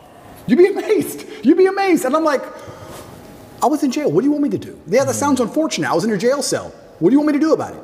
It's kind of crazy how much everyone's kind of self-interested. So it's been a learning curve, and you learn a lot about a lot of different people, and your circle gets smaller. And I think that's probably one of the reasons God put me in there, to just learn a lot and make my circle smaller. And you just have to listen to him and pay attention to it and say, okay, all right, you're off, you're off, you're off, you're on, you're on, you're on. But my brother, I have to give him credit, because I tell you, I also think me and Tristan are one of the best teams in the world because we have different roles inside of our brotherhood. My role is to be concerned and to panic. Not panic, that's the wrong word. I never panic. My role is to be concerned and try and fix the problem. I'm in jail, pacing up and down. How do we get out? And Tristan's role is to not care. And together, that helps us achieve the objective best, because when we really need to get out, I'm in charge. His role is to not care. Sometimes, when it was at the height of frustration, I needed his superpower. Tristan's superpower, and this is his superpower for life, is he is the master of not giving a fuck. We would go to court. We would go to court. Imagine this. You're in jail, right? Weekends were the worst, because the TV was worse on weekends for some reason. Like you had like 3 channels, and the weekends were the worst, and you could hear out the window everyone having fun. I hated weekends. So when a Friday would roll around, I'd say, okay, Tristan, we just have to zen away the weekend. And on Monday, there's court. We just have to zen away the weekend. So for the weekend, we just sit there staring at the wall. Intrusive thoughts, can't sleep, all those things you're trying to get out your brain, just sitting in silence because the room's tapped, just staring at the wall, just staring at the wall. And you think Monday would never come. And Monday would eventually come, right? Or Sunday night comes, and 8 a.m. on Monday, they're going to take you to court, and they might let you go home. They might let you go home. You've done nothing. This person in this room can decide if you go home. And it's Sunday night and you can't sleep and you're awake all night long. There's no clock, but the seconds feel like hours. You're just sitting there. Eventually 8 a.m. comes. Put you in handcuffs, walk you to the court. You walk in there. Everyone speaks Romanian. Don't have a clue what's going on. Everyone's just talking at each other in Romanian. Then they say you'll get the answer in 3 hours. Go back to jail. When I went back to jail, I was sitting in the room. I was like, do I pack to go home? No, that's too optimistic. Okay. But you're nervous. You're anxious. Am I going to go home? Is it over? Do I get to go home? I called the lawyer. Do you have an answer yet? No, no answer yet. Okay. Sitting there. I can barely sit still. Tristan finishes court, walks straight into the room. It's a matrix attack. It's bullshit. I'm going to sleep. And went to bed. Clean asleep. I was like, how the fuck are you asleep? He didn't care at all. Gotta respect He just went straight to bed. And then when he woke up like 6 hours later, matrix attack? I'm like, yeah, you go, thought so. And just rolled back over. Didn't care. But it's perfect for a guy like you. But that's what you need. I need that. I agree. Because if I had someone else next to me as hyped as me, I would have gone insane. I agree. I need someone like him who's just like, he had the superpowers like, bro, I love jail. Jail's great. Look, we got coffee. I love jail. None of my women are messaging me. I love jail. Truth, I'm telling you, I had 45 minutes on the phone a day, and I used all of my minutes. Tristan never made a single phone call from jail. Get out of here. Not one. I was like, Tristan, do you want to speak to anyone? Nah. Sit there watching Romanian news. Didn't give a shit. Like bulletproof. But the only reason he's so bulletproof that way is because he knows I'm doing the absolute best the other way. He couldn't be that way if I wasn't trying to get us out, because then he would try to get out. You need the yin and yang. So like when it was chill time, it was his mental frame. And when it was how do we get out of here, it was my mental frame. But Tristan's superpower is genuinely not caring. I can't explain the level of how much it didn't affect him. He didn't bother him at all. I didn't see him sad, nothing. He was smiling. He didn't care. You consider yourself a stoic. How much more stoic is he than you? I just think we have different roles, and I think we've evolved into them over the time, because it's not just jail, it's with everything. That's what we are with everything. If there's a business problem, I'm the one who's like, shit, we have to fix this now, shit. And Tristan's the one like, Andrew, you are so ridiculously rich, chill. But we need that. We need both, right? But he couldn't be that chilled if I wasn't the way I was, because he wouldn't be successful. Totally. So you need the opposites. Yeah. So everyone goes, oh, you and your brother are so close. We're so close because we're actually very different people. But yeah, he was amazing in jail. And even afterwards, I still struggle to sleep. He sleeps fine. Because I think my experience of jail was a far more stressful one. But I adopted that. Now, I'm not saying I couldn't have done what Tristan did. I could have done what Tristan did. If I were to go into jail and say, your MO is to not care, I could not care. But my MO was, how do I get out of this matrix attack? So I was the most stressed I've ever been in my life. So that's carried over. So I don't sleep. He sleeps fine. But he slept fine in jail. So why wouldn't he sleep fine now, right? So yeah, it was interesting. But I have to give him props, because it's amazing to have that level of clarity. And he said things which were absolutely and utterly true. Things I already knew, but it was nice to hear. I want to ask you a question on this. So I have two boys, right? And one that they're going to watch this. They're not going to watch it right now. They're 11, 9, but they're one they're going to watch this, right? And in school, you know, I'll go and the kids that are, you know, 11, 12, 13, they're like, you Andrew Tate, you know, how was that interview? Oh my God. So 11-year-old kids are watching these types of content, by the way. That's pretty wild where they're at. But here's a question about brothers. There's a lot of brothers out there. As a father, there's certain principles I'm teaching them, okay? One, if you can speak from the idea of how your bond was built based on a man, your father, Emery, injecting certain values and principles on the two of you. You guys better do this. I don't want to see this. And then which part of the code did you guys create? Because there's friendship, but there's brotherhood. There's a very different story. Absolutely. How was that developed? Yeah, so my father, and I have endless stories about my father. A lot of people who dislike me would call him an extremist. I don't think he was an extremist. I truly believe I had the best father on the planet. And from a very young age, he made it clear. He said, look, you're Tates and you're going to have enemies. You're going to have people who are against you. Your best bet is to be a team. So whenever me and Tristan would fight, which happened, we got put in a room together. And we had to sit in that room. And my dad would say 3 hours or 4 hours in silence. He'd sit us down in the room, here, looking at each other, and say, if I hear a noise, I'm starting the time again. And we'd have to just, imagine, you know, when you're a kid and you fight and you're furious and you're so mad. And then you end up sitting across from the person you hate. Silent. Because if you make a noise, Dad gets mad. And Dad's outside, right? So just sit there, 2 hours, don't make a noise. We had to stare at each other. And over time, we thought every time Dad was home, we just stopped fighting because it wasn't worth it sitting in this isolation, weird, silent stare thing. Because that's what happened on repeat. It happened like 5 times and we just stopped fighting. We'd fight all the time when Mom was home. And when Dad would come home, we'd literally just look at each other like truce. Like, we don't want to sit and do this thing we had to do. Yeah.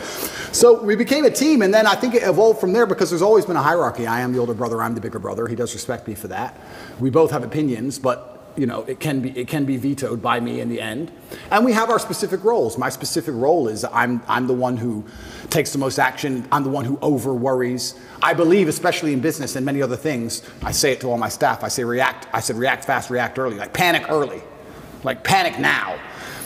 I don't believe in waiting for things. It's just not who I am. I can give you a million different examples. If my email processor, this happened just before my cancellation, said, oh, we'll put your account under review.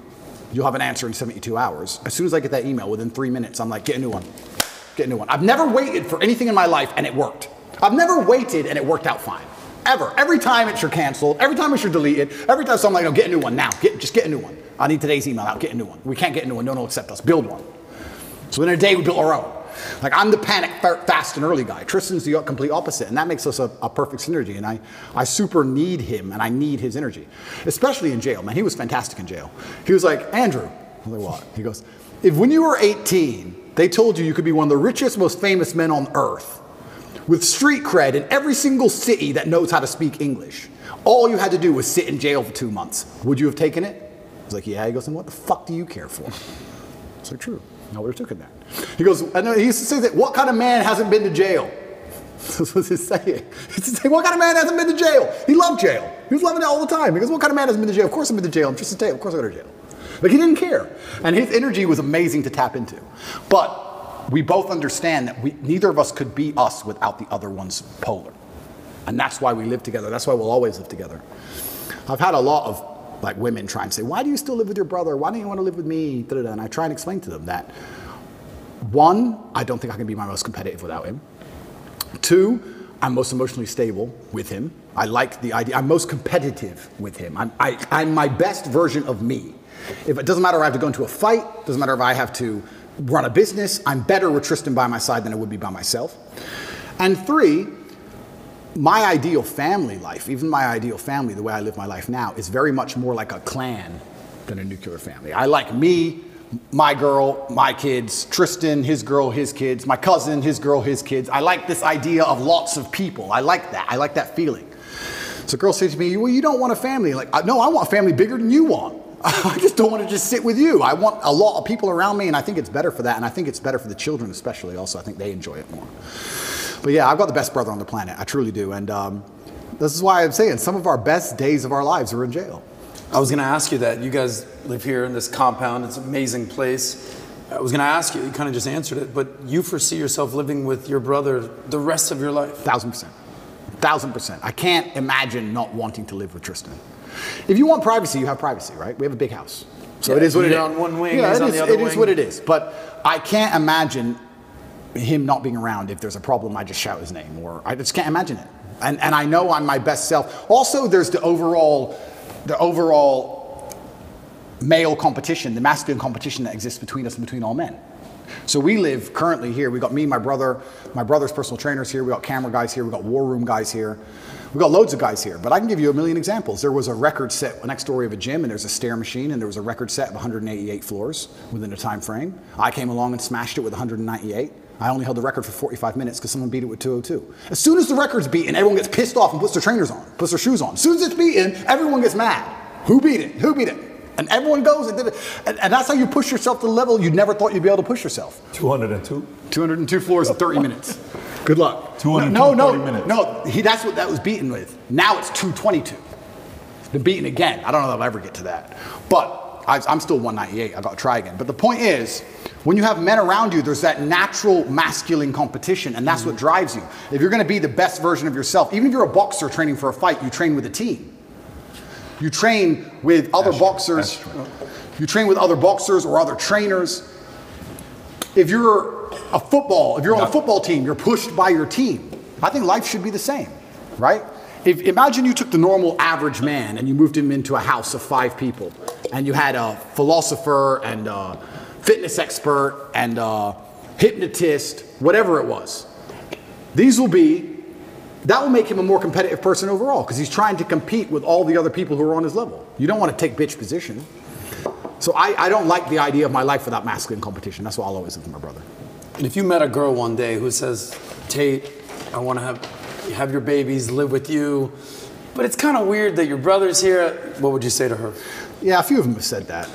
I offer some degree of compromise. I'm like, look, we can have our own house separate if you really want, but I'm going to be spending a lot of time at that other house, including nights over. I want to stay with where my brother is. So you would compromise a little bit, but he's going to be living next door or with you. 100%. And I don't think, and that may be unusual in the Western world. I don't think that's unusual in many places. I love that, by the way. Well, you talk about this all the time. Oh, you don't even know how much I love that. Yeah, I love that. To me, as a kid, that was a dream. Like, if you could, right next to each other, there's a family in our community, billionaire family. They live right next to each other. The oldest son has the biggest house, 12,000 square feet. Then the youngest son has the second biggest house, 8,000 square feet. And the parents live in a 6,000 square foot house right next to each other. Absolutely. Okay? The 2 boys have 4 kids. The 8 kids are always together. Absolutely. What a great environment. Absolutely. It's a dream environment. Absolutely. I can't see how a person wouldn't buy into that, the benefits of it. And there's also benefits to the relationship, because I think you have a better relationship with your woman if she can go and talk with other women and be with women, and I'm with guys, and then you're together sometimes and you can split it out. It's better for everybody. This whole idea of just man, woman, boom, child bang, I understand where it's come from. I'm not saying it's all typically bad, but I do think that in those scenarios, there's a lot of men who are particularly miserable, particularly men, especially. And the idea of a clan and having that team around you, I love that. I wouldn't live any other way. I love living that way. Well, being born and raised in Miami, there's a lot of Latin culture there. Yep. And, the American friends, they just move on their own. That's what they do. But in Latin culture, the abuela's living in the house, the family's living in there, the women are all kind of congregated together. We could also it's a different world. We can also discuss it financially, right? If you're a man and a woman and you have 3 boys and they're, let's say, traditional, Western, whatever, they all go and pay 3 different rents and they all move in with their girlfriends and everyone's getting wrecked, right? If you all stay together and combine your income, you also do much better financially. This is how a lot of immigrants even survived, especially Muslim immigrants in England. I've heard you tell the story about that. Absolutely, yeah, they all stay together in one big house, they all pool their incomes. You have a bunch of people with average jobs and Ferraris on the drive. And then they buy the house they're in, then they buy another. You pool the incomes. If you all split and separate and just spread out, you're just paying all different rents, all different electricity bills, and you just go broke. You have to think of the last name and the generation and the clan as a whole. So yeah, I love the idea of living with my brother. I'll never live without him. And his woman can move in, of course. His kids can be around me, of course. I'm uncle. Why not? I have no problem with that. That's a dream. Let's transition to a couple of the topics. So, I saw a video by the president of Microsoft, Brandon. I think it was the president of Microsoft who said, you're going to see one of the biggest threats in the future being deep fakes. Okay. And then you saw a similar thing being said by Google, Sergey Brin. You're going to see what's going to happen with deep fakes. And then the example of deep fakes was given by the actress from Wonder Woman. What's her name? Gal Gadot. Gal Gadot, right? There was a deep fake porn made of her. Then there was a deep fake video made of Trump. Then there's deep fake of Joe Rogan. There's one of Morgan Freeman. Hi. I am not Morgan Freeman. Kind of goes like this. Wow. So the direction we're going with deep fake, right? When it comes down to AI, where do you see the threat? Is that something you think about? Is that something you see as an opportunity, as a threat? And if yes, which part of it? Yeah, that's a really interesting question. Deep fakes are certainly going to change the world, because what we're going to have is we're going to have a post-truth society, and then the only way they're going to be able to tell you what's true or not is some committee which decides what's true and what's a deep fake, and then they're going to be in charge of the world, and then they're going to lie to you. And then you're really in trouble.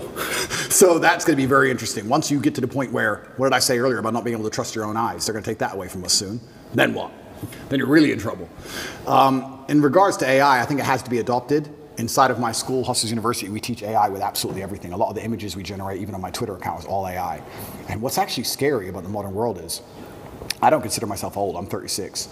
But some of the children, I call them children, 17, 18-year-olds inside of my school, Hustlers University, they're AI wizards, and they can do magic with this stuff. Magic. Like they can literally, genuinely, Andrew Tate on the moon, and the image is generated in seconds. Like artists are going out of business. I thought AI would put truck drivers out of business. Artists are going out of business. Musicians are going out of business. It's kind of scary. I do like to think that with things like AI, there's always going to be some degree of natural separation between the men who are genuinely inventive and killers and the men who are more, let me change the way I say that. I think if you're an exceptional person, a truly exceptional person, you don't have to be afraid of nearly anything. But you'll probably agree with this. In my experience, in nearly every business in the world, you have 10% killers, and then you have a bunch who want the paycheck. They do their job, but I wouldn't say they're killers. You understand? Mm-hmm. And we live in a society for a long time where I can even tell you now, sometimes when I hire, I'll say to my cousin or to my COO, I'll say, look, either get 1 killer or 3 normal people. Because that's the reality. That's the basic. You either need 3 people to half do the job, or you need 1 killer to do the job. And I think that those 3 people who half do their jobs, enough to not get fired, they turn up most of it on time, but they're not really that motivated. Those are the ones who have to fear AI. I think businesses in the medium term are going to become killers and AI. I tell them now, I have some guys who work for me on one particular company and their sales staff. I was reading through the sales scripts. The killers doing really well. But the average guys have said, you're not doing much better than ChatGPT could do right now. I want to warn you that you're not doing much better than I could replace you with a machine today, let alone in 5 years from now, for free. You need to be careful. So I think it's just becoming more and more competitive. The idea that you can just be Joe Schmo, do your job, turn up, I don't try that hard, it's fine. I think that's all going to go out the window because as the world becomes more competitive, as a company, you have to compete with your competitors. And the only way you're going to be able to do that is just where do you cut the fat? Where do you cut the slack? When I see AI popping up and getting more and more intelligent in the way it's talking, that doesn't scare me. But I have a way with words. If I was Joe Schmo, I'd be afraid. This chat GPT can probably text your girl better than you can. he'll probably get laid faster than you will. It's a little advice for the guys out there right now. Just plug it into your phone. It'll do better than you do. So that's scary, you know? It's hilarious. I think that's what the average man really needs to struggle. And I've been saying this has been my message for a very long time in all realms. I've said for a very long time that life for the average man is going to get harder and harder. It's becoming more and more competitive. You need to find more and more ways to stand out and be unique. And the only way to really do those things, unfortunately, as a man, is to suffer. And that's one of the reasons I'm kind of glad that God put me in jail. Because if you look at anything that builds a man into a man, there's a degree of suffering. It's very hard to become a man and have a man who's respected and has stories and is capable when he only had a nice life and nice experiences. It's usually the things that made you the best version of you are usually the worst things that happened to you. So the demons I carry from jail, the fact that I can't sleep. The fact that I can't sleep, I've had girls say to me, you can't sleep, you need to see a psychiatrist. And I said, absolutely not. I would be furious if a psychiatrist walked in here and took my demons from me. I don't care if they could fix me with a click, they're mine. And they were bestowed to me by God. And they are mine to deal with, and they are mine to fix, because that's how I become a better version of me. I would be furious if someone took them away from me. I'm glad I can't sleep. Good, I can train endlessly. That's why I'm bigger than I've ever been. I'll train I'm not going to waste a minute. But all the demons that have been given to me by God and all the problems that have been given to me by God are mine to fix. I would never, ever allow anybody else to take them from me. I'd be furious. Mm-hmm. If a psychologist came in and said I could cure you, I'd say, no, thank you. I will cure myself. I don't care if it takes 10 years. I'll cure myself. That's my job. And I know that when that's done, I will be more mentally resilient than I ever would have been without jail. That's the whole point of it, right? So many men say, I want to be the man, but they don't want to suffer. They don't want to fight. And I don't understand why, because even if you look at a superhero movie, they tell you, even in superhero movies, they make it very clear. Batman's parents died. That's why he's Batman. All the bad things have to happen. There's no way to get there without the bad things. I get so many emails from people complaining about their bad things, and I don't have time to reply to any of them, but if I could, I'd say, good. Good luck. Congratulations. Off you go. Of course she broke your heart. Of course you're sad. Of course you miss her. She's with me now. That's life. That's part of it. That's the only way you're going to get to that level of resilience. You can't become the man any other way.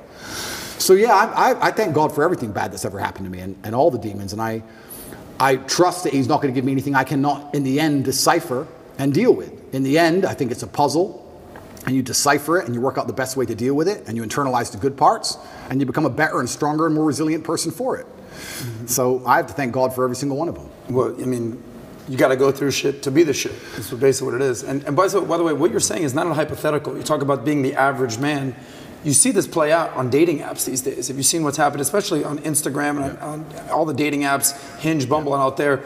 The top guys out there are getting 90% of the women, whereas the bottom guys, I think the stats are a third of men under 30 have not been laid in a year. If being average is not acceptable anymore. At all. It's not acceptable anymore, and it's not acceptable in the sexual marketplace, but it's also just not acceptable, I don't think, even in life anymore. Period. You have to diversify now so much to even protect yourself. The idea that you can just be a law-abiding citizen in a country and just work your job and be okay is gone. It's gone. If COVID doesn't prove that, I don't know what will. Yeah. Look at my situation. You have to diversify. You have to be smart enough that you have assets and friends and capability and lawyers and whatever all over the world now. That's the only way to protect yourself. You can't just sit within one jurisdiction and go, oh, well, but I don't speed, so it's going to be okay. I don't think it is. I think it's coming to a point where it's not going to be okay. And AI is going to make it harder and harder, again, for those average men. It's going to be harder and harder. I don't think the exceptional men are ever going to suffer from AI. I think we're going to use AI. Do you think this whole Neuralink that Elon Musk just got the approval for the patent? So now the sale is going to be, look, no matter what you do, John, you will never be like Andrew Tate. Yeah. But if you take this Neuralink GT500/Tate, you're able to get upgraded to his levels and think like him and outthink and do this and do that for only $49,000. If you put this chip in your head and we'll offer this to you. My mother always says to me, I'm glad I'm not young. And I'm starting to say that now. I'm glad I'm not young. Because I'm telling you, it's going to be scary, right? Because the world is hyper-competitive. Every single thing in the world is competition. I don't think people realize I'm a hyper-competitive person because I understand that every single thing I want, somebody else wants. The girl I want, other people want. The car I want, other people want. The house I want, other people want. The lifestyle, the jet, every single thing you want, somebody else wants. It's a massive competition. As a man, you have two choices. You either accept that as a massive competition and try and play the game, or you just try and pretend it's not a competition and live in perpetual failure. And it's going to become hyper-competitive, the world already is. You're not going to be able to compete with a person with a computer brain. So you're going to have to have it because you can't compete. And once you have it, then who knows? Can they turn it off? I don't know. Can they turn you off? I don't know. Can they inject the slave mind programming directly through the chip? I don't know. That's scary. I would never want to do that, but it's going to get to a point where you're not even a person without it. You can't function without it. You're a second-class citizen without it. Competition then, though? What happens to competition then? Is it going to be whoever has access to the best technology, whoever has the most recent upgraded version of XYZ Neuralink chip? Absolutely. It's going to become scary. I'm glad I'm not young.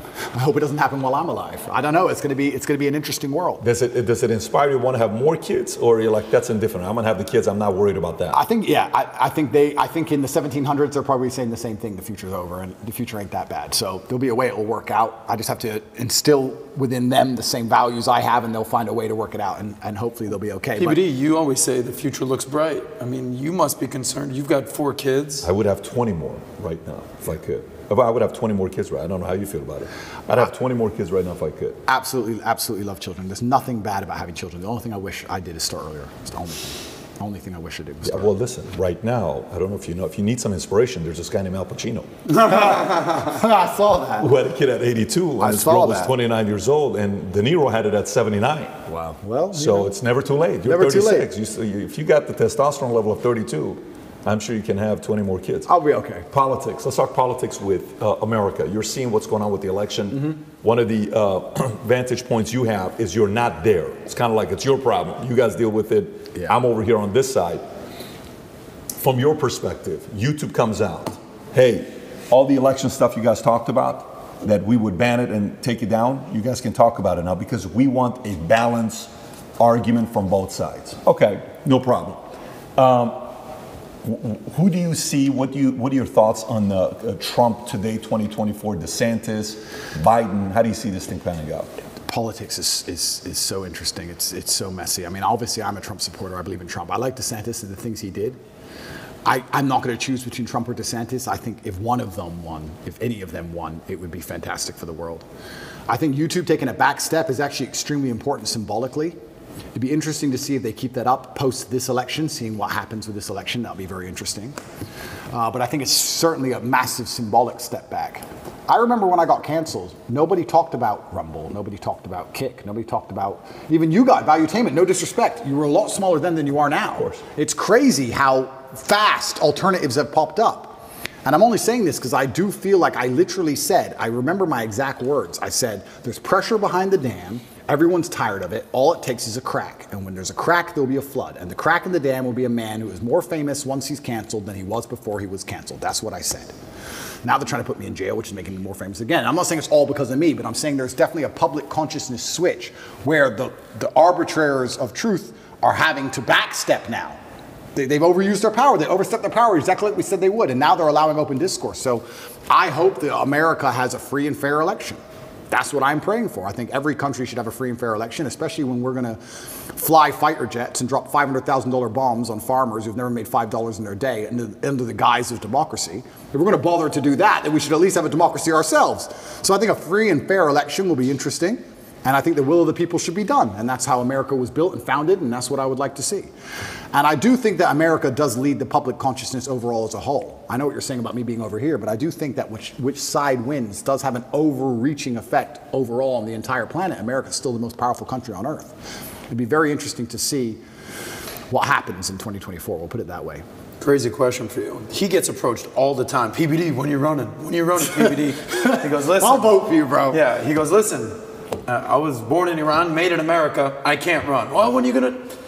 Well, you were born in America, Andrew Tate. I was, yeah. You know, you were raised in Luton, UK. You lived in Romania, but you are an American citizen. I have no idea. Dream with me for a second. I have no idea. If you were president of the United States, Andrew Tate, what would that look like? I have no idea what it'd be like to be president, but I have a feeling what Putin said about the presidents might be true. Did you ever see what Putin said? Yes. 8 years, they come and go. Yeah. Yep. I've seen 3 presidents. I've seen a lot of presidents come and go, and they all come with these grand ideas. But once they get in office, the people with the briefcases and the dark suits come in and sit them down because of the strong bureaucracy inside of the United States and explain to them how things are done. And they never seem to get their ideas done. They never seem to do the things they said they were going to do. Do you include Trump in that? I think Trump tried his very best to resist that, and that's why he's in the situation he's in. That's why they're taking him to court for no reason. That's why he was Matrix attacked. I mean, if Trump, okay, let's cut the guard. I'm going back to jail anyway, probably with this Matrix stuff. They're going to try and kill me anyway. They probably are. If Trump's situation isn't a Matrix attack, what is? What did they just hit him with in New York? Some defamation for defending himself against a lie? If that's not a Matrix attack, tell me what is possibly else. Anyone who's sitting out here who actually truly believes that the Matrix doesn't exist has no idea how the world works. The media machine and the legal system work hand in hand to try and slander people's name and convince the populace enough that they're guilty so there's no revolt, so they can hit them with a guilty plea. They've already decided before all of it. It's all a plan. This many months of negative news, then we'll hit him with this, we'll get him guilty for this, and with this many months of negative news, the populace will probably swallow it. It's garbage. It's a Matrix attack from head to toe. How much do you see yourself in Trump? And to use your words, first they try to cancel you, he was canceled. Yeah. Then they try to throw you in jail, he's dealing with lawsuits. Yeah. Lastly, they try to put a bullet in your head. Well, Trump's lucky because he's a bit older. So Trump, they'll try and outlast him. They'll wait. My problem is I'm a bit young, you know? And I also think the reason I feel particularly at risk, and I say these things on podcasts to protect myself, and I don't want anyone to think I'm paranoid or crazy, because I really don't believe I am. The reason I think I'm particularly at risk is for the thing you just said. It's the masculine youth who are my fans. It's the 11-year-olds, 12-year-olds, 15-year-olds, 16-year-olds. They are the future of the world. They're the people you want to go and die in a ditch. They're the soldiers you need. Those are the people you need psyoped. You need them psyoped. You can't have a bunch of men who aren't psyoped. Mm-hmm. That's when you lose control of everything, when the men don't listen anymore. And they're all listening to me. And I'm teaching them things like God, religion, personal responsibility, accountability, discipline. And everyone's saying, well, why are they attacking Andrew for just telling the truth and making me go to the gym? Because when you have these things, when you have accountability and discipline and personal responsibility, you have a barrier, you have a parameter, you have a no, you have a limit.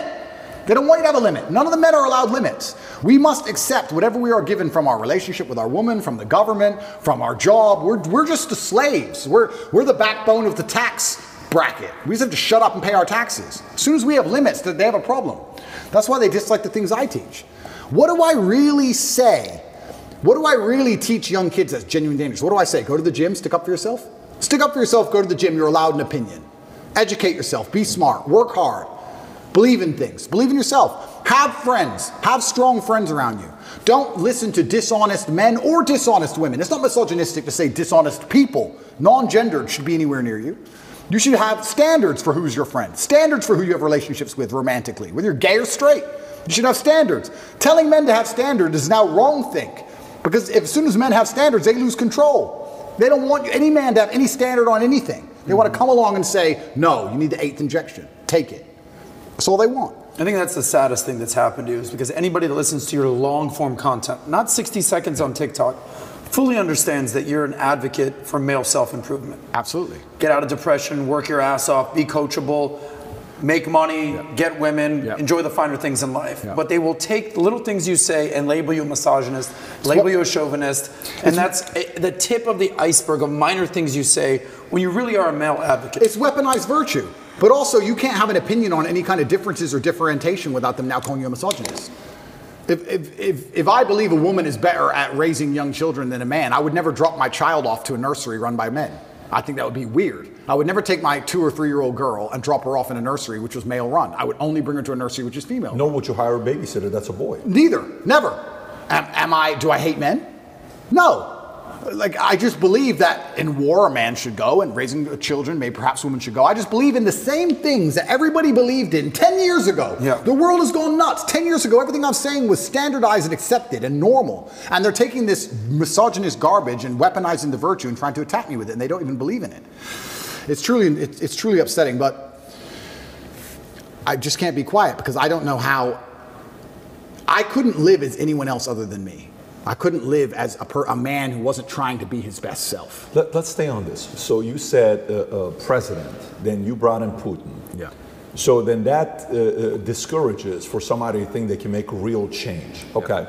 So 2 questions. One, if you are the president today, I'm sure you've thought about it. Yeah. What policies would you attack? Right now in America, I watched RFK. I don't know if you listened to the recording yesterday. I've heard. What he said about the angle he would take with pharma, he says, all these things we're talking about guns. He says, how is it that we have the same amount of guns as Switzerland does per capita, but Switzerland hasn't had a school shooting in 21 years. We had it 21 hours ago, and we just had one last night, by the way, big one. I don't know, in Virginia, I want to say, right? 7 people shot. Yeah, 7 people shot just yesterday, right? Every day there's something. Every day. You're talking about fentanyl. You're talking about the drugs. You're talking about LGBTQ. You're talking about military-industrial complex, economy, taxes. What would be top 3 issues you would attack if you were president today? And that's so interesting because before I answer that question, that ties back into what we were saying earlier about men's mental health. They pretend they give a shit about men's mental health. But if you come along and actually advocate and tell men how to be happier. I've been a sad man and a happy man. I am a man. I know exactly how it feels on all ranges of emotion. And I'll be honest with you right now. When a man is sad, yeah, there is an inclination towards aggression. That's how we're born. That's how we're evolved. We're evolved with that inclination towards aggression. We need that to protect and provide. That's who we are. We need that bravery. But having a bunch of depressed, sad men who have no emotional control is dangerous for society. I say this all the time. They try and pretend that I'm somehow dangerous for society by telling men to stand up for themselves and be masculine. Absolutely not, really not. When you tell a man to have no emotional control and be more feminine, that's a school shooter. A school shooter is not a man with masculine accountability. He's a man who's told, act how you feel all the time. Then he gets picked on for long enough. Throw on some drugs on top his psychiatrist gave him, throw in a lack of a girlfriend, and he's had enough. That's where school shooting comes from. School shooting does not come from men being masculine. It comes from the absolute opposite of these things, and they know this. They know this very, very well. To fix society, we have to fix it at the most base level, the root level. I think America and most countries need more transparency and understanding of how things work. But when they're attacking the family unit, they're attacking all of these issues. Every issue you've just labeled all starts back down to the beginning. I really think the reason I would like to argue, and I don't know any of the statistics on this, in the 1950s, I'm sure there was prevalence of guns all around America, but there just wasn't the school shooting. Why? What was different? What was different in the years before that there is now? I think it's just because children obeyed their parents, and their parents were a family, and there was a degree of responsibility that was instilled inside of people, and there's a degree of accountability, and there was a degree of honor and pride. Great question. There's a degree of honor and pride. Yeah. I'll tell you something now. I bet in the 60s, 70s, whatever, in any country in the world, people didn't want to do dumb shit because the family would be known as criminals. The last name would be tarnished. Their son did this. You hear what their son did? There was a vested interest in all of it. Now you have a school shooter who's going to go out there, be a piece of shit and kill people, and then their parents are on TV, well, yeah, he was failed by the system. They don't even feel any shame. It's unbelievable. If one of my children or someone close to me did something that heinous, I would be disgusted. I would apologize just for the name alone. There's no honor left. There's no pride left in the name. And this is what happens when you remove honor and pride from people. If you have no honor and no pride, nothing really matters. What matters anyway? It doesn't matter if you're out of shape. It doesn't matter if your kid's a piece of shit and a criminal. Nothing matters without honor and pride.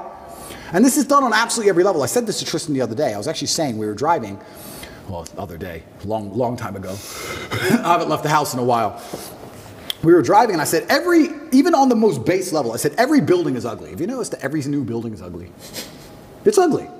Tristan goes, yeah, it's all the same glass, big square, ugly building. In the 1400s, we built these ornate, gorgeous buildings. And now everything's ugly. Why is that? And well, I'll tell you why it is. It's because they don't want you to have any intrinsic attachment to a specific place. If all the buildings are beautiful in a specific town, you have intrinsic attachment to that town. You care about that town. You want good things for that town. You'll protect that town. You'll defend that town. What is that? That's a barrier. That's a parameter. If everything looks the same all the time, you'll just move. Who cares? Oh, they've messed up San Fran. Who cares? I'll just move somewhere else. Let's move somewhere else. It's all the same. Globalism doesn't matter. It's all the same. Buildings in Berlin and New York, they all look the same. Where's all the beauty gone? When there's beauty, you have an attachment to that beauty. They want to remove all your attachments from everything. Even now, when they try and psyop you into, let's say, the way that models all look different than they used to before, right? Models all look different. Victoria's Secret. Yeah, and I was arguing this point, and someone's saying, oh, but that's because you have Eurocentric beauty standards. I said, no. I'm going to correct you, because I know you think you sound smart using the word Eurocentric, and I'm going to correct you because you're a dumbass.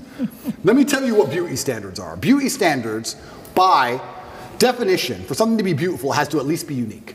If everything is beautiful, then it's not beautiful. If everything's beautiful, then it's standardized. For you to take a model who looks the way they look without any effort at all, and they look like most out of shape, uninteresting people on the street, you cannot call that beautiful because it's standardized, you can see it everywhere. Beauty means it must have been difficult to obtain.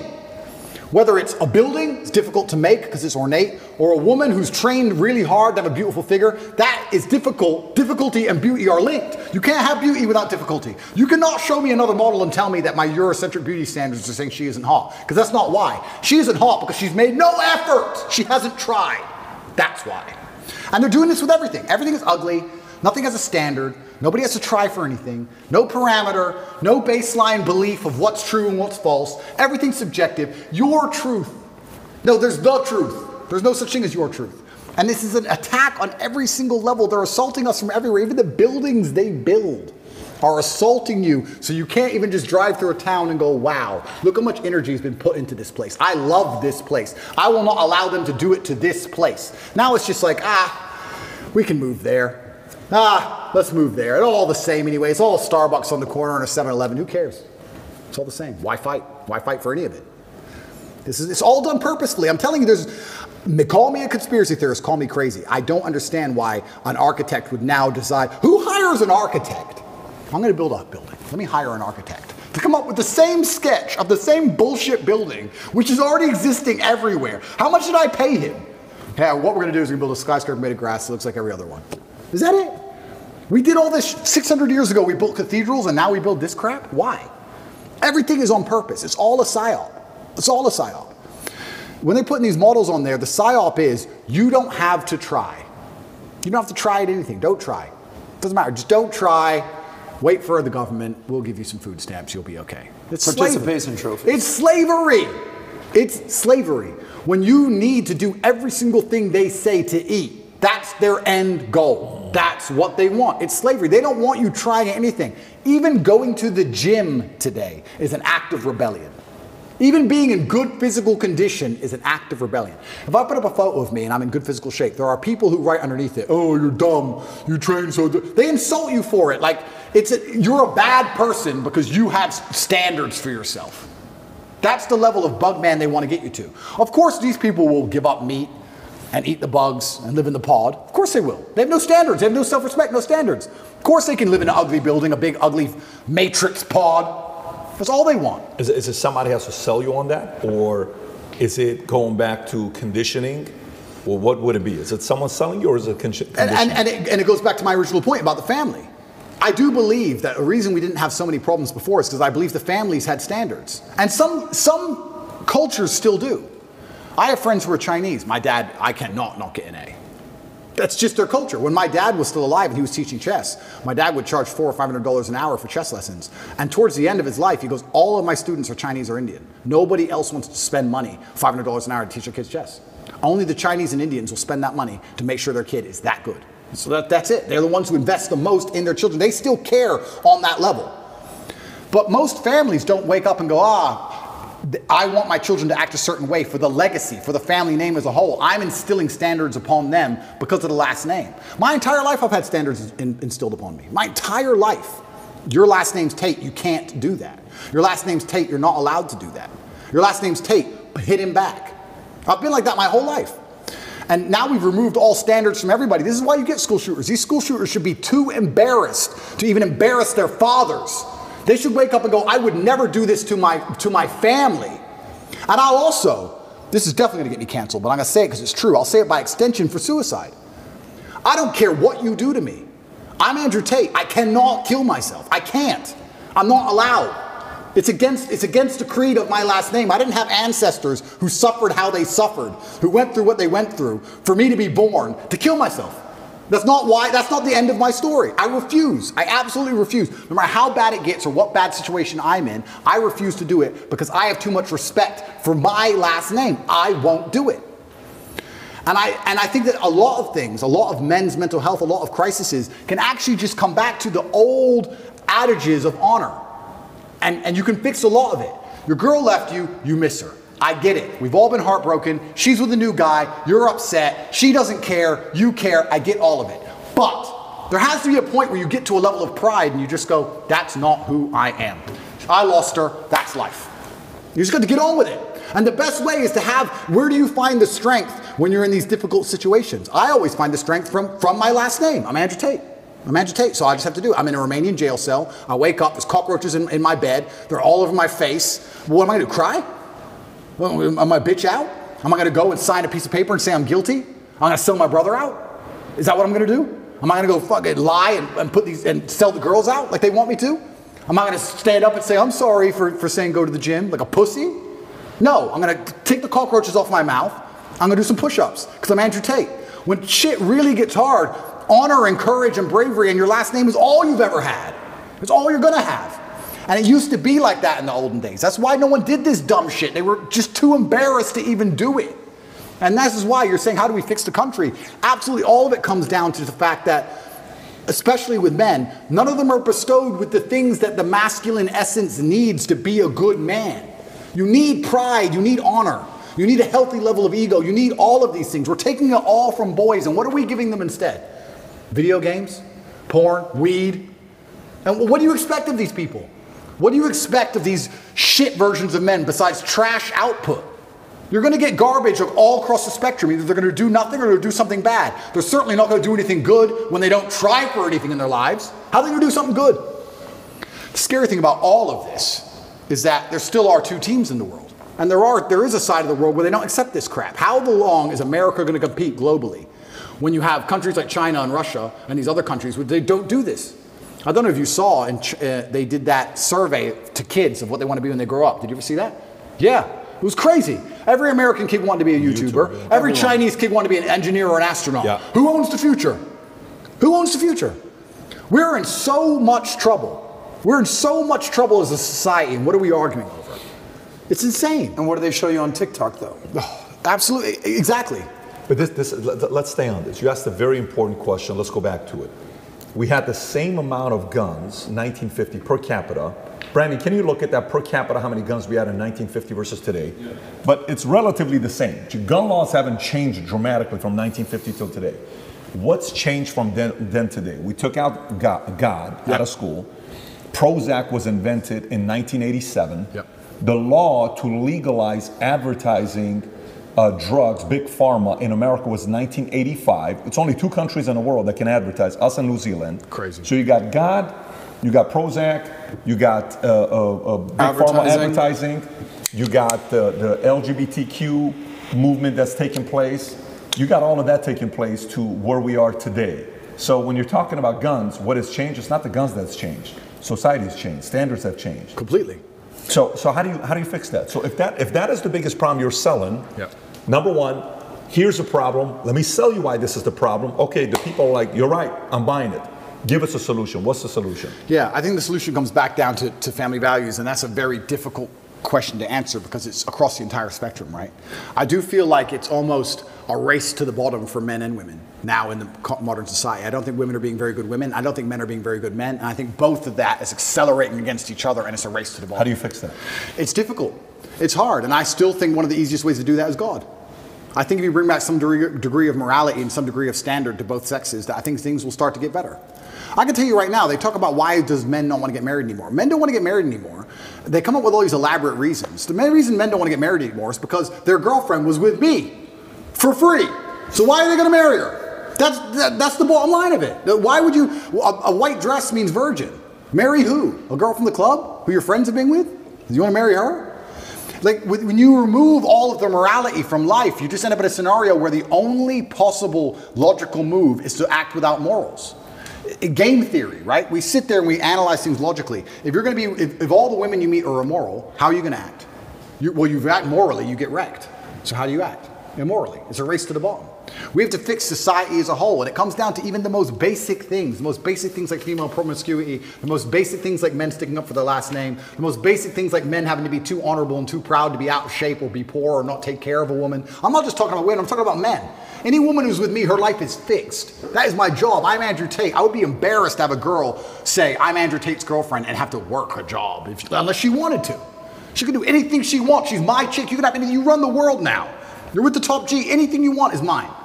I'll take care of you in every single way, but you must take care of me. I take care of you financially and physically. You must protect me spiritually. You must do your job. It's a race to the bottom on both sides. And when you have two genders racing to the bottom and then a child is born, what do we expect from this child? Who's raising the child? The school, the TV, the internet? You trust these people? Look what they're injecting into them. So another thing that's very interesting. You talk about the 1950s, another thing that was different. In the 1950s, parents raised their kids. Who raises kids nowadays? School, internet, Twitch. How much time do you spend talking to your child compared to the programming they get from the Matrix? You're losing in terms of pure minutes. You're losing. You can't even control what your child sees in school anymore. You don't even know. And when you find out they do what they did in California, they're like, what? Most people don't even know this. You have children 15 years old, I've seen it on YouTube, arguing with their own parents, disagreeing with their own parents. The whole point of having children is to instill your values in them. I want my sons to be Andrew Tate. They must think and act and be like me. And for someone, I've had people say to me, what if they're not? If they're not, they're not. That's fine. But the whole point of me having them was my lineage. That's the whole point of me suffering to raise them was my lineage. Why would I raise them to be anything other than what I believe I should be and they should be? That's the whole point of it, and I'm proud of that. I'm not going to sit and apologize for wanting my sons to be Tates. I'm not going to apologize for it. I don't care what the school wants them to believe. They believe what I want them to believe because they are mine. But all of that's gone. So then we also talk about what's different between the 1950s and today. These kids are being raised by people who aren't their parents, and whoever's raising them clearly ain't teaching them anything good. It's teaching them, if you feel, act how you feel. You can't tell men that. It's dangerous. You can't tell men to act how they feel. You can't tell men to not have emotional control. You can't tell men to cry anytime they want. Because men don't just cry sad, they cry angry. They cry very angry. You don't want that. You have to teach them stoicism. You have to teach them all of these things. And it's all gone. So, okay, so let's stay on this. This is actually a very interesting topic we're in, from 1950s till today. So you're saying, if somebody is a Tate, if somebody is my wife, if somebody is my son, you're going to be doing this. I'm not going to let a teacher X, Y, Z. Okay. Well, 85, 90% of America doesn't have the money to be able to Correct. put them in a private school. Correct. Where right now is June. If you go on YouTube or Twitter and look at Pride Month, everywhere kids are coming to school. Parents, teachers got these Pride stuff going on all over the place. Parents are like, look, I'd love to put them in a private school, but even some private schools are doing it right now. In Florida, there is a private school. It's known one of the best private schools out there. You know which one I'm talking about? I won't mention it. Starts with the letter P. People should know what it is, but they all know what I'm talking about. We have a party at our house, okay? And baseball. My son, so he's got a baseball. All the players are their parents. I'm talking to the parents. So, hey, meet one of the girls. So, what school do you go to? Oh, well, I was going to such and such school, but now I'm going to such and such school. Oh, really? Tell me why. The dad's like, yeah, it's just, reasons. He gets uncomfortable. Yeah. I said, no, really, tell me why. I'm curious. Well, I don't really want to get into it. I said, are you uncomfortable because it's political reasons? Well, yes. I said, well, let's just say you're safe to say it here. Yeah. He says, am I fully safe? I said, what do I need to tell you for you to know you're fully safe? You're fully safe with us because you know my position. Yeah. He says, fair. He says, we took him out because they started asking my daughter to do XYZ with pride, to write on this, and she wrote a letter, a paper that was opposing the opinion, and she failed the class because her opinion didn't match whatever they were saying, and boom. Now, so I said, what's going on with that private school? That school's 50 grand a year per kid, the one that's grooming. 50 grand a year per kid. There's an exodus from this school to go to other schools. So one, some parents don't have the option, Andrew, to say, you and I are not worried about it. I'm not worried about it, but the people I'm leading, they're worried about it. Absolutely. How do you fix it if you're that person without the resources you got? And that's another thing that's difficult, because I have two answers to this question. I have the arrogant answer, and I have the answer that I believe is helpful. I know the arrogant one. We'll give both of them. I'll give both. The one I actually believe is helpful. This is where I think things like we discussed earlier, like the Klan comes into effect, right? Imagine you had 18 kids from 6 or 7 parents, groups of parents, and everyone's living together. The family unit, the energy and the ethos and the merits of that particular clan is going to be so much stronger and difficult for the matrix to penetrate and break. Their best friends are the people they live with. The kids live with the other kids who believe the same as them. The parents all agree. When you're a clan, you're far more difficult to attack and assault. So I would say the first thing I would do if I was a parent of normal income, I would try and find other parents who agree with me and try and find other people who are ideologically sound. And I'd make sure that our children are friends and they spend the most time with each other. And I would try for us all to go on holidays together. And I would also put in conscious effort to try and deprogram. I don't think many parents say to their kids, what did you learn today? I'd be doing that not to check on the kid. I'd be doing the check on the school. But let me challenge you. What's going on? Sure. So let's role play. Go ahead. Ask me the question. What did you learn at school today? So today we learned that Dylan Mulvaney had the courage to stand up for her beliefs, and she's a hero because she's out there and she's helping a lot of other people that are going through challenging times be able to stand up for themselves. Okay. What are you going to tell me? I would say, why do you think they want you to believe that? What do you mean that? Why do you think they want you to believe that? They've told you something. Yeah. I don't believe that's true. What they've done is lie to you. Why do they want you to believe that? Perfect. So say you now convince me I'm your son. Yeah. Great. I go to school tomorrow. Yeah. Ready? Correct. Now I'm in school. Correct. Hey, Miss Jones says, hey, Patrick, so tell me, so what did you think about this as this, you have to write this paper? Well, let me tell you, last night I was having a conversation with my dad, and my dad told me, why do you want me to believe that? Then comes the phone call. And then now you're cornered as a parent, and now what do you say to the school? Say I'm the school, role play. Correct. And I can't role play it by myself. It's difficult. It's difficult. And this is the exact point why you need a clan, you need a network, you need other parents. If I was a parent and my child was going to public school, I'd be extremely interested in finding other parents whose kids were going to that public school. Yeah, you have the PTA meetings, etc., but there has to be a degree of strength in numbers. It's hard. You can say homeschooling, that's the cop-out. But the other answer, the more arrogant answer to this, is actually an answer I gave after the subway incident. You know, in New York with the subway where they choked the guy and he died. I get asked all the time, Andrew, what would you have done in that scenario? It's a very difficult scenario. I mean, we can argue whether he choked him too long, whether he was trying to protect people. There's a bunch of arguments. But it's very unfortunate. This goes back to what I was saying earlier. You can no longer just be the average man, the average citizen. I insulate myself from so many problems with money. I know this is a terrible thing to say and people aren't going to like hearing it, but it's true. I never have to worry about some garbage on the subway. I never have to worry about, do I stand up and defend this woman or allow her to get attacked because they're going to put me in jail? I never have to worry about some fight on a plane because the ticket was $40. I never have to worry about my kid going to learn something they don't want to learn. I don't have to worry about any of this because money protects me, right?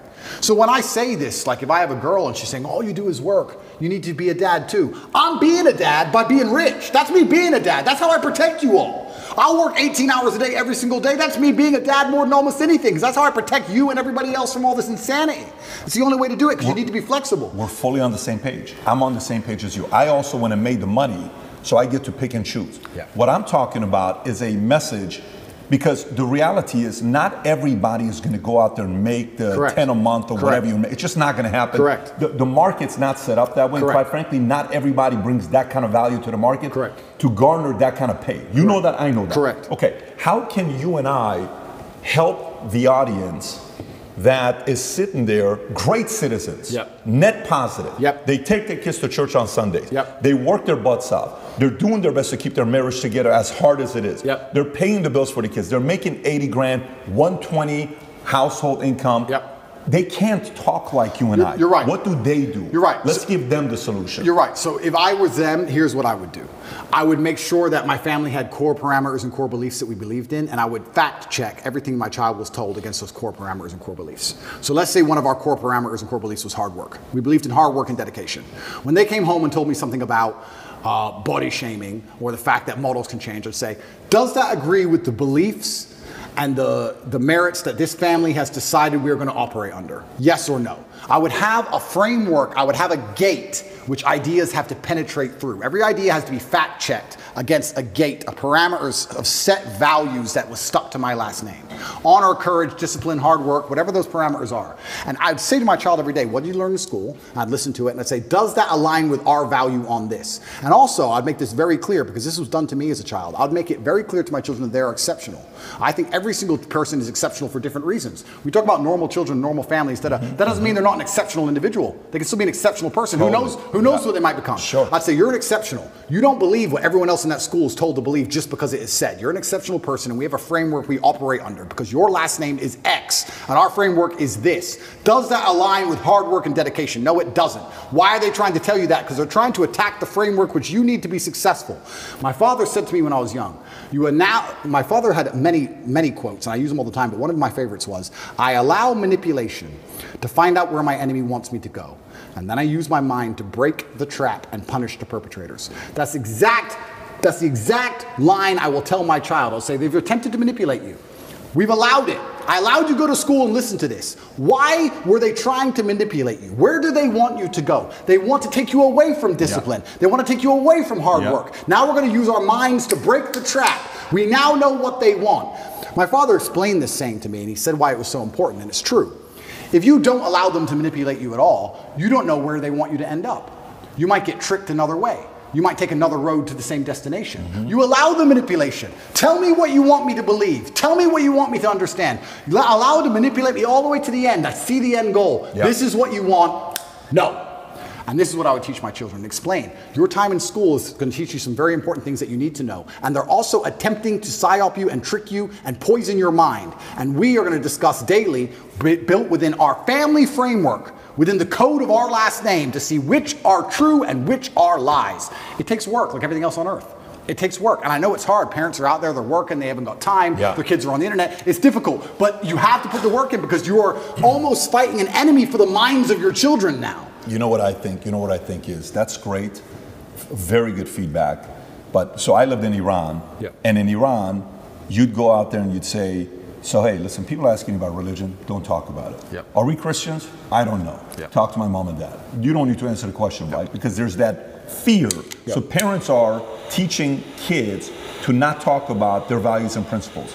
The element that parents fear what the school's gonna say to them and not give the kids the best grades, because imagine you got a 10th grader or even a senior.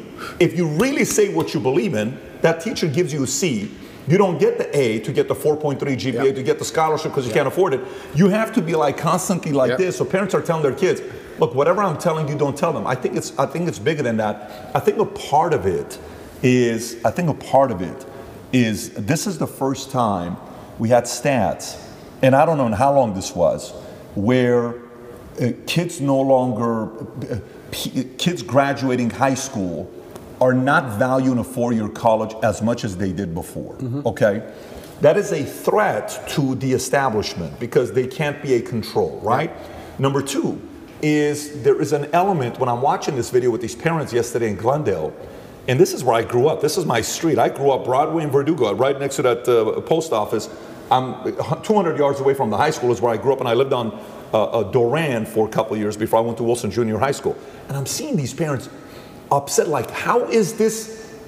This is common sense. Leave these kids alone.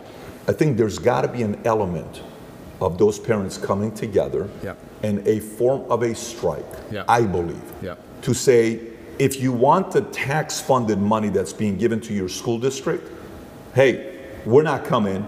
We're going to decide to do schooling together, and we're going to use this place or this facility and that facility, because they have to feel the pain. They cannot do that to the kids. So my only messaging with what you're saying right now, number one rule is what? Go start a part-time income, make an additional $3 grand a month so you can send them to the private school that they're teaching right values. Okay, that's number one. Two, I can't afford to do that. 3, this is the other option that you got. Yeah, and you're right. And Trump said it in his book, The Art of the Deal. He said, if you're not prepared to walk away, you can't negotiate. And that's the same with absolutely everything. If there's never a bottom line in which you say enough, then you can't negotiate. You have no negotiating position. We talk about this when it comes to children in schools, but this is also very applicable for relationships. I've had girls who say to me, you know what, I was watching TV and they were saying that, I don't know, X, Y, Z. And I would say, listen, I take care of you. I love you very much. I'm going to make sure you have everything you've ever wanted. I'm going to make sure you're physically safe. That's why you're not going to go walking home alone drunk. It's not because I'm a misogynist. It's not because I dislike you. It's not because I'm controlling. It's not because I'm manipulative. It's because it's for your safety, and your safety to a degree is my responsibility. But I saw on the news X, Y, Z. If you believe the news over me, then go find another man. You have to be prepared to walk away, right? This is the bottom line of it. This is what I personally believe. These are my values. 100% with you. These are my values. Yep. And this is what I personally believe. Yep. If she says, well, no, I'm not listening to you, and I stay with her anyway, well, then it's over, isn't it? And then she's going to do whatever she wants. But not everybody can do that because you've earned the right. Of course. The proposition you're offering is so high that they have to sit there and say, I can't lose this guy. Completely. And this is where we go back to the original point about how difficult it is to be the average man now. It's becoming more and more difficult. We're in a position now where you have a racetrack and you have Ferraris and Nissans. And yeah, we can discuss how the Nissan might beat the Ferrari, but the truth is, it's hard. It's very, very hard. If I was a man and I was starting all over again, I would do the same things I did. I would wake up and say, okay, this game is extremely difficult. My best chance is to level up my character to a point where the game becomes easy. Because life does become easy at a certain point. Yes, now I'm in a very unique situation. But before this situation, I had only 3 problems in my life. My health, which I take care of, my woman, who I take care of, and money. That was it. If I made enough money, I had no other problems. If you're broke, you have lots of small problems. Yeah. The car doesn't start, the school fees are coming up, whatever. We need new clothes for the kids. I had one problem to fix. If I fix my one issue, everything else is fixed. You get to a point in life where someone goes, oh, we've got an issue. How much? Tell me the number. I don't even want to know the ins and outs. Just do the transfer, make it go away.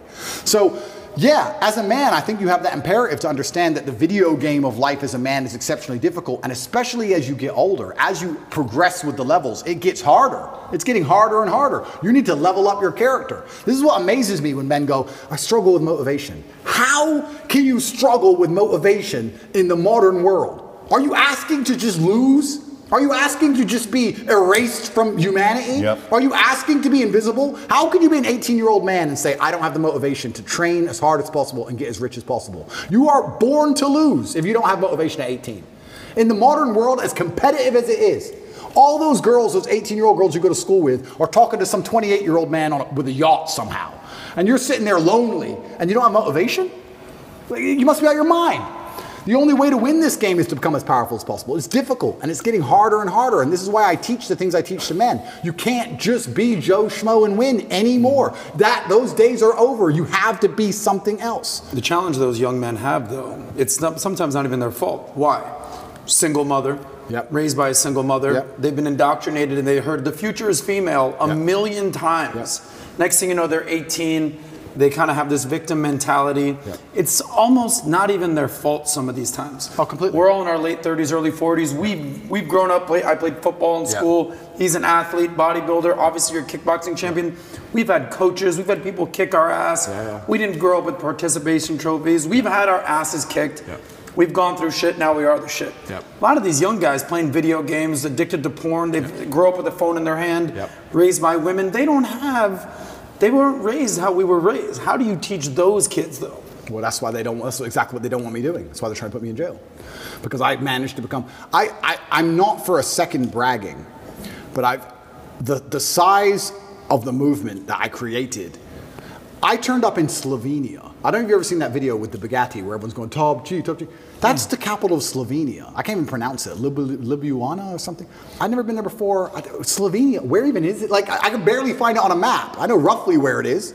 If you want a guaranteed way to get in touch with me, maybe you have a business idea, maybe you want some fashion tips, maybe you just want to connect, you could find me on Minect. This is what I was saying earlier on about how complicated masculinity is, but I broke it down to those 3 basic tenets because even a teenage boy can understand if you get enough money and enough power and enough powerful friends and enough sexual access that you're going to be able to build yourself to a man of, I can cry now.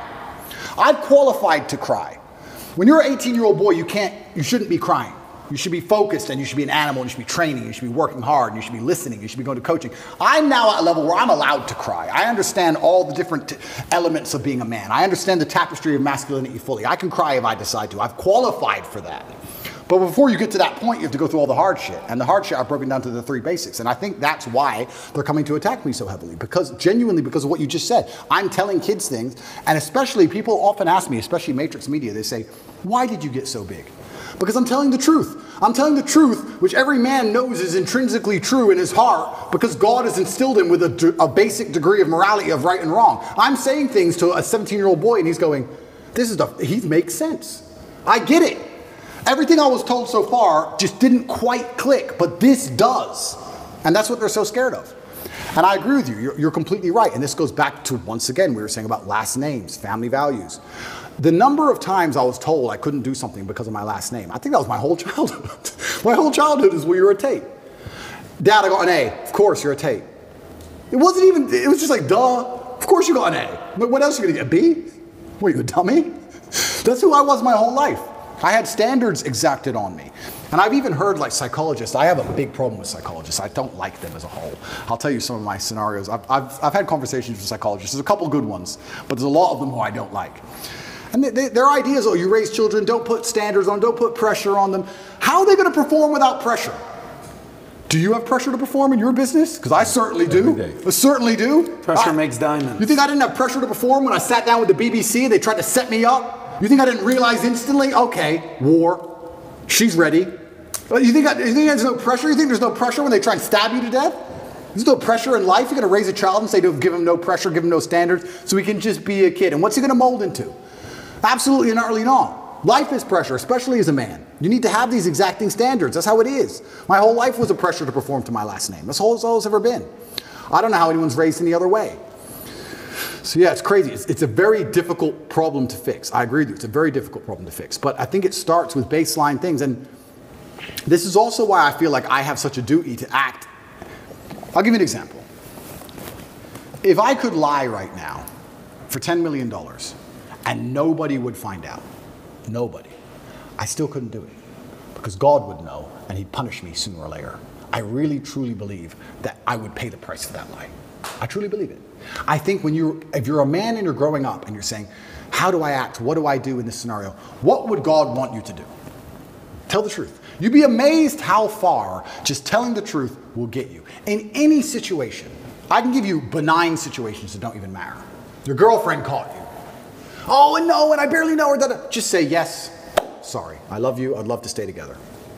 But you did this. Sorry. I'm leaving. Okay, goodbye. Next day she's back. You just tell the truth. It could have gone on for weeks. She could have kept spying. She could have called the girl. All this drama. Just sometimes in life, you just man up and tell the truth. That's why in my current scenario, and I was saying earlier, I think that's the only way you're free, by the way. Completely. Only way you're Truth free. shall set you free. It shall set you free. When I was saying earlier, the incompetence of my enemies is scaring me, and I don't know exactly what to do. All I can do is just tell the truth all the time. I'm going to tell the truth all the time. I'm going to say what I mean and mean what I say, and I'm going to tell the truth, and that's who I'm going to be. That's what I think is the best thing for me to do in the current scenario. But we're not even instilling that in children anymore. We're not even telling children how important it is to not lie. Well, but that's also part of what you're talking about. I want to show you the stat because the guy sent it to me. And then we'll put this for the audience to see as well. Percentage of gun ownership from 1972 till today. Same thing. Exactly the same. If you look at the numbers, pretty much the same thing. So what's been the biggest difference is a lot of these things that we just talked about. By the way, that question you asked from 1950 till today, the candidate that's talking about this, again, I went back to politics, RFK is talking about this. Yep. And I think it's a very important thing to talk about because it's making people go research and see for themselves and to ask the question, what really did change? Completely. We've had this all the time. Completely. What became legal? Why are we adding all these pharmaceuticals to, kiss the Tate? Yep. What else would it be outside of that? So that was the foundation, which I agree with you. Household values, principles, kids, men, raising them better. Yep. What else would you see as a challenge from an outside? And then I got part two of the question for you. Yeah, it's anything else where you say, XYZ would also, by the way, I love the way you say Nissan and status. I just love the way you pronounce those two words, man. For a second you said Nissan, I'm like, what is Nissan? And then I realized what you're talking about. Well, I remember when I was young, other people's parents would tell me off. Do you remember that? Did you ever get that Yeah, when you were young? of course. Other people's parents Yeah. would come up and like, Yeah. you better not. Random adults would just tell me Yeah. off. I was scared of every grown-up. Every grown-up had a degree of authority. Just random adults. We can't do that anymore. There was just a degree of community that's certainly not really lost. And asking me how to bring it back is difficult. It's very hard. And that's one of the reasons why I've become so religious recently, because I think that God is definitely part of that. And that's also the reason I want to live in the clan I live in. That's why it is. My brother can tell my kids off, no problem. If I came home and Tristan's like, I had to scream it all, I'd be like, good. I trust him in his judgment. Good. Scream at them then. Good. They're children. Also, sometimes, you know what? Kids need to be yelled at sometimes. Why not yell at them? What are they going to do? So life's hard. Life's hard. The way we pander and baby children, especially, is insane. I was talking about this the other day. I was talking about how I have a pet peeve, and one of my pet peeves is painkillers. And I was being typical me, and I was going over the top. But I was saying, I was not arguing, I was discussing with this guy. This guy said, have you got any aspirin? I said, there's no aspirin in my house. And he said, why? I said, brother, you are not facing 1% of the life difficulties I am facing. Think about it. No government's trying to lock you up. The Matrix isn't after you. They're not trying to frame you. Nobody wants you dead.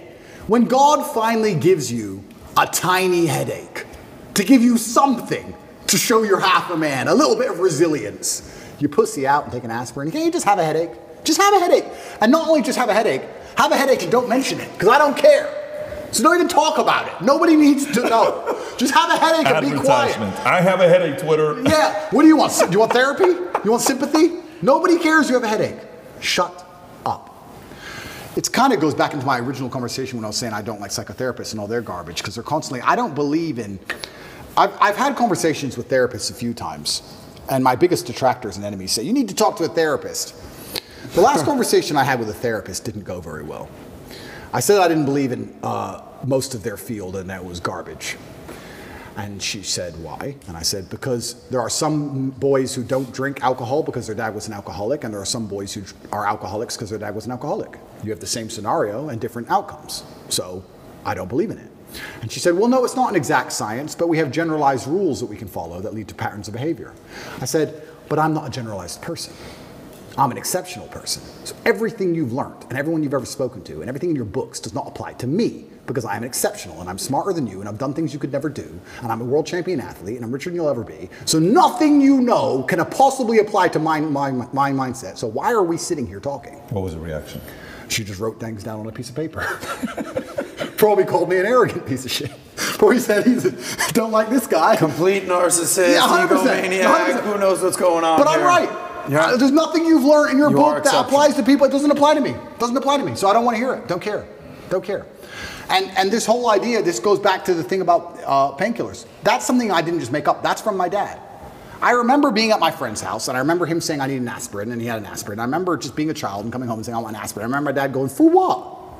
You're a kid. Shut up. No, you're not popping pills. And I remember my mother going, it's only an aspirin. No, well, nothing wrong with you. Your body is going to go through the same damage it's suffering, if any at all, whether you feel the pain or not. Man up, get over it. It comes down to the details. It's like if you're a professional fighter and you get to a certain level, your coach, once you've been training for 10 years, your coach is honing you on the details. It's the tiniest details that make you a predator. The tiny things. Mayweather does 1% better than the guy he beats. It's the tiny details. So simple things like denying a child a painkiller when you know there's nothing wrong with them. I'm not saying if he had surgery, you can't have painkillers. I'm saying if he walks in, there's nothing actually wrong with the kid, say no. It's all the tiny little things you need to do to instill pain. You need to instill that resilience inside of them. I was in jail, and I could just hear crying and sobbing from every cell but mine. Everyone's in there having a mental breakdown, but me. And the scariest thing about my position, and I think it's the position for most people who end up in jail in Romania, because of how the legal system works and the extensions, and you don't know how long you're in there for. You don't know. It could be a year, could be 5, could be 3 days. That's what messes with your brain. You're like, do I prepare for 6 months of this? Do I prepare for 5 years of this? What's going on? Nobody knows. Everyone's in there having mental breakdowns but me. Why did I not have a mental breakdown? Because I've had too much crap happen to me too many times and never took the painkiller, never took the easy way out, never asked for the therapist, never been a bitch about it. This is how life works. There's no way to the top besides the difficulty and the pain and the trauma. I'm really flabbergasted that there's men out here who still believe they're going to somehow become something of importance without it. Of course she broke your heart. Good, good, good. Good. I'm tired of people complaining and crying about it. That's the game. That's the life. So yeah, it comes down to tiny things, even down to painkillers, smallest things. Another thing my dad used to make me do. He used to just make me drink water. I remember being a kid and it would upset me. I'd be sitting there playing chess or whatever. He'd say, go drink 2 liters of water. And I'd go and I'd get some water and I'd start drinking it and say, I'm not thirsty, I don't want to drink the rest. And he'd stand there and make me drink all 2 liters. Now I understand it was just compliance. 2 liters of water is not going to hurt me. Not going to hurt me. Do I really need it? Who knows? I drank a liter. Why do I have to drink all 2? Because he said so. That was the household. If I tried to rebel, I really don't want it, I'm not thirsty, you're going to drink that water. That's it. And there's all these tiny things that instill discipline in you. Over a long enough time frame, drink water. Yes, sir. Bring that to compliance today, though. Bring that to compliance today. Say your dad is around today, Yep. and you're 12 years old, Yep. and you're living in Ohio, Yep. okay? And your dad is teaching you compliance. Yep.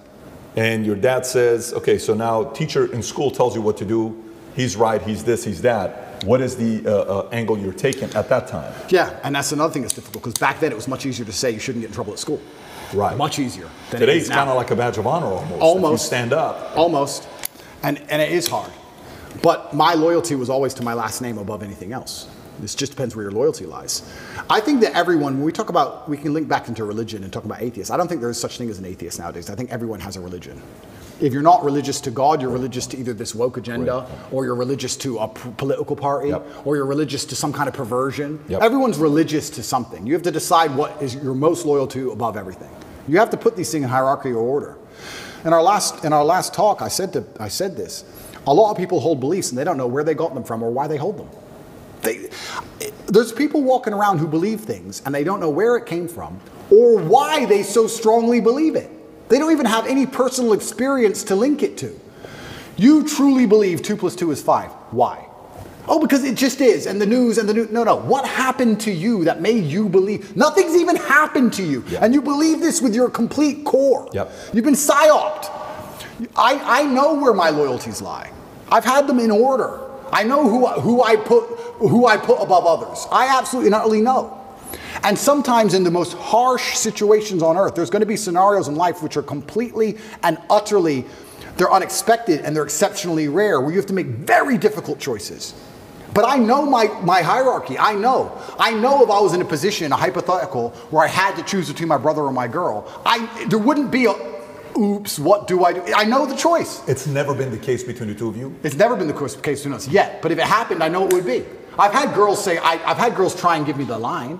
I've had girls do it. I've had girls say, if you're going to live with your brother, then it's going to be No, weird. it's not what I'm asking. What I'm asking is, has a girl ever come in between you guys since you were kids? Never. Never. It's impossible. That's because of the value taught down. Completely. It's absolutely impossible. So the hierarchy of compliance and respect at that time, last name was first. Yep. Where would it be today? If you're raising kids today, Yep. what is number one? Is it God? It is Is God. it me second? Then who? No, it is God. It's God first, and then it's the last name and the legacy in my teachings. I think it has to be God first. I think it has to be God first because agree. God is the only thing that can resist this insanity. Yep. What is happening is truly evil.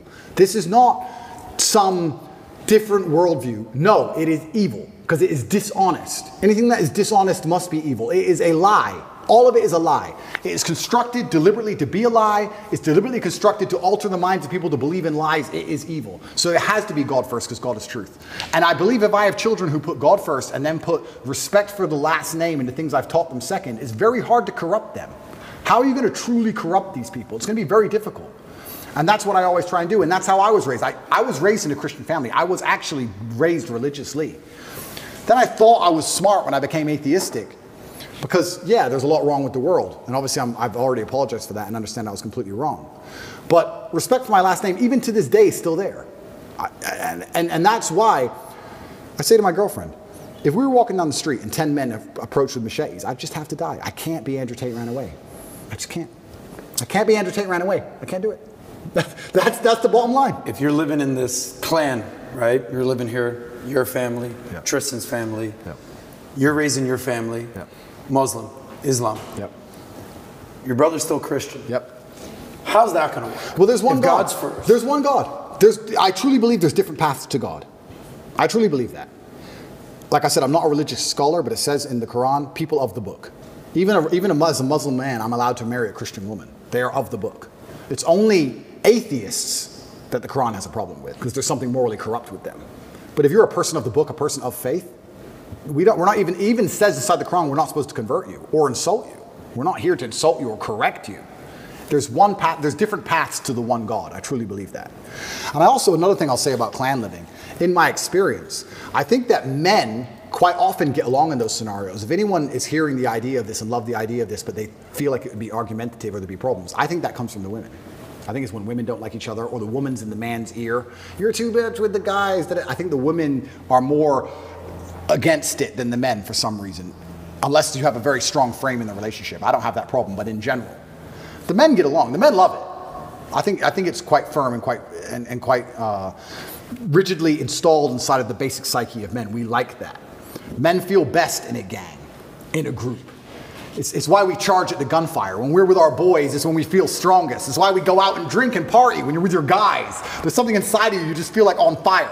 I think men have that. A lot of the time it doesn't seem to work and it breaks down because women can be unhappy in certain scenarios. But this is why, especially in some ethnic communities where the gender roles are more specific and defined, where the man is in charge and the woman does this, they can all live together in peace. It's much easier for them. Like I said, I grew up in a town full of Muslims. They'd have 10 families in one house. The women cooked, cleaned, looked after the children, looked after their man. The men all worked, made a bunch of money, a bunch of average-ass jobs, and they were all millionaires in 5 to 6 years. So let me ask this other question while we're on this topic. That was a good question, by the way, Christian dynamic and Muslim dynamic. When you're saying there's a lot of ways to get there, you know, there's a religion called Baha'i. It's an element of Muslim. Mm-hmm. Baha'i is like how Mormonism to Christianity, and Baha'i believes there's 8 ways to go to heaven. That's the philosophy of Baha'i. My sister, husband's family, they're all Baha'i, great people. But going back to this, okay, impact. Let's think impact. If a person's watching this content, most of the people that are watching this, a portion is going to be those that are haters, that just want to find, like, poke at the argument to find, you see, I told you, fine. But a lot of people that are also watching this, they're probably wanting to make impact. They want their life to have meaning behind it. That's who's watching this show today, right? Okay, so I can't be a president, but I want to make impact. I being anybody that's watching this.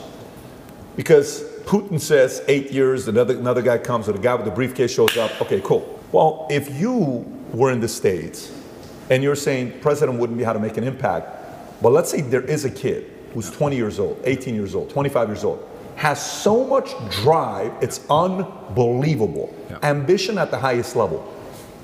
Who do you think has the biggest influence to make positive change, like real change? Is it the person with the money? Is it the person with the biggest mic? Is it the person that goes into politics? What is the best way to have the biggest impact? Yeah, so I think the world has always only ever been a battle for influence. Even if you look at the current battlefield, Ukraine is next door, it's 5 hours drive away. The battle in Ukraine is not just about tanks and trenches and grenades. It's a battle for influence. Who influences the people within this territory? Who is in charge of the thinking, the language, the mindset of people within this geographical area? Every single battle, every single pitched battle, every single argument, every single debate has always been a battle for influence. If you have influence, you're an extremely powerful person. All of us here are some of the most powerful people in the world. How many millions of people listen to us? We have massive influence. And I think you can have influence at the ground level. You don't have to be a famous podcaster or famously well-known to have influence. I would argue that those Romanian grandmas who gave me my food will remember me for the rest of their lives. I would like to believe I gave a positive influence and a positive impact on their lives for the rest of their life. I believe if you go through life and you're genuinely a good person, you try your best to be good to people, and you're honest, and you shake hands, and you don't lie, and you're on time, and you work hard, and you're good to everyone who's good to you, I think you'll have a massive influence. And I also believe, I truly believe that God is extremely giving. There's the saying, goes around, comes around. Completely true. But I would say it comes from God. God is keeping an eye on you, and he's paying attention to you, and he knows the kind of person you are and the kind of things you do. And I don't believe if you're actually genuinely a good person all of the time, that you're not going to get some goodwill back to you. Look at my scenario. If I was being a piece of shit for years with all these chicks, I'd be in jail. I'd be in jail. I could have never seen this coming. But the fact that I was nice, paid their taxi home, bought them food, looked after them. Are you okay? I know we broke up. I'm sorry. I know it hurts. I just did it. I was nice about all of it. Here I am. I'm fine. So I could have never seen this Matrix attack coming. It's amazing how what goes around comes around. It's truly amazing. If you're good to people, if you're generous to people, if you're helpful to people, you'd be amazed how much influence you can build up. I say this to people all the time. I don't think if you're a hardworking person who is honest, who shakes hands, who tries to learn, who does what they're supposed to do, who has a good heart, that you're truly, really not going to be able to get what you want. I think the universe is absolutely and utterly giving. When I see somebody who says they want something and they don't have it, I don't even think they truly even want it. You can have anything you want in the world. When a guy goes, I want a six-pack, then why ain't you got one? If you wanted it, you'd have it. You'd like it. There's a bunch of things I'd like that I don't have, but I don't want them. Everything I've ever wanted, I've got. I've never wanted something and not had it. We all know what we're talking about here. There's things we'd like. I'd like to be able to figure skate. Not enough to go learn to figure skate. It's a weird look if you figure out, although that other guy dancing like the way you dance is doing a pretty good job. Bottom G. Bottom G, yeah. You've seen this guy? He can figure skate. That guy kills the dance moves. Yeah, he's by the good. way. But Your doppelganger. But if you truly want something, you're going to absolutely not have it. So when it comes down to influence, I think you start at the base level, at the grassroots level. What if this guy's got, like, you know, for example, like, you know how when you were 20, were you this driven? Oh, absolutely. Okay, so when you're 20, who did you look at and say, I can do it as good as him, if not better? My coach, because I wanted to fight, and he used to beat me badly. Everyone used to beat me up when I was young, and I wanted to be the best. So I used to go into the fight championship. Okay, how about communication? Who'd you look at? Were you always a good communicator? I can see you being a great communicator since you were 14 years old. Am I pretty? I was pretty good, yeah. Okay, who did you look at and say, that guy's good, but I think I can, you know, do it better? That's a good question. And I think that you know what I'm asking. I know what you're asking. I don't know if there's one particular person I took nuances from, because when you're a great communicator, you know how to be serious, and you know how to make people sad and angry, and you also know how to make people laugh. There's different people who can do lots of different things. So who was that? Was it somebody that was multifaceted like that? I think it was a lot of different people. And I also think that... Did you pull from comedy as well, or no? Certainly did, but I was also extremely self-critical. I think that's where a lot of it comes from. I'll watch this podcast back 15 times. I will notice every single time I made a mistake. Just then I said, I'll watch twice. That was a mistake. I will watch this back 15 times, and I will identify every single error. I have an email list, and I sign up, and I get words of the day. I get 5 or 6 new words a day, which I try my very best to memorize. It's harder than you think to memorize 5 words a day, but I always try to make sure I have the most interesting vernacular I can possibly have, a wide vocabulary, so I can be very specific with my points. The reason I actually did that, I keep talking about my dad, but I'm his son. I have the same name, Emory Andrew Tate III. He was Emory Andrew Tate II. My father was a linguist for the CIA. He spoke Russian and German and Spanish and English. And I think I've told this before. Back then, when they needed someone who spoke Russian, they would take a Native American and teach them Russian. Nowadays, we have a bunch of Russian-speaking allies. You can go to Estonia, Latvia, Lithuania. They're all NATO and just get a Russian speaker. Back then, they taught my dad Russian, and he held the Air Force record for the fastest assimilation of a foreign language. When he died, a guy sent me a message saying, you don't know who I am, but I worked with your father in the Air Force, and he had the fastest assimilation. He learned Russian in 2 weeks. Crazy. And I remember saying to my dad, will you teach me Russian? He said, boy, you don't even know English. I said, what do you mean? He goes, you don't even know English. And once he sat me down with a dictionary, I was like, you're right. I don't even know English. That's why I've lived in Romania 7 years. People say, why don't you speak Romanian? Because I don't know English yet. I need to finish the first job before I learn the second. I don't know English. There's a bunch of words I don't know. I can't speak how he spoke. So I don't have time for a second language. Yeah. Also, another thing I found really interesting, Putin speaks English. Have you ever heard him speak English? No. Because if you want to speak to Putin, you speak to him in his language.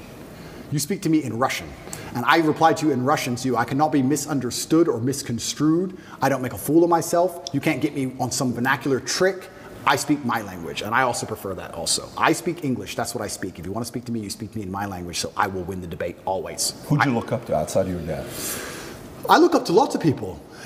I'm talking specifically younger age, not today. I'm talking 16, 20, 25, that age.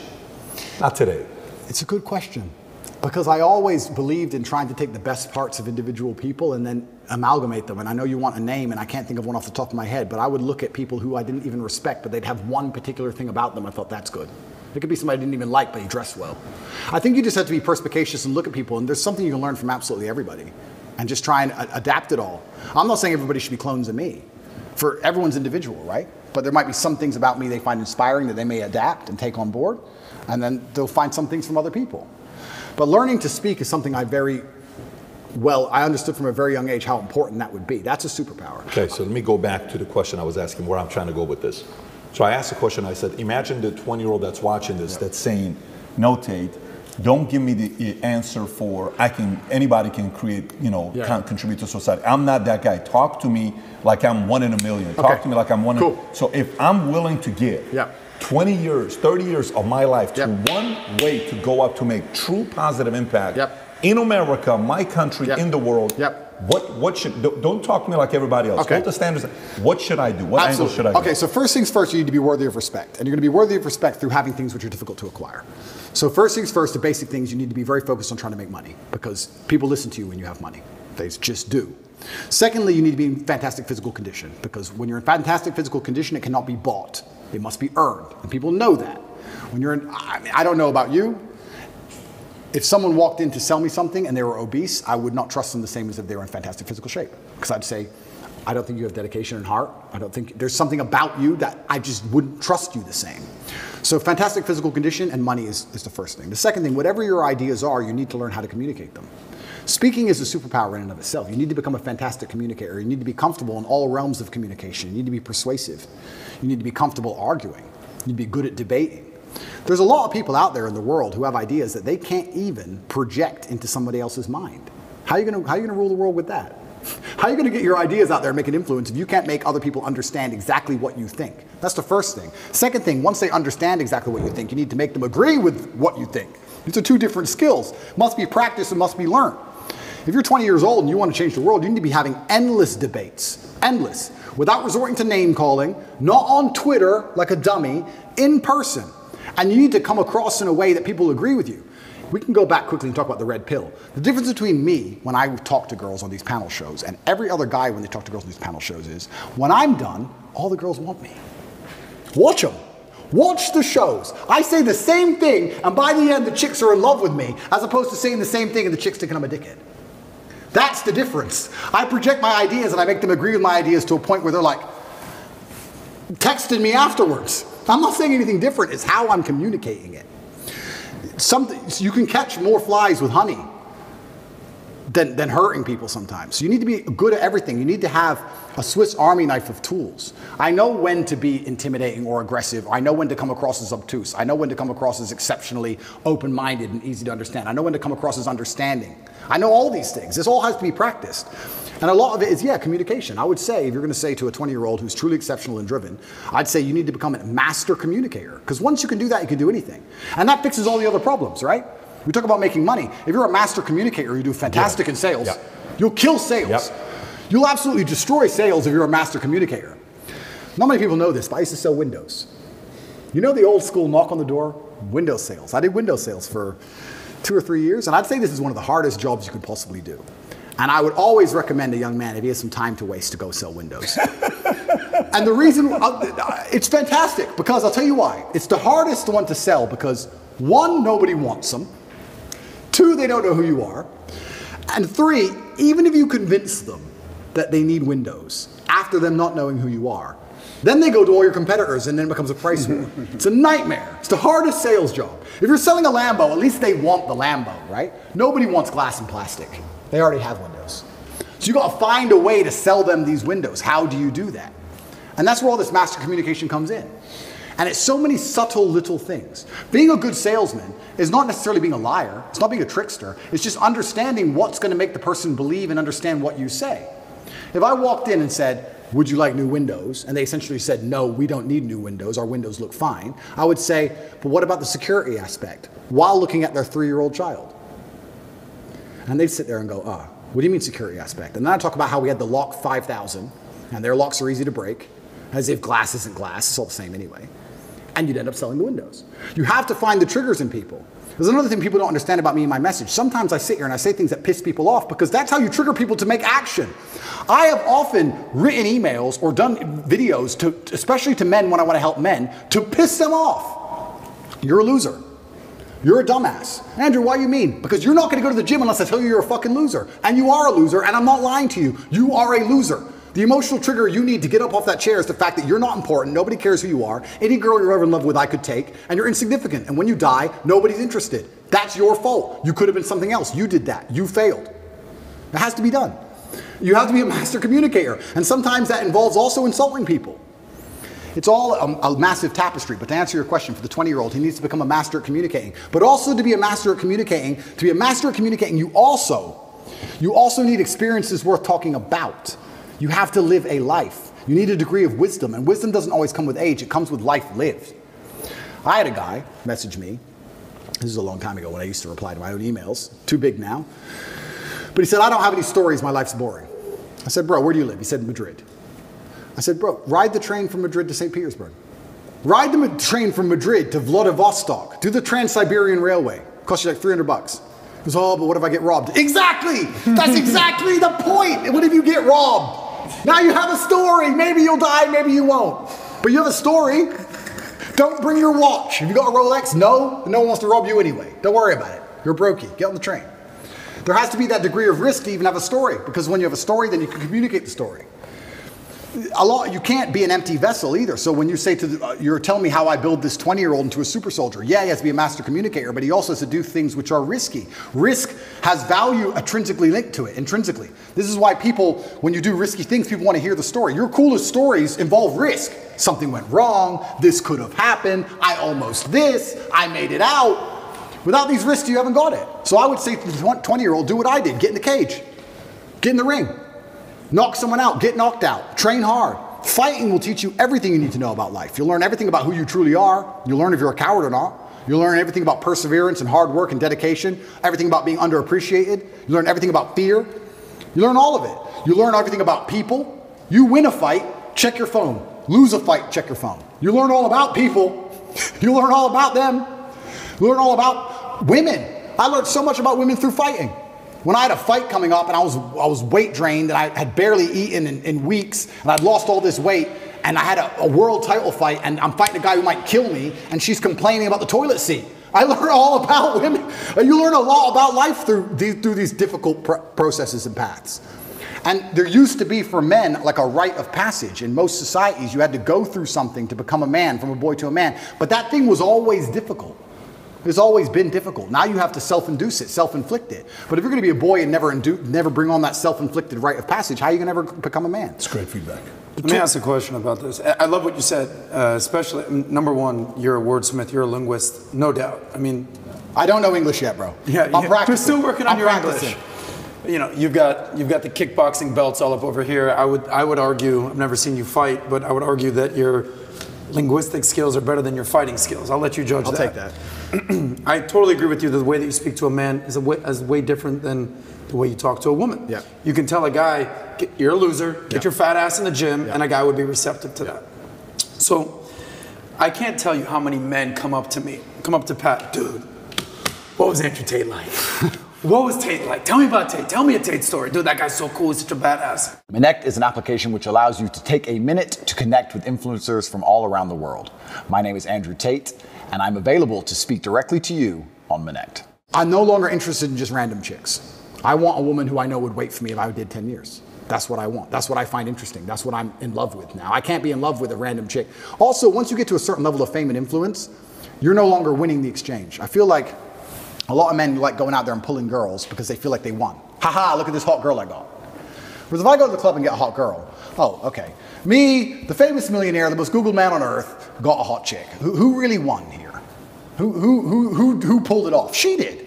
She'll brag, or rat, or kiss and tell, or ask for handbag. Like what did I win? Sex?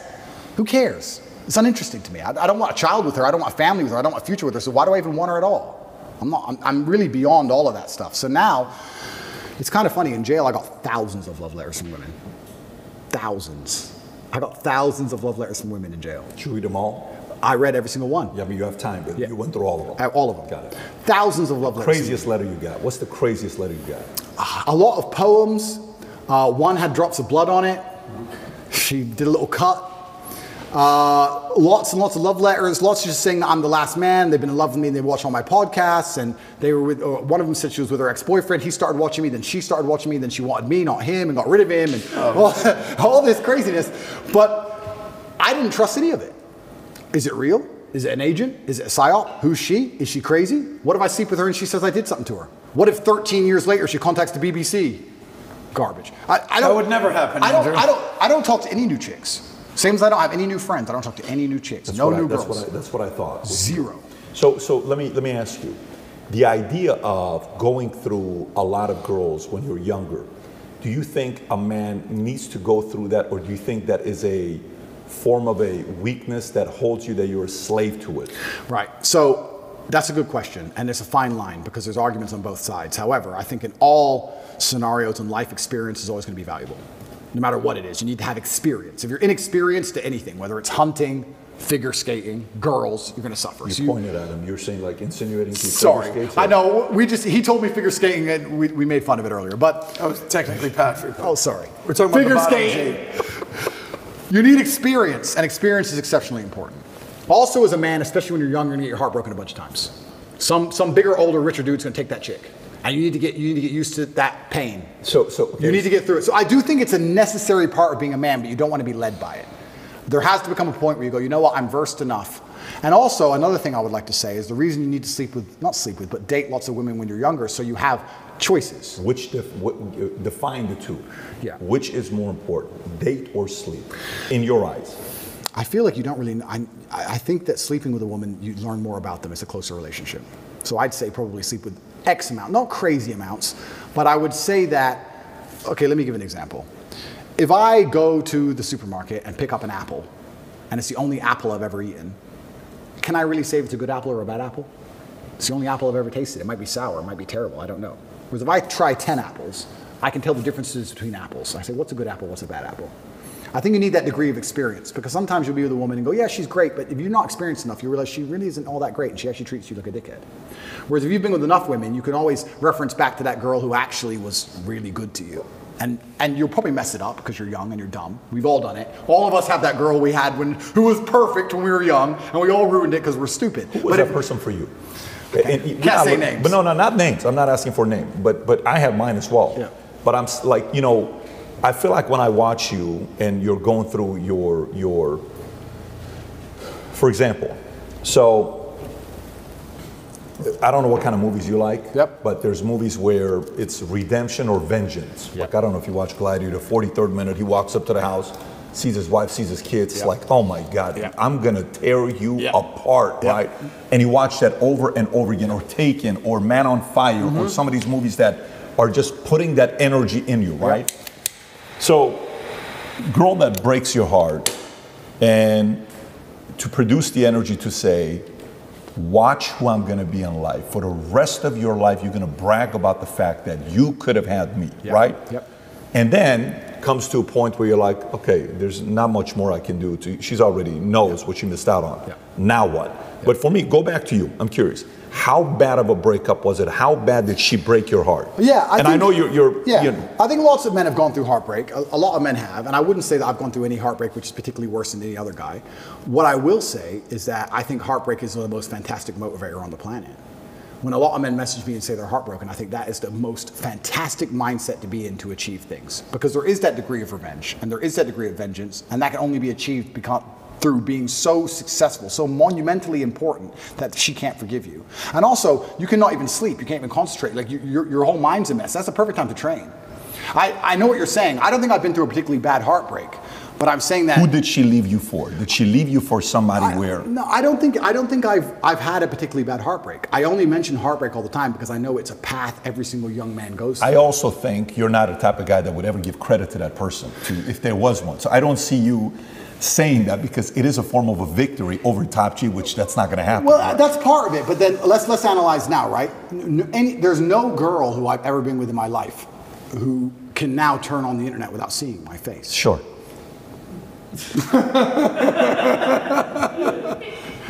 Isn't that beautiful? They have to all lie to their man and pretend they don't know me. Oh, I don't know him. Because if they go, I was with him for a few years, their whole relationship will probably break down, because then he's going to get pissed off and insecure. So that to a degree is a victory. That's kind of fun. But no, I didn't have any. The reason I say heartbreak is because In the modern world, I don't think things were as bad when I was younger. I think women were more pure when I was younger. Even in these, when I was 20, it's only 16 short years. I think women were actually a lot purer before OnlyFans, before Instagram. The sexual marketplace wasn't globalized. Yeah. When I was 20, if there was a hot girl in the small town, she was the hot girl in the small town. Now, if she's the hot girl in the small town, she's also in Dubai and Courchevel. And the whole world's globalized. The competition's globalized. Everything's changed. I didn't have a particularly hard time. The reason I say heartbreak is because 80% of the emails I get from men are about heartbreak. I think that most men, especially young men in the world today, are getting their hearts broken. And when you're saying who are they leaving for, they're leaving for the millionaire who hits them up on Instagram. It's hard. Is that what happened to you? That's not what happened to me. No. Okay. But I'm talking about the emails I get. You're a guy, you're in Nebraska, to high school sweetheart, she's a 10, everything's fine. She's in Courchevel with a millionaire. Instagram. You had an argument one day. I'm trying to target you purely for one reason. Yep. Because a big part of my drive, I've had drive always. I was a dreamer. I was the guy that was, but at the same time, the drive for success came after a lot of pain. Of course. Coming right afterwards. So that's why I'm asking you a question. So when that happened to you, did you fear risk of loving somebody, where it's kind of like, I'll get this close, but boom, I got to move on. I got to move on. Did that happen or no? No, I wouldn't say that particularly happened. What did happen though, like I said earlier, is when you have experience with lots of different apples, you know what a good one and a bad one is. So when we say we all had that girl we messed up when we were young, if I found another girl with those qualities, I certainly wouldn't mess it up. You need experience to understand what you have to value it. If you don't have experience, you don't value what you have. So the original question is a really good one, of whether men are chained and enslaved by their desires, or whether they need to sleep with lots of women. I think in the modern world you need experience, and you need choices, and you need options. But if you live by the sword, you die by the sword. If you're going to be the guy who's also out there in the club and sleeping with lots of girls, talking to lots of girls, there's going to be times you lose a girl that you don't want to lose. You can't be a coward about it. You live by the sword, you die by the sword. There's up and down, there's rain and sunshine. You have to be that man who's going to go through it all. And then when you've been through enough of it, like I have, like I said, if I find a beautiful girl now who's a 10 and deletes and doesn't want Instagram, that's worth more to me than 1,000 stupid girls. Respect.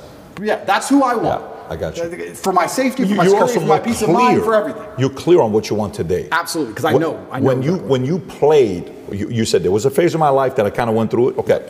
Was that after the heartbreak?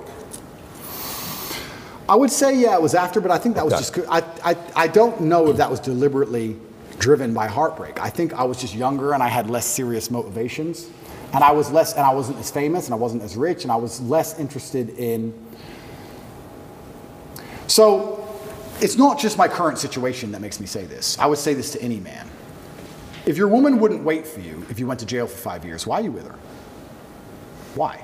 If she wouldn't wait, I know she's hot, I know she's funny, I know she makes you laugh, but if you can't sit in that jail cell with 100% certainty that she's not out with her friends, them in her ear, talking shit, watching Sex and the City, whatever it is, and her ending up with some other guy, why are you even buying her dinner? For what, sex? Like, that loyalty to me is the only thing left that's valuable. When I'm interested and we're in jail, we're sitting there saying we have it so much better than most guys. Because most guys in jail, imagine you're a normal person, you go to jail. Who's feeding your family? Who's paying the rent? Who's feeding your kids? I said, Tristan, we're in jail and we're suffering, but everybody we love is good. I'm a man, I'm supposed to suffer. I'll sit here with the cockroaches. If that means all my kids eat, everyone I care about eats, my mother's fed, my mother has a house, roof over her head, everybody has everything they want. Only person suffering is me. I'll take that all day. Most men who go to jail can't say that. Another thing that gave me absolute peace of mind is the women who love me are waiting for me. Imagine you go to jail and you're completely heads over heels in love with a woman, but you know deep in your heart that she's out in the club and she's stealable. We talk about thoughts you can't get out of your head in jail. It's amazing how when you lose all access to electronics, how thoughts are amplified. Most of us sitting here, you've never been without a phone or without a laptop or without a computer for 93 days. You'd be amazed how loud you can think. You'd be amazed how vivid your mind is. I learned that. If you had the nagging thought in your head, I loved her, she cheated on me before, maybe she cheated again, she hasn't written me in 3 days, and then plus jail. That's why they're all crying. That's why all the men in there were sobbing. Their wives are either fucking someone else or the bills ain't paid. It's not just his situation, it's everything else. Yeah. So now if you're gonna say to me, what do I respect in a woman? I respect a woman who's gonna wait for me. I have no interest in a woman, oh, she's funny, she's cool, she's hot. Don't care. Don't care. Is she going to wait for me? And I also know, because of my experience, which ones would and which ones wouldn't. I'm not stupid. Because they'll all say they would. They'll all say they'll wait because they're on the jet. But I know which ones are lying. Because enough women have lied to me. I've seen it. So you do need that experience, but once you have the experience, you start looking for completely other things. Quick story to almost validate your point about experience. I like the direction Pat was going with this about if you want relationships or sex with a woman. Quick anecdote. Your friend Myron, Fresh and Fit, we just did a big live event 3 days ago. It was myself, Myron, Fresh, we're sitting on a panel, 20 women. And he goes, watch this. Masterclass. Andrew, masterclass. He asked all the women on the panel, average 25-year-old woman, you tell me the amount of sexual partners she's had. What's the body count? And these women give a wide range of, the 3, 10, 15, 20. One girl said 100. Numbers were crazy. Goes down the list. Ask all you, okay, great. Ladies, show of hands. How many of you want a man with more sexual experience than yourself? Every single girl put their hand up and they said, yeah, I want a man with more experience than myself. And the reason this came about was because Ben Shapiro reacted to a video of me questioning Myron. All right, when should a man get married? And he basically gave a checklist. You need to make $100,000 a year. You need to have slept with 50 women. You need to have 6 to 12 months of savings. A checklist. And Ben Shapiro was like, that's disgusting. This is a guy that married the first person that he had sex with. And it was incredible to see every woman validate everything that Myron was saying and everything that you were saying about experience. Oh, women respect experience. In fact, I saw on a TV show, and this was like 10 years ago, and I have no idea what the show was, but it was a show about, it was on Channel 4 in the UK, and it was a show about sex and 85% of virgin women would rather sleep with a man who'd already had sex than a virgin man. Wow. A virgin woman doesn't even want a man with the same level of experience. You're respected for your level of sexual experience. And women are naturally demonized for their level of sexual experience. And even the ones in the West who pretend that's not true, the ones who are fully psyoped, wait till they see a girl they don't like. What's the first thing they call her? She's a hoe. Whore. Slut. First insult out their mouth is she's promiscuous. So they know deep in their heart promiscuity is bad because they call each other promiscuous when they want to insult each other. So yeah, you absolutely need that experience to make sure you don't get wrecked in psyop. But now, and just in my current dating life, and it's good that this is on this podcast, so the girls can still email me. It's nice to read, but sorry, I don't trust any of you. I don't trust any of you. I don't trust anybody new. I have no new friends, no new girlfriends. Absolutely no. I'm not interested in any of it because the things I value now are not the things I valued when I was younger. My life was very, very different, but I'm glad I had that experience now, so I can see who is lying and who isn't. I can tell. I can just instantly tell if they would lie or not. So let me kind of get to the point of what I was trying to say. I'm kind of more on your side. I don't have a Ben Shapiro story. But I think what happens is there's also risk for men to fear because that could happen to me, so therefore I will never risk getting into a relationship because of XYZ. So Chelsea Handler, he brings her up, right? Our initial reaction was, look at her, she's doing this, she's doing that. So let me look up what her life was like. And Mario Aguilar says, hey Pat, did you know her life? I said, I have no idea what her life was. So she's 9 years old. Her brother at 22, who was her hero, her first love, her first, her second father, loves him. He's going mountain climbing. He says, Chelsea, can't wait to come back and see you. Great, goes mountain climbing, falls, dies. She's 9. She comes back, she says, the most painful time of my life, right? So then when she needs her father to be there for her, he's gone. He's devastated. They had 6 kids, I believe. Mom and dad were still together. So they're married and they were doing okay, car salesman, making money. And then she says, till today, I may be successful, and she puts the act in the book, I'm still in a lot of pain. She was being interviewed by Howard Stern. Got emotional talking about this. Okay. So we can sit there and laugh about it, but for men, similar thing happens as well. Well, a girl broke my heart. Dude, I will never, ever give this risk to that. I think there's also, as influencers, we have to also make sure that men know, look, just look at the stuff that you did wrong. Completely. Look at the stuff on how you repositioned yourself in the wrong way. Right off the bat, being too much of a this, that. Now, just when you go in, like the way you said, I love when you said, what are you doing watching this show? We don't watch this in this house. We watch this. Now impose and earn the respect to be able to impose your beliefs in a way where you can coach and lead. You nailed it, because what did I say earlier about this podcast? How many times I'm going to watch it back? 15 times. Yeah, because I live in experience and I analyze the experience and I draw every lesson from that experience. If you're a man who has their heart broken, a lot of them are so stupid that they may revert to the mindset that you've said. They may say, oh, I don't want to have my heart broken again, but they haven't sat there and said, why did this happen? You have to know the why to prevent it from happening. You have to analyze the scenario and learn from it. One thing I'll say about women that's fantastic, one of the best things women are one of the things women are best at is they're a fantastic mirror. Women are a reflection. If you have any weakness inside of you, or if you have any downfalls as a person, a woman's gonna show you who they are. If you're too emotional, if you're too easy to get angry, she'll teach you that. She'll teach you that you can get angry too fast.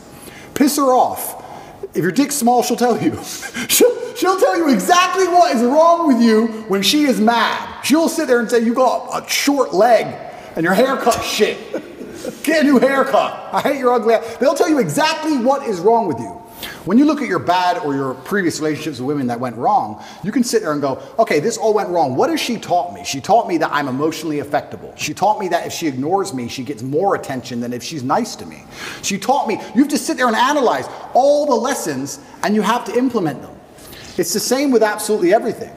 But women are a fantastic mirror. A lot of these guys who resort to that are men who don't have the self-reflection to sit and say, okay, why did this happen?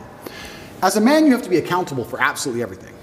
Every single thing that happens is your fault. I didn't go to jail because of Romania. When I was in jail, it was my fault. Even though I don't believe it was just, even though I do not believe it was fair, even though I know I am innocent, it is my fault. Because I didn't have to become so influential. I did it. But it's also my fault when I'm on the jet and living my perfect life.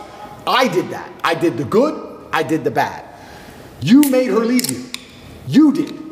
Whether you like it or not, you are the reason she became so cold. You are the reason she doesn't listen anymore. You are the reason she's so arrogant all of a sudden. You are. You may not have identified why yet, but if you identify why, then you get into your next relationship healed and understanding what you did wrong and learn from it. That's what you have to do. But most of these men don't want the self-accountability. I love that. And they want to blame the women. You have to blame yourself. I know exactly now how to keep a woman happy. So I ain't got nothing to worry about. I've learned my lessons. I know exactly how to keep a woman happy. I know when to set a boundary, when to be nice. I know exactly what to do because I've self-analyzed. A lot of these red pill guys, they want to do exactly like you said, just run around and just bang chicks because they've never looked in the mirror and go, why do these chicks not want to just love me?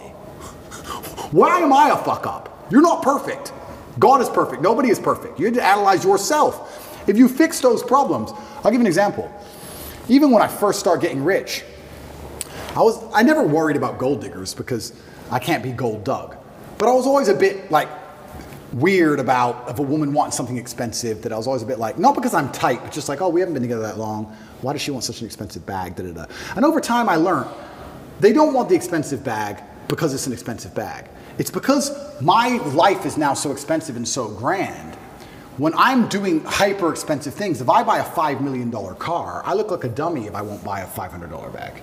I look frugal, and frugality is a form of fear, and it looks fearful. I could say no to a $500 bag when I had no money to the exact same girl, but when you have a certain amount of money, it's not that they're gold digging you, it's just that to you it's nothing, and there's a degree of gesture to it. And I also learned over time that, you know, the best way to get new beautiful women is for them to see your ex and how well she was treated. They love that shit. They love it. When they see all your ex, because women will do that. Women stalk me. When I had Instagram, they'd stalk me.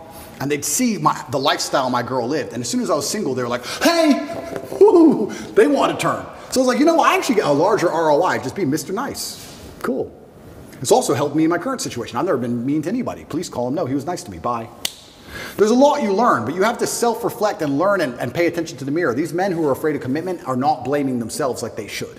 Because I actually truly believe, and this is never going to make the misogynistic supercut of the BBC, I actually truly believe that women in their hearts, unless they're completely corrupted by society, women just want to love and be loved and feel safe. That's what they want. They want a man that they can look at and they truly know he makes the decisions and I trust him to make the decisions and I love him for that and I respect him for that. That's what they truly want. When a woman starts turning on you, it's usually because she doesn't trust you for some reason. She doesn't trust your judgment. And that's not always cheating. It can be other things. Doesn't trust your judgment as a whole, right? If she starts to doubt your judgment, how can she truly love you? You're the protector. You're the provider. So if a woman's gone cold on you, you have to sit there and go, okay, she doesn't trust my judgment. feedback. She doesn't trust my judgment. What have I done that made her doubt me? Did I get my 6th booster injection like a dummy? No wonder she doesn't want dick. Because I keep injecting myself with poison because I'm an idiot.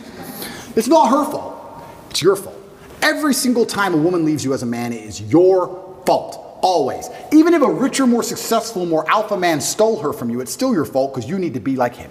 It's always 100% your fault. These men don't take accountability. It's 100% their fault. I got one last topic, unless if you got a follow-up. No, keep going. Okay, so last topic here. Phenomenal way to finish that up, because I think sometimes the messaging from that community is, no, it's just everybody's this versus no, you got to take some accountability. Sorry, before you go on, Yeah. but that's a fantastic point, because people say to me, can you turn a hoe into a housewife? And I say, listen, I wouldn't want to, but I bet I fucking could. Bring a woman alive who's going to cheat on me. With who? With who? With who? Fucking, who's she going to cheat on me with? Fucking a guy in Starbucks? Mr. KFC? No. She's with the top G. She's got all the clout. She's with the boss. She's in the 5-star on the Italian Alps. She's on the Gulf Stream. She's in the Bugatti. Everyone's jealous of her. Who the fuck is she going to cheat with? Nobody. There's not a girl alive I couldn't get loyalty from. Now, would I ever want to do it? Probably not. I like the idea of exclusivity.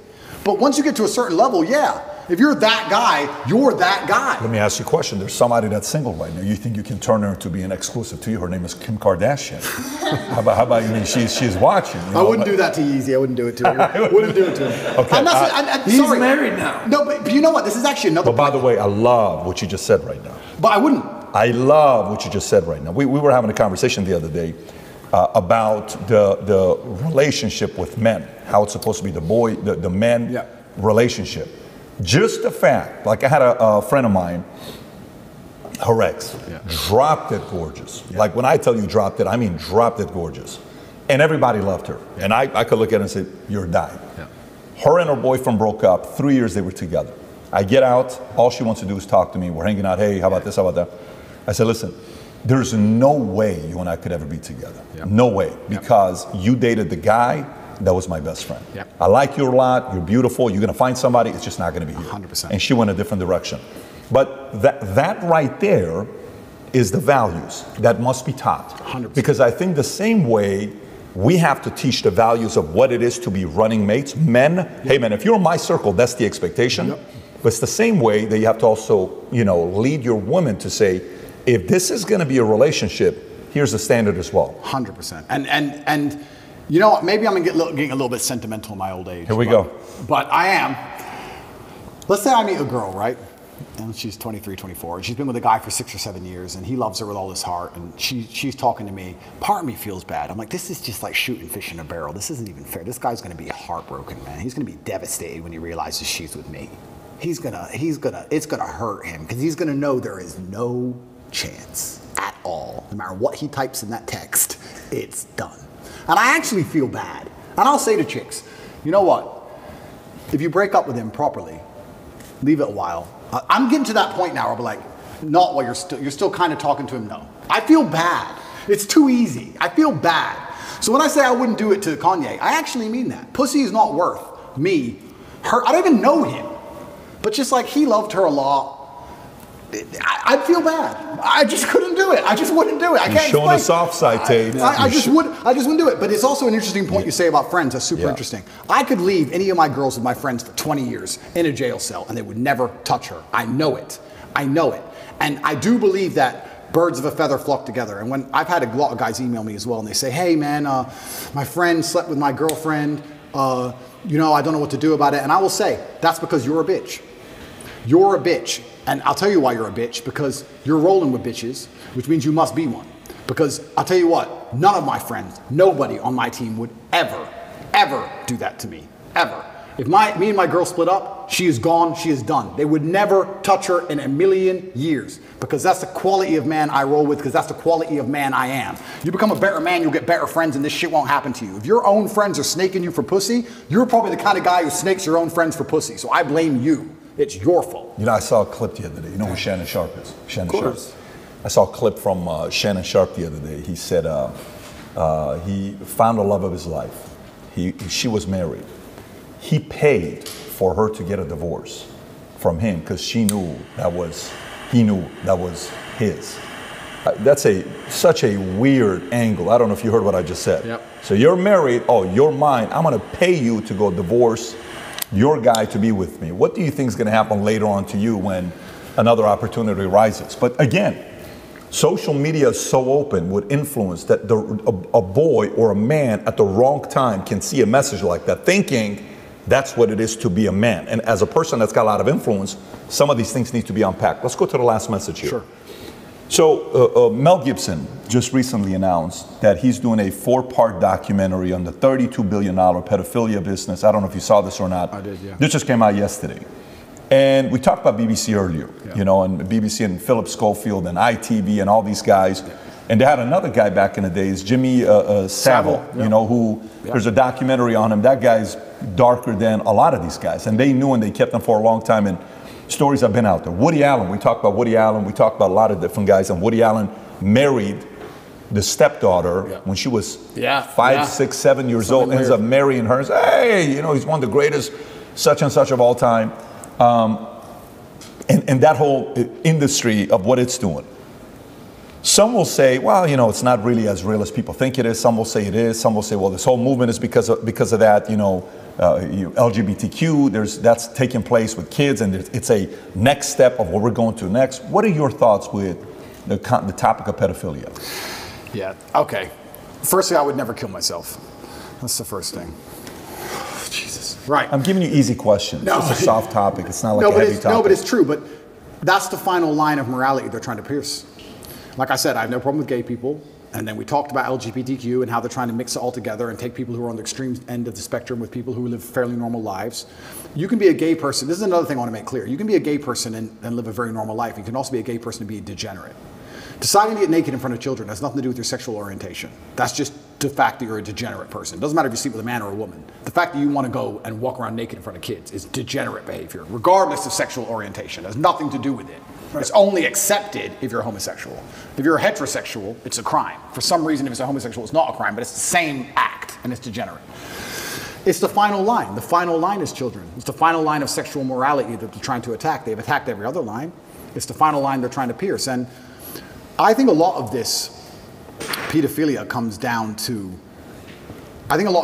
control. So, yeah, what Mel Gibson is doing is super interesting. It's super interesting that he's attacking the most liberal establishment on the planet. Super interesting that he's attacking Hollywood, which is obviously the heart of the liberal propaganda machine.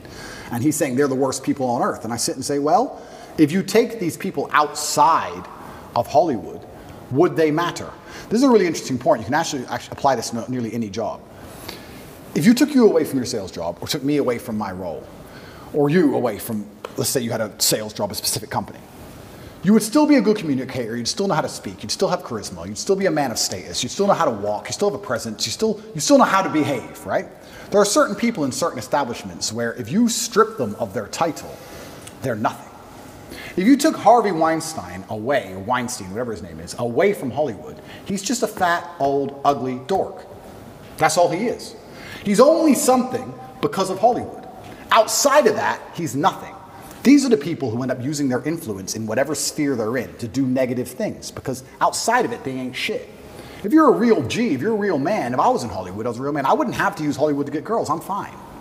I think a lot of this stuff is run. I think a lot of these people who are doing these things are just not very good or very impressive people. Oh yeah, you may be a big shot in Hollywood. Delete that from your resume. Who are you? Oh, you ain't shit. Sit down and talk to these people. What have you even done with your life? You ain't shit. You made it to the top of Hollywood by what? Who even knows how you got there? Wink, wink. You got there through whatever. So I think that's what a lot of this stuff is. And going back to everything we've been saying so far, Andrew, how do you solve pedophilia? I think if a man has a healthy sexual relationship with women and has options and feels respected by women and enjoys the company of women and women like him and admire him and look up to him, he will have no desire to go down the route of sexual perversion and chase children. I don't think he ever would. Why would he? Right? What my cousin said was only a joke. But sometimes there's a degree of truth in the humor. He's a young, good-looking black guy on the football team. He gets girls. Why would he do this dumb shit? When you see some fat, overweight video game loser, they're the ones on the TV doing it. So, once again, like nearly any problem on earth, Whether it's pedophilia, whether it's school shooting, whether it's men's mental health, whether it's women's mental health, whether it's female promiscuity, no matter what it is, whether it's crime, no matter what it is, how do you fix the problem? By building men of caliber, by building men of capability and status and honor and dignity, and by building men of ability to be good standing citizens who are respected by their peers. All of it comes back to improving men. All of it. Every single problem you can possibly name, even pedophilia, comes back to building strong men of capability who are respected. That's all. It's the baseline of humanity. Men always has been the baseline of humanity. And that's why nearly every problem we can name, whether it's pedophilia, whether it's anything else, school shooting, whatever, all of them are in a direct negative correlation with masculinity. As masculinity plummets, all this garbage is going up through the roof. Is that a coincidence? Absolutely not, really not. You can literally see it with a graph, and you can see it happening. Saving the way men think and operate, growing a new generation of men who understand they have duty to themselves, their last name, and God, literally saves the world. All of it. And I'm telling you, the reason this Hollywood garbage happens is because outside of Hollywood, none of them people are mildly impressive in any regard. And that's why they have to do the disgusting, heinous things they do. And that's why they're going to attack me and pretend I'm a fucking predator. And that I'm the bad guy, and that I'm dangerous to women.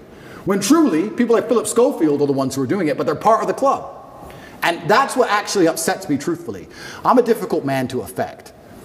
And I understand that I'm in the middle of a war here, and I understand that one way or another, with God on my side, I will win. But it is extremely frustrating to have people who commit X crime with impunity accuse you of X crime. That's a very uniquely annoying scenario. When somebody who does something themselves accuses you of it when you're innocent. Not allegedly. They've been caught. And they accuse you of it. Big difference. And then they sit there and go, it's a terrible thing to do. You do it. All of these liberals and elites attacking me do it. And I don't. And I'm the one who's sitting in a fucking dungeon for it. It's insane. What should be the punishment for that? I think attacking innocence is the most heinous thing you can possibly do. Did you hear what DeSantis announced? No. Death penalty for that. Well, I think absolutely. They're innocent. Attacking innocence is the biggest act of cowardice. It's cowardice. Attacking innocence is the biggest possible act of cowardice. Even, you don't shoot an unarmed man. Even in war, there's the Geneva Convention. There's supposed to be a degree of rule. Someone can't defend themselves. There's no need to hurt them. These people can't defend themselves. Attacking innocence is the most heinous of all crimes. And children are the absolutely most innocent thing on the planet. And I'd like to think that I'm rational enough that not much would drive me to murder, but I know what would happen if someone hurt my children. Should they be castrated? I think they should face an extremely heinous punishment. Now, the death penalty is fantastic. I also think, from what I've just been through, and it was only 3 short months, I think a nice long life of solitary confinement will do just fine. I really, truly believe it. And I truly believe that we need to make that clear to the world. But the problem is, the world we're living in, the people who are in charge of the world have no obligation or no intention of stopping what's happening. They want to accelerate what's happening. That's what's scary. Because they could put punishments in place which genuinely stop this shit. And I don't think they are. In fact, they're promoting this shit and trying to say that you're born that way.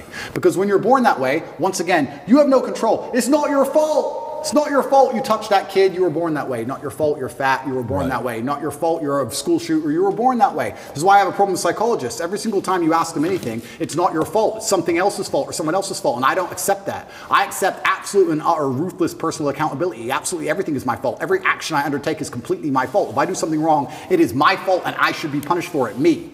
And that should be implied on every single other man on the planet. And the second we start doing that, dumb shit might stop. This is a powerful message. We're at the end of it, so if you got anything. Well, this is going to be more of a lighthearted question to end on a lighter note. But Are you going to ask about who's a better actor, Al Pacino or Robert De Niro? Actually, a real question. That's your question. So I got a question. Do you like both actors, Pacino or De Niro? De Niro hates Trump, right? Yeah. They both do. They both do. They both do. Oh, they both do? Yeah. Oh, fucking hell. So now you got to go on their merit. Uh-oh. I don't know then. They're both on the wrong team. Scarface or Goodfellas? Yeah. So this is actually a funny question, lighthearted question, but it is about your legacy. Sure. I don't know if there's anybody in the world, when I say a country, oh, I'm going to this country, they say, well, you must be going to see Tate. Yeah. If I told my mom, we're not supposed to talk about this, Yeah. Hey mom, I'm going to Romania. Are you going to see Andrew Tate? Yeah. If I told that, hey, anybody, I'm going to see going to Romania, they're going to say, oh, you're going to go see Tate. Yeah. That's how synonymous you are with Romania. Yeah. The irony is that Romania is the country that's locked you up. There's one other person that's associated with the country. If I say the country, you'll know the name. They're not even a real person. And that person is from the country of Kazakhstan. Yeah, Borat. Borat. Yeah. I say Kazakhstan, you think of Borat. Yeah. Ironically, in a twist of fate, in 2006 when the movie Borat came out, they actually banned the movie. Yeah. They didn't want the people of Kazakhstan to see the movie. Yeah.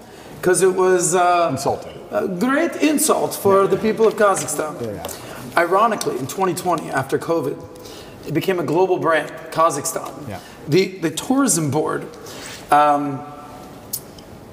basically created ads and embraced the moniker Kazakhstan, very nice, as a way to drive tourism to Kazakhstan. So in a twist of fate, they banned the movie. Yeah. 15 years later, they're embracing Borat. Yeah. So my question to you is, when you're innocent Yeah. and you're scot-free, Yeah. what will Romania do to make amends for what's happened to you? Will it be Romania? What color is your Bugatti? Yeah. What are they gonna say? That's a really good question because I love this country. I chose to live here. I think that they have done themselves a massive disservice, but I don't think it's Romanians as a whole. 99.9% of Romanians I interact with apologize to me. Every Romanian I see says sorry. Even the police officers who come and check my house arrest apologize to me. There's a select few Romanians who have done irreparable damage to this country, and they're going to have to deal with the consequences of that if they have a conscience at all. Most Romanians understand exactly what's happening and have apologized to me and are good people. I think I did a lot for this country in terms of tourism. I don't think it was mentioned much before me. Yes. And truthfully, it is a safe place and it is a beautiful place and you can carve a good life here. But I think they've certainly scared away a lot of high net worth individuals from ever moving here because they will seize all of their things and throw you in a jail cell. So we'll have to see how they try and recover from the mess they've made and if the few people who have done this, and it's a small group, are ever going to be held responsible. And if the country of Romania is mature enough, they will understand that it's a very small group of people who have made a very big mess. Last question. What source of power do you get from this? This is actually a mudra from power, a mudra for power. I think I'm not sure which yoga or Hindu or something it's from. It is a mudra from power, but my father used to sit and play chess like this. This is how he played chess. So I stole it. I stole it when I would be losing chess games in chess tournaments. When I was a kid, I was like, shit, I'm losing. I need power. Shit, let me do like dad. Sometimes it would work, sometimes it wouldn't. But cool. I just adopted it because it was his hand symbol, so I just copied it. And there's a lot of theories online that, it's occultist this and occultist that. I let the conspiracy theories run, but it's far more simple than that. There's lots of pictures of my dad doing it, and I copied it. That's all it is. Respect. So again, 5 hours felt like 5 minutes, just like last time. I can't tell you how many people last time said, glad you came, bro. People wanted to watch every second of it. Thank you. This was great. And we got a couple gifts we want to give you. The audience that's watching this, there's a couple things we want to do for you. We want the world to see this interview. And a lot of you guys will be part of history. 5 of these hats, Future Looks Bright, will be signed by Tate. And on Twitter, we will pick anybody that posts the interview there with hashtag TatePBD for the interview when we release this. 5 of you are going to get these hats sent over to you for you to pick them up. And aside from that, I got a gift for you as well. Amazing. Let's start off with the first one. The first one is a Bible, okay? Okay. Now, whatever you choose to do with this, whether you give it to Tristan or you keep it, Yep. This is a special Bible because it's from 1870. Wow. Okay, this is not a newer Bible. It's 1870. We wanted to give you a gift that would have a lot of meaning behind it. We had to go look for this. Brandon worked very hard to find this. We finally found it. So this is a gift from us to you. Brother, I absolutely love things like this. Thank you very much. And one of our vice presidents in our company, Haz Bozi, who is a Muslim himself, but we love this guy, respectable leader. Yeah. His family, we were calling around to get a high quality Quran with a lot of meaning behind it. Yeah. The Quran that his mom passed down to them is the one he gave to us for us to give to you. Can we look for this all over the place? Brother, thank you so this so is a gift to you as well. We know this is important to you if you open it up with the presentation in it. I hope you appreciate that. How do I hear you? I think it's right there. So this is something that's been passed from family to family to family. It's incredible. We hope you appreciate that too. And then the last one is a book I read years ago by a guy that's an interesting guy, C.S. Lewis. It's one of the best books I've read, Mere Christianity. If you've never read it, he's an interesting guy, Oxford professor who went from being an atheist to all of a sudden believing in God, and his transition to it, it's wild. If you've never read it, highly recommend you reading that. I think you will enjoy it. This is incredible. I'm truly humbled, and yeah, if they send me back, I have plenty to read. I'll take them with me. Thank you very much. Plenty of reading to do. Once again, brother, really enjoyed this. Thank you. Thank you. Thank you, Andrew. Thank you. Connect is an application which allows you to take a minute to connect with influencers from all around the world. My name is Andrew Tate, and I'm available to speak directly to you on Connect.